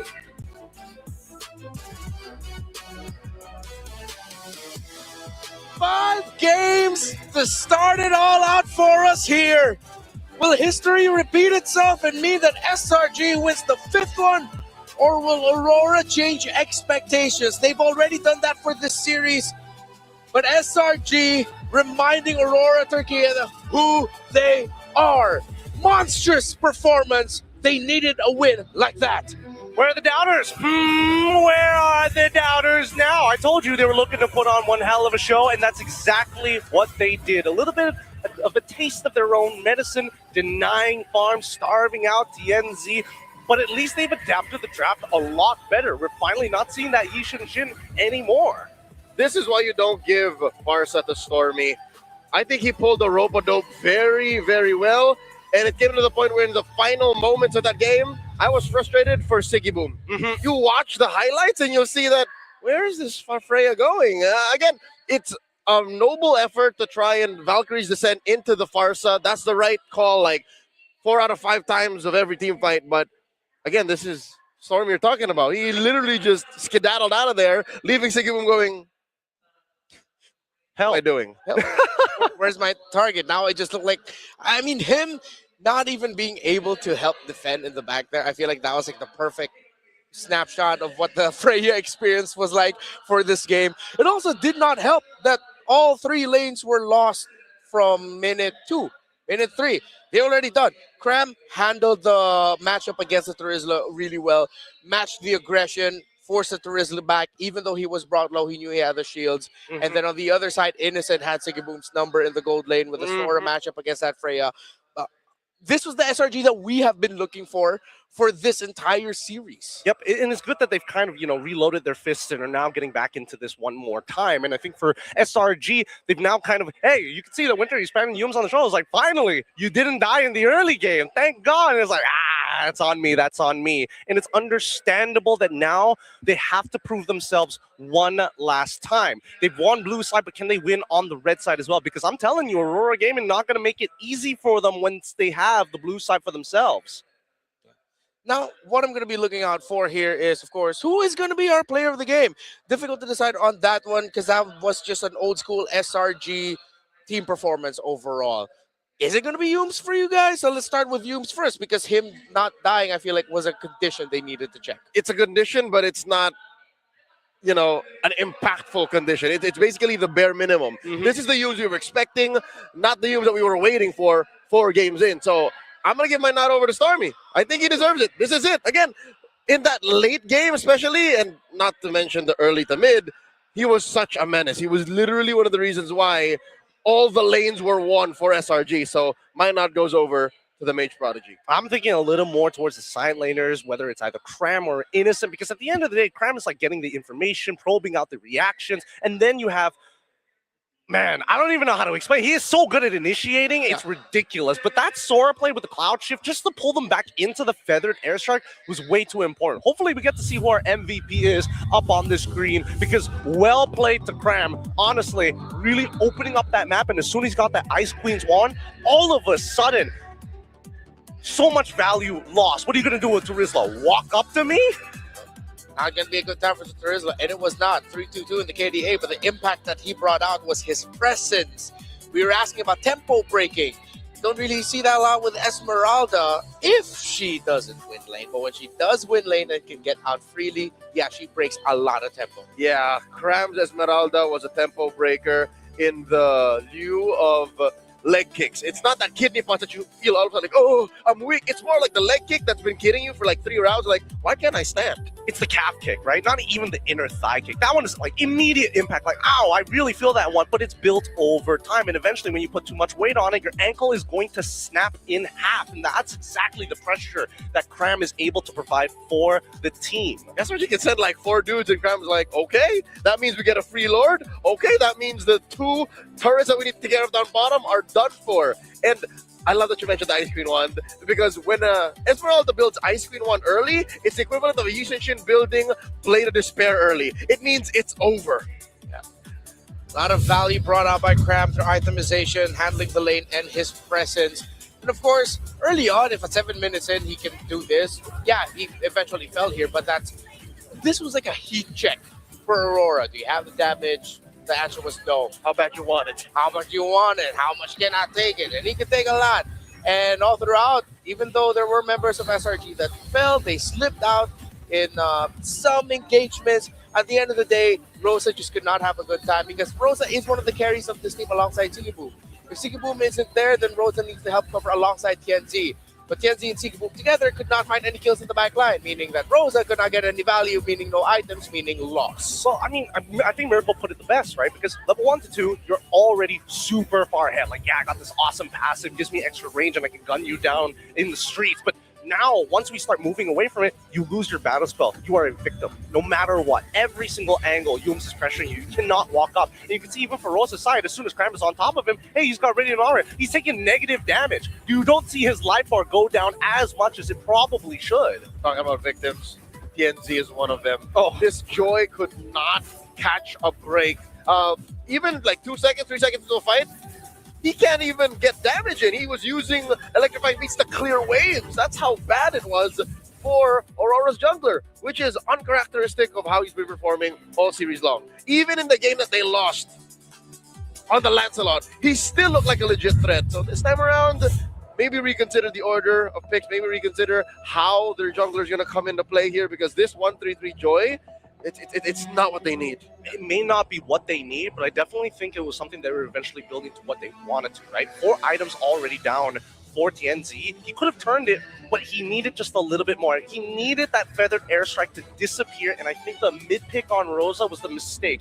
This Kimmy had to be shown early, unfortunately, but I think Azutian would have done a lot more with the Fury of the Phoenix to kind of keep that Feathered Airstrike in check. All right, Theo Crafting, what if they switch? What if they switch? What if it was the Farsa for Aurora, and then the Kimmy went to SRG?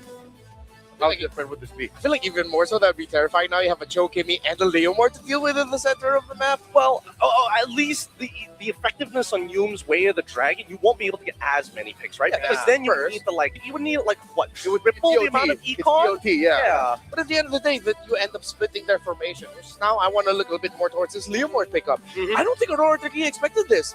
Because the guy suddenly, after 3 games of the Yi Sun Shin, if I'm not mistaken, suddenly shows up with a Leomord first phase pickup alongside the Forza and Sora. I think this was two birds with one stone. It's taking it away from TNZ and just, I think, again, kudos to the genius of Arcadia, Becky, and Winter. They're like, we can afford to do it. We can swing it. The last two picks will pay for this Leomord. And it did. I think, not to take away from Snake Eyes, but it only did what it did because the rest of the map was already losing for Aurora. The two winning factors in this game really just boil down to Yumes not messing up the earlier stages of the game and having a draft that can actually capitalize on it, right? And in the previous drafts, we didn't see much capitalization because Yumes was just whiffing a lot of those kicks. Now that he's coming back into form, the rest of SRG can really kind of set themselves up. They feel more in sync this time round, but that's the scary part, right? At any point of time, if they can't win on a red-sided draft, I think it might just be over for SRG. It's a make it or break it now that we're here in game number 5. I'm him. Just the way you're talking about Yumes makes me want to be him. I mean, if you can play a Cho like Yumes, then why not, right? Do the kick. Do the kick. Do the dragon. Oh, man. It's sad the camera cut out of that moment. That kick was clean. It was above my head, and I'm like, what, 171? Yeah, I didn't know you had flexibility and athleticism like that. Just take my word for it. I backflipped after. Yeah, and now you speak Turkish too. Well, we're going to be heading to game number 5 for our very first series in the knockouts here at Tennis Indoor. And what a great way to start things off. We're going to be going off on a very short break, but once we get back, go on over to the decider game. Which one of these two teams will make it to the upper bracket finals first? We shall see. Renmar, Leo, and Gideon will be back. Don't go anywhere.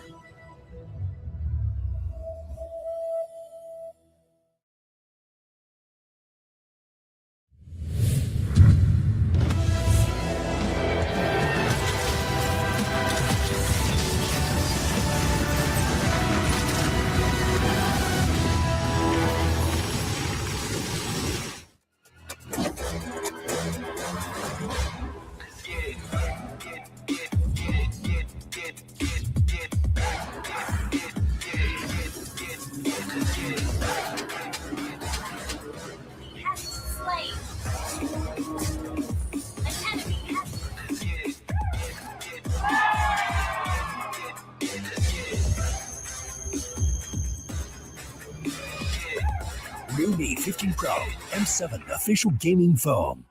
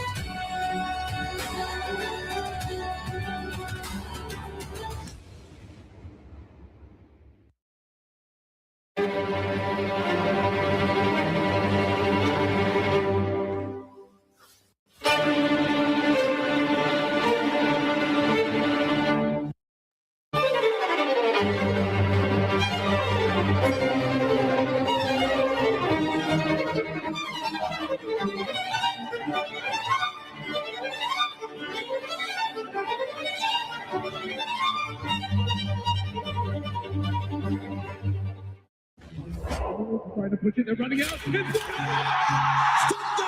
Heralds, they're unstoppable reign. Unscathed, unrivaled. A trophy, a symbol, a legacy, a champion. We begin our story with the pioneers, forged in gold, Fairies champion ring and medal, relics to be worn with pride. Among champions, one legend outshines all. We play, we can. Realme M7 official gaming phone, forged for those who create miracles, the ultimate artifact of mastery. Every cheer from an army of believers shapes the determination of a champion. The Visa Champion journey is reserved for those who never stop believing. When united, they become something greater. The legacy of the M Series, a home for every champion to stand eternal. This is the Hall of Champions.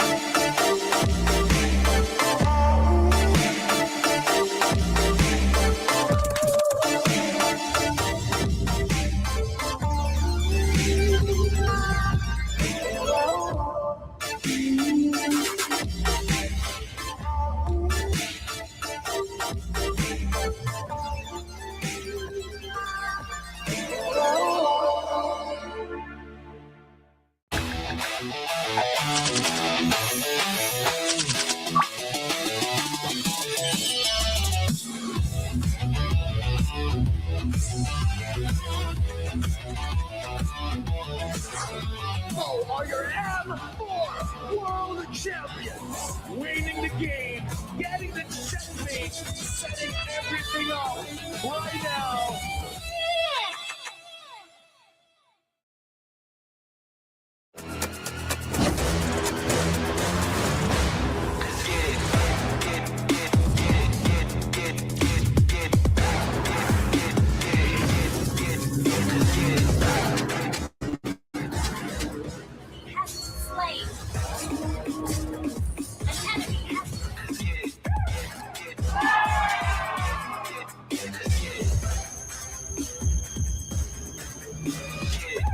Rune 15 Pro M7 official gaming phone.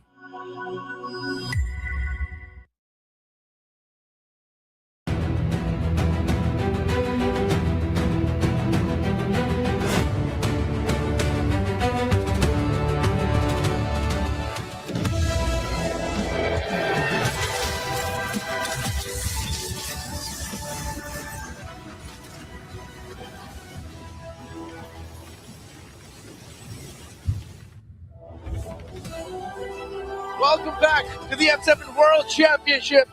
A final game between Selangor Red Giants and Aurora Gaming from Turkey, and it has been an absolute blast. They have set the bar of what the rest of M7 could be, and I'm glad that we're going all 5 games because now we finally get to see an early game dominant SRG after we've seen 3 games of that from Aurora Gaming Turkey. The drafting, the decisions, the chess match in the draft to the very first 2-3 minion waves to the center, and now it all boils down to this. If you could give one thing specifically to watch out for each team, what would that be? Let's start with Leo for Aurora. What's that one little pointer you want to give them? Sora. Watch out for Sora. I think if there's a hero that we have to consider as a major Omega level threat, it's the Sora. Do what you can to either pin it down, pick it, which means maybe blue side will be very incontested. I think blue side will be hot here for game 5.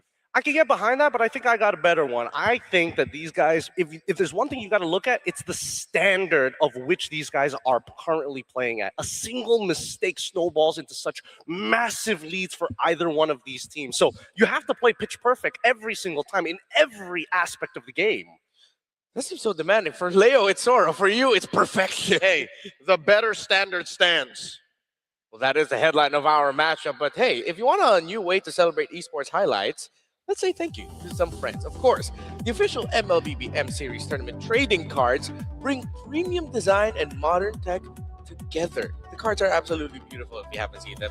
Available this January, head to oneplay.com for early access. You can grab yours and hold a real piece of the M Series legacy. Go ahead and scan the QR code on your screens for more information. And yes, there are chase cards. Some of them are signed that you would want to, what do you call it, when you put them in that little glass box? Get it graded. Get it graded. Get it, it's not a brick. Oh, I'm forgetting the card term for it. A top loader. A top loader. Get in the top loader, yeah. I have a question for you, gentlemen. What? Are y'all Granger mains? I'm not. Wait, no, I am when I do Lake Mode, yeah.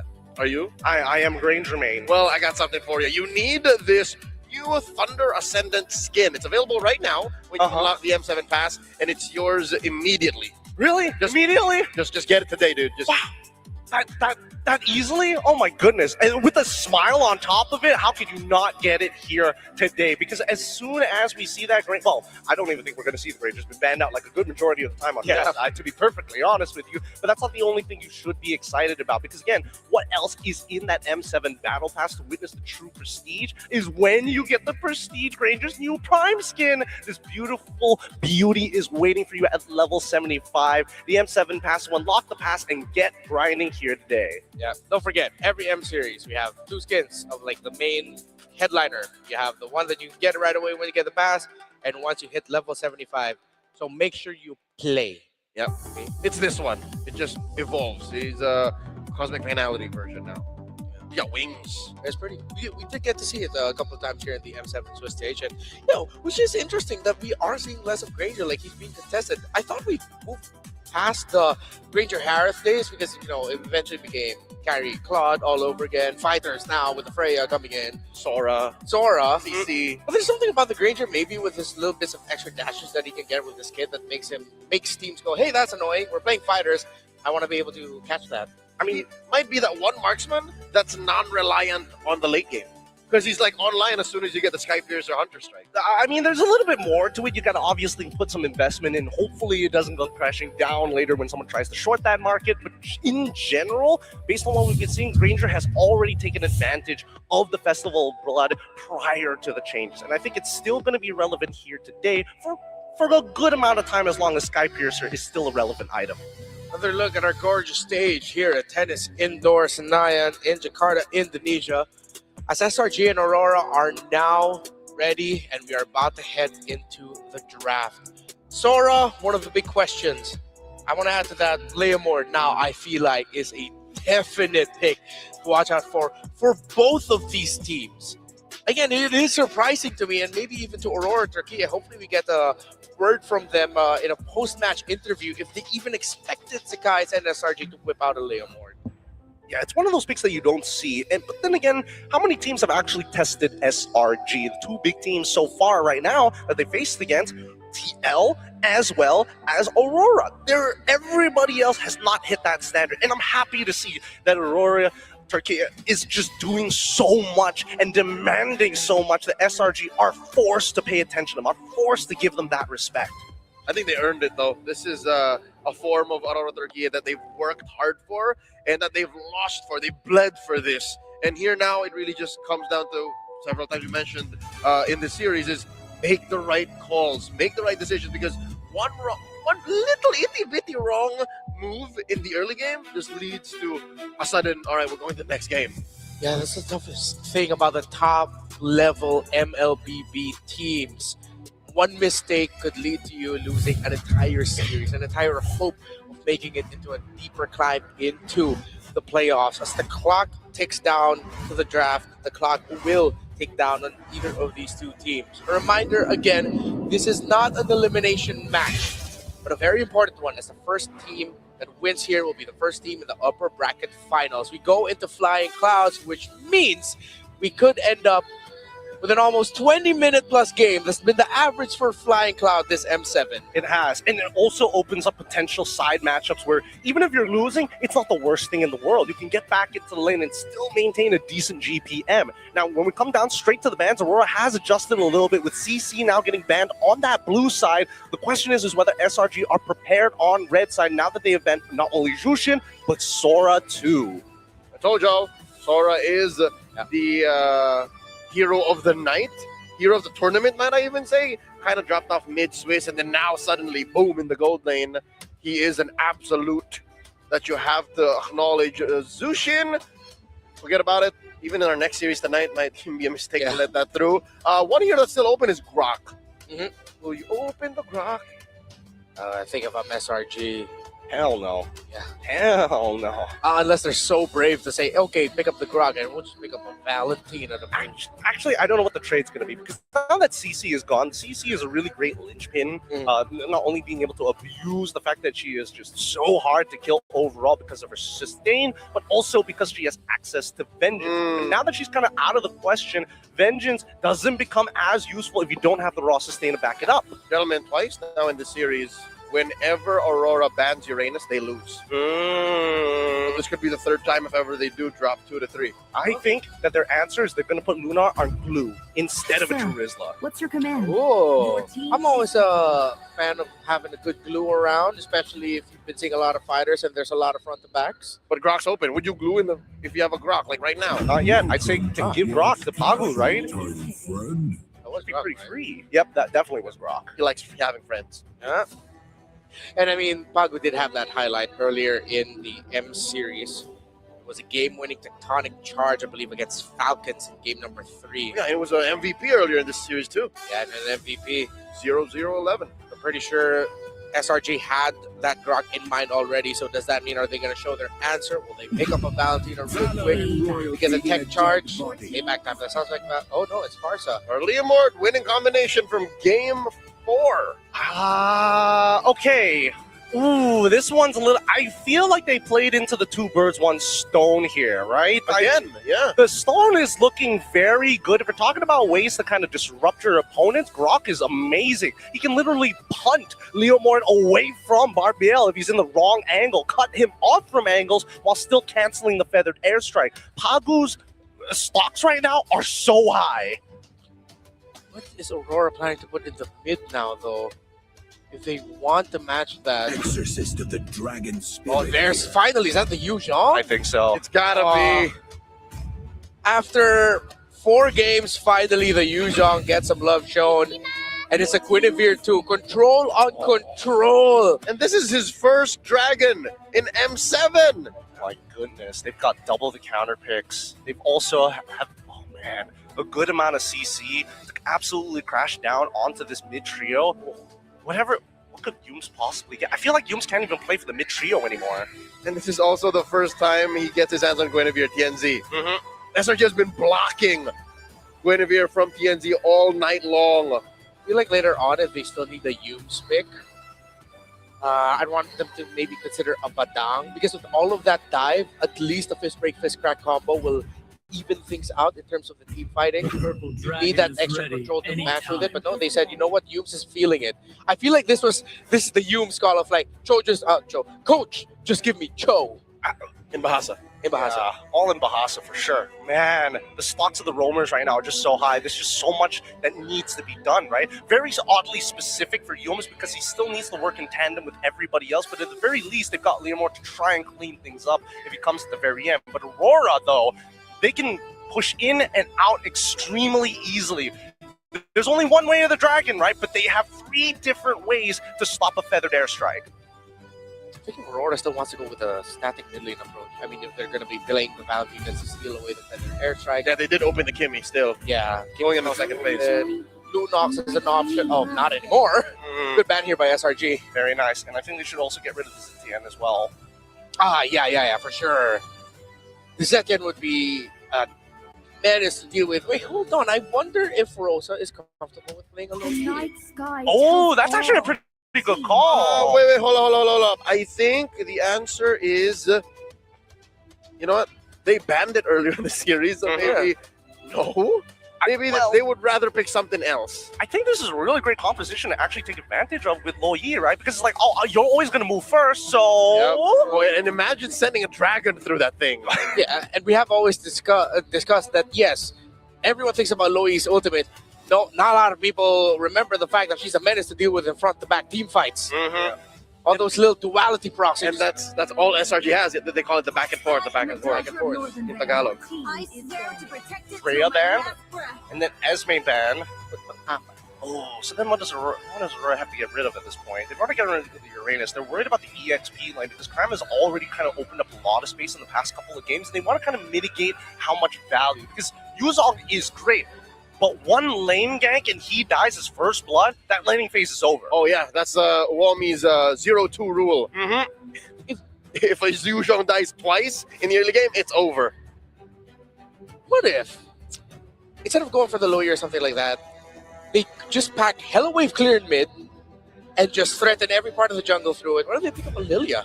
I don't know about that because Lilia has to take Purify, will die to the Feathered Airstrike, and probably will also die to the Leomord as well, right? I feel like as much as Grok is already a technical, quote-unquote technical counter to Leomord alongside with that Pharsa, I don't think it's really going to double up on their comp and push for what they're going for. And considering that they are playing a Guinevere in the jungle, that means the carries are going to come through the gold lane and the mid lane. So this might end up becoming another Kimmy game for Rosa. But I feel like that does not have the impact, especially now that you see a Claude. Oh my, this is going to be a tough last 2 picks here for Aurora. Super difficult because they don't know what Cram is going to get access to, and all the major sandbags are gone except for the glue. I think glue is probably the only thing that they're more comfortable with dealing with. Spatial migration, a great way to get in and out of these fights. You don't want to be jumping onto Yuzong anyways unless absolutely necessary, but that Grok's got to be careful. He can't just sit in front and take damage for free. Are there enough dashes to warrant the Phoveus? It's the Phoveus. We'll see with these next 2 picks, actually. Because there's 2, well, technically 3 dashes. 2 mainly coming from the Yuzong alongside with spatial migration. Not to forget the super magic as well. Little jumps. The little hops. Oh, if it's a Harrod, then it's a Phoveus. It's got to happen now. Ooh, nice. I like the Novaria, actually. It's just confirmed. It's got to. I mean, they have the first 3 picks as sort of like, when you think about it, with their potential tools for early to mid game. Then they have the mid to the late game with the Novaria and the Harley. But I feel like the Novaria right now is just... Well, you do have the Guinevere and the Grok to provide you control through the center of the map, but... Phoveus, glue, are low. Yeah. Phoveus, glue, or Armo. Which would I want to have here? They're all valid. There's a argument for all of them. It's Cram's choice at this point. We've seen glue pop up when there's a Harith on the other side. Phoveus, obviously, of course. I think he's going to go for Phoveus, right? It makes the most sense. If you take... Well, actually, unless you take the glue... But they're already taking the Purify, right? Alice! How could we forget? I can't believe we forgot this one. Oh, that's going to sting, bro. They do not have the damage profile to deal with an Alice once the Alice already has items. This is going to be one of the toughest climbs in games that Aurora Gaming have ever played on this stage. The lineup looks SRG coded. Leo, what do you think? I'm not so sure if there's enough hope in me to say Aurora, but the dream doesn't end. But I think they go to the lower bracket. I think this is SRG. I think this is SRG for sure. We finally got Innocent back on a marksman. That's the seal. This has already been a day full of surprises, but what if there's one more? What if Aurora Gaming Turkey breaks expectations and actually sends SRG to the lower bracket? Or what if it just goes towards how everyone else expected SRG moving forward? Mirko and Trex, let's go! Ladies and gentlemen, welcome to the Land of Dawn for the final game of this series. The panel thinks it's going to be a repeat of MSC 2024. Well, where SRG won 3-2 against then Fireflux, but now most of that lineup is in Aurora Gaming Turkey. Do you agree, Trex? I'm having trouble with the lineup from Aurora Gaming Turkey right now in terms of their draft. I'm not crazy about the Novaria. Last time we saw Rosanna, it's too passive of a hero form. Yes, the possibilities are always there. But man, it's going to be a tough game for Aurora. I agree. I really agree as well, man. Selangor Red Giants have... It really seems like this is Selangor Red Giants. Just like the panel said. Aurora Gaming, on the other hand, this is such a big leap. Because it's completely different to what they played in Game 1, Game 2, Game 3. I mean, the games that they won, Game 1 and Game 3.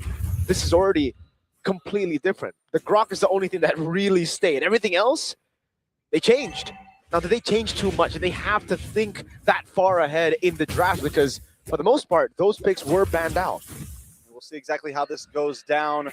There's definitely been a... Whoa, look at the damage on Innocent. What? Sagi Boom with first blood. That's a good start for Aurora Gaming. It's a phenomenal start, man. What? I mean, I guess for Innocent, he just didn't calculate the damage coming in from the Guinevere, which is surprising, by the way. Guinevere does a lot of base damage, has a lot of base damage, and Tienzi will stay in the bottom lane. He's hanging.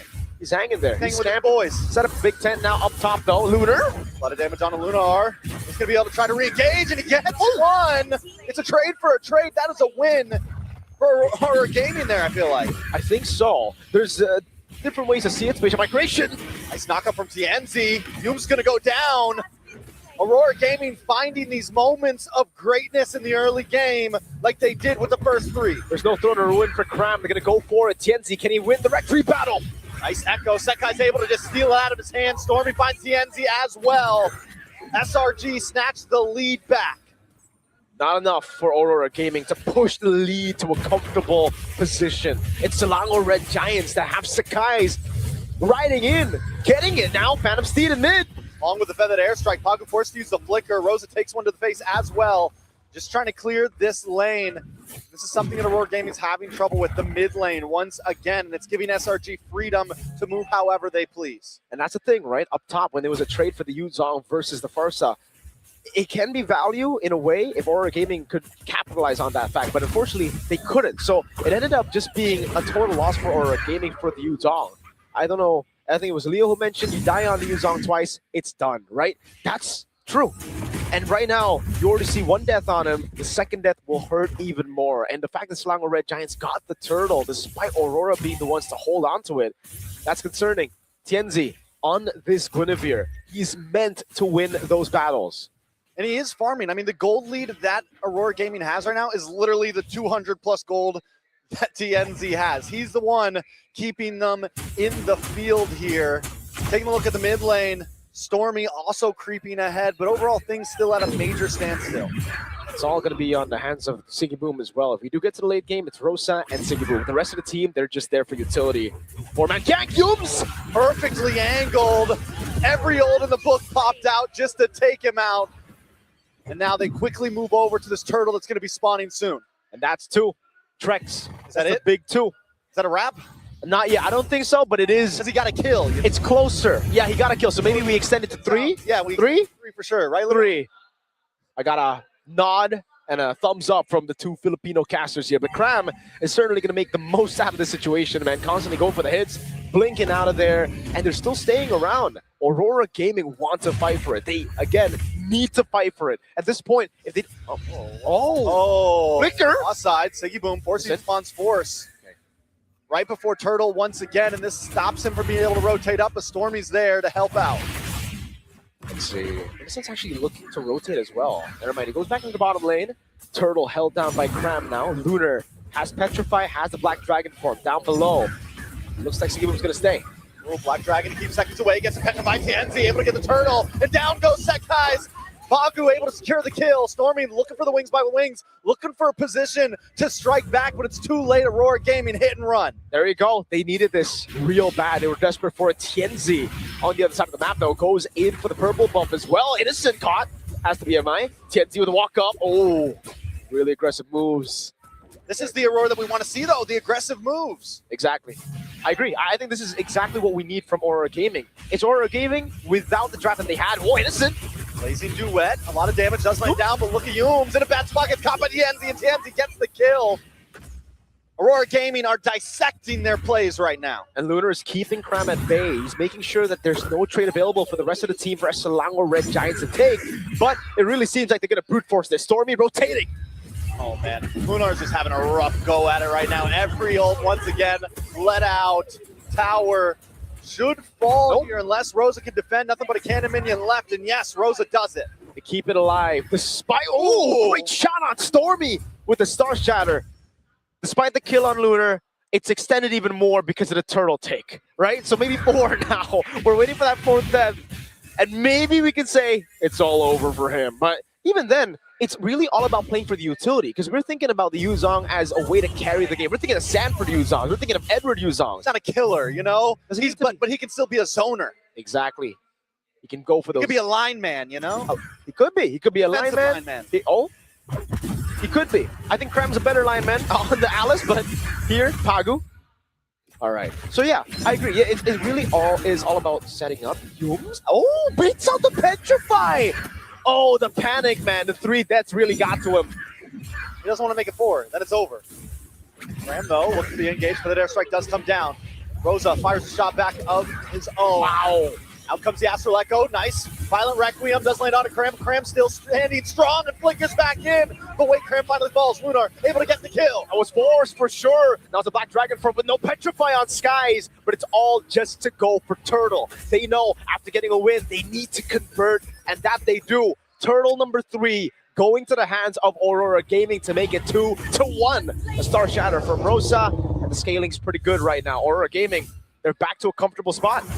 I mean, Rosa's been doing a great job. I was worried about the Novaria, but Rosa is landing those long-range hits every time. And now Stormy in a bad stop brings out that airstrike, but it doesn't matter. It's too late. Siggy Boom able to find the kill. That guy's trying to run in and help things out. Violent Requiem plus Winter Crown. Oh, and the knock-up. Siggy Boom. Yums able to get a couple more shots, but in the backside, TNZ does finally fall. Siggy Boom, no mana. It's Skies. Can't get away. Not today. Siggy Boom goes down. And that's going to be a nice even of the playing field. Luckily, Lunar able to take a mid-tier 3. Still not worth it though, right? Losing those 2 boys. I mean, you need Siggy Boom to constantly scale here. The fact that he had no mana and they still stayed, that was definitely them overconfident in the position. And now they get a turret down below Selangor Red Giants. They crack up the top side jungle as well, taking as many camps as possible from TNZ. 2 towers for 2 towers. Aurora Gaming have taken the mid and the bot. SRG, though, have definitely even the playing field. And I feel at this point, this is when their spike's really going to connect. You definitely feel the fatigue start to creep in for these 2 teams. You know, the calculations that we saw earlier in the series, crisp, clean, it's starting to get a little messy here and there, especially for Aurora Gaming. TNZ, oh, that's why the Claude is so feared. Even Swiss, by their airstrike, they're trying to siege this down. Great echo from Rosa, keeps them at bay. Yeah, Aurora Gaming are doing a wonderful job. Both teams know what's on the line here. Whoever wins this, guaranteed 3rd place spot. It gives you a great positioning for any future games, and neither of them want to go down to that lower bracket to face what's coming. Nobody wants lower bracket smoke, bro. You got the Indonesian champions down below, and this is a surprise. You got the Filipino champions down below. Team Spirit and then Yangon Galacticos, 2 teams as well. They can definitely pull a shocker. Oh man, just thinking the lower brackets. How did we get here, dude? On M7, this is an M7 for sure. What an M7. First Lord up. Gold. Oh my God, the damage from Rosa is starting to matter, though. I will say that. So, have you been converted to a Rosa Novaria believer? Didn't believe it earlier. This game. This game. I don't know about the future of Rosa Novaria. Nice kick does come down on Pagu. But ults do come out. The Astral Echo connects onto everyone, and SRG are forced to back off. They're going to try to re-angle, look for another engage, but there's no Barbiel left to come after this. No way the Dragon, no Barbiel, no Panther airstrike. The cycle is gone, and Aurora want to utilize this window. Innocent might be able to make a play happen here. Tram does dash in. Nice knock-up. Purify does pop. That guy's around the backside. Genzi sold. Oh, Tornaru with the flicker. Genzi! Gloom's able to lock on. Sekai takes the Lord, and Innocent finds Pagu. SRG are looking for the fight. TNZ falls. 2 members down. Aurora Gaming have to back off. But wait a second. Lunar next on the block, just trying to get away. They got the read. Stormy the Prodigy. And now Lunar is caught all alone. All alone against the Lord. He does fall. He buys a little bit of time, but is it going to be enough? I don't think so. I don't think it's enough just yet. Rosa in the mid lane. Yums wants to go for it, but doesn't have the flicker. The Star Shatter goes wide. Lord in the bottom lane. Selangor Red Giants want to push the lead to a comfortable spot. They want to hold this game. And what even happened there? TNZ goes for the pickoff instead of just focusing on the Lord. Purify pops. And then they just lose their positioning.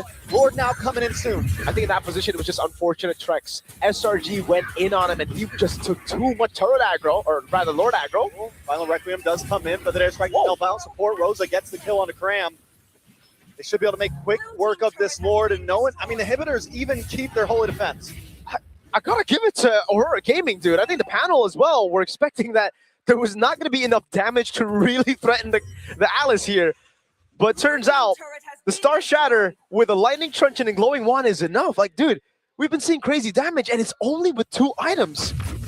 What happens when the Holy Shield, the Wishing Lantern, the Divine Glaive gets built up? Literally Radiant Armor on Alice, plus Oracle. Like, what else do you need? Bro, if it lands on Stormy or Innocent, God bless. Asurop. Muster up, indeed. Oh, Aurora Gaming. So do we extend? Oh, Aurora Gaming. Rex, do we extend the 4 death to now 5? Like, he's playing lineman. He is. He's not. So, doesn't matter. He's not a running back. He's not going to sack the quarterback. He's just there to defend the quarterback. All right, Yomes is trying to get the initiator down, but I don't think that's gonna happen, man. Pagu on the Grok, clean with it. Let's see in the top lane and in the bottom lane how they manage these waves, because it really comes down to that later on as we get into these big Lord fights.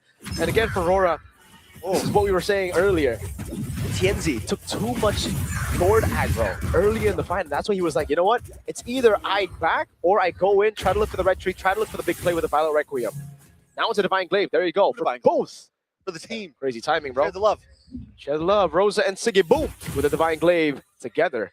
Innocent on the way to the Winter Crown. So we will start to expect more of those crazy VMI forwards with the Blazing Duet than the Winter Crown.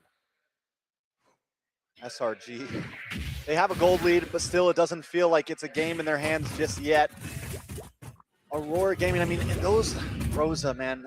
One of those lands onto Innocent, we're talking at least 50% health, I feel like. One of those lands at that range, and it is a reset. That's completely for a fight. And this is going to have to pull a Benny Cutie with the claw, dude. Someone who won M4. No, that too maybe, but mainly come in at the end. Try to go for the cleanups. Don't get caught in the Astro Echo, because if you do, it creates a lot of angles for Pagu to bait out the Purify out. And then Tianzi can just get an easy set. Yums! Oh, big kick. And then airstrike comes down.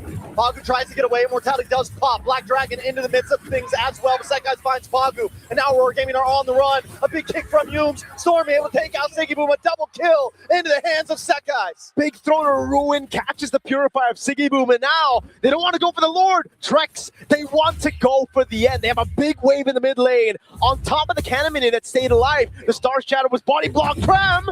They may just be able to do this, honestly. It's 15-plus second death counters inside of Aurora Gaming. Feather airstrike comes down. A nice knife shot with the Violent Requiem, followed up by the Winter Crown. Stormy, wings by wings. SRG are focusing onto the base. The Canyon Minion stands, but it's not enough just yet. Minions defend, and SRG aren't able to finish it. No Tianzi, but they use all their resources. That's going to be in Flying Clouds. Pagu, tech charge! A tech charge on Innocent. He does have to be a BMI still. A big kick onto Pagu. That's going to be Pagu caught in that spot again in the back. Stormy gets the kill. Just can't do it. Siggy Boom falls as well. It's Rosa and Lunar against SRG right now. Minions still on the base. Rosa trying to defend, but they need another wave. There's a wave in the bottom lane, but that's it. No more wave in mid to really utilize. They're going to have to wait a bit longer. But Aurora Gaming, they've delayed it again. Selangor Red Giants with a 5,000 gold lead are going to go straight for the Lord. There's no way Tianzi gets into this Lord pit unless he just walks up, I guess. Yeah, okay. Yeah, that would be crazy, dude. That would literally just be like, that would be suicide. And it's not even 50-50. They have so much CC with Yums there as well. Can they defend a big Lord push right now? Is that possible at this point? It's definitely trouble. I mean, at this point, it is hard. You have a Feathered Airstrike to help Siege. You have so many things in the hand of SRG to try to end this. Just take a look at the replay here to see exactly what happened. Pagu tried to really force the issue with the Flying Clouds, and you can't really blame him. In this position, he was expecting an instant follow-up, but it just didn't happen. These members were down on the cooldown. They had to clear some waves. Now a Lord of the mid lane, bottom lane, turret very low, top lane going down. Will this be the final defense? Yums looking for a target once again. Feathered Airstrike does come down. A nice tech charge, but it doesn't land onto many members. Lord's still there. Sekai brings out the Phantom Steed. Lord finally falls as Aurora Gaming continues to defend. One Cannon Minion left. They should be okay, but another wave are coming. Pagu, don't overstay your welcome. Put name to SRG. Nice Violent Requiem does land down onto Cram, but the damage still just isn't there. Tianzi finally falls. Black Dragon comes out. Cram still standing. Pagu finally falls as well. He moves still there. Rose Gold Meteor. Yum's gonna go for Tiku. No! Double kill for Siggy Boom. Innocent. Sekai gets the kill. Innocent on to Lunar. And Aurora Gaming. It's a full wipe. As the lights fade dim, the Giants rise from the darkness and move forward in the upper bracket. A repeat of MSC 2020.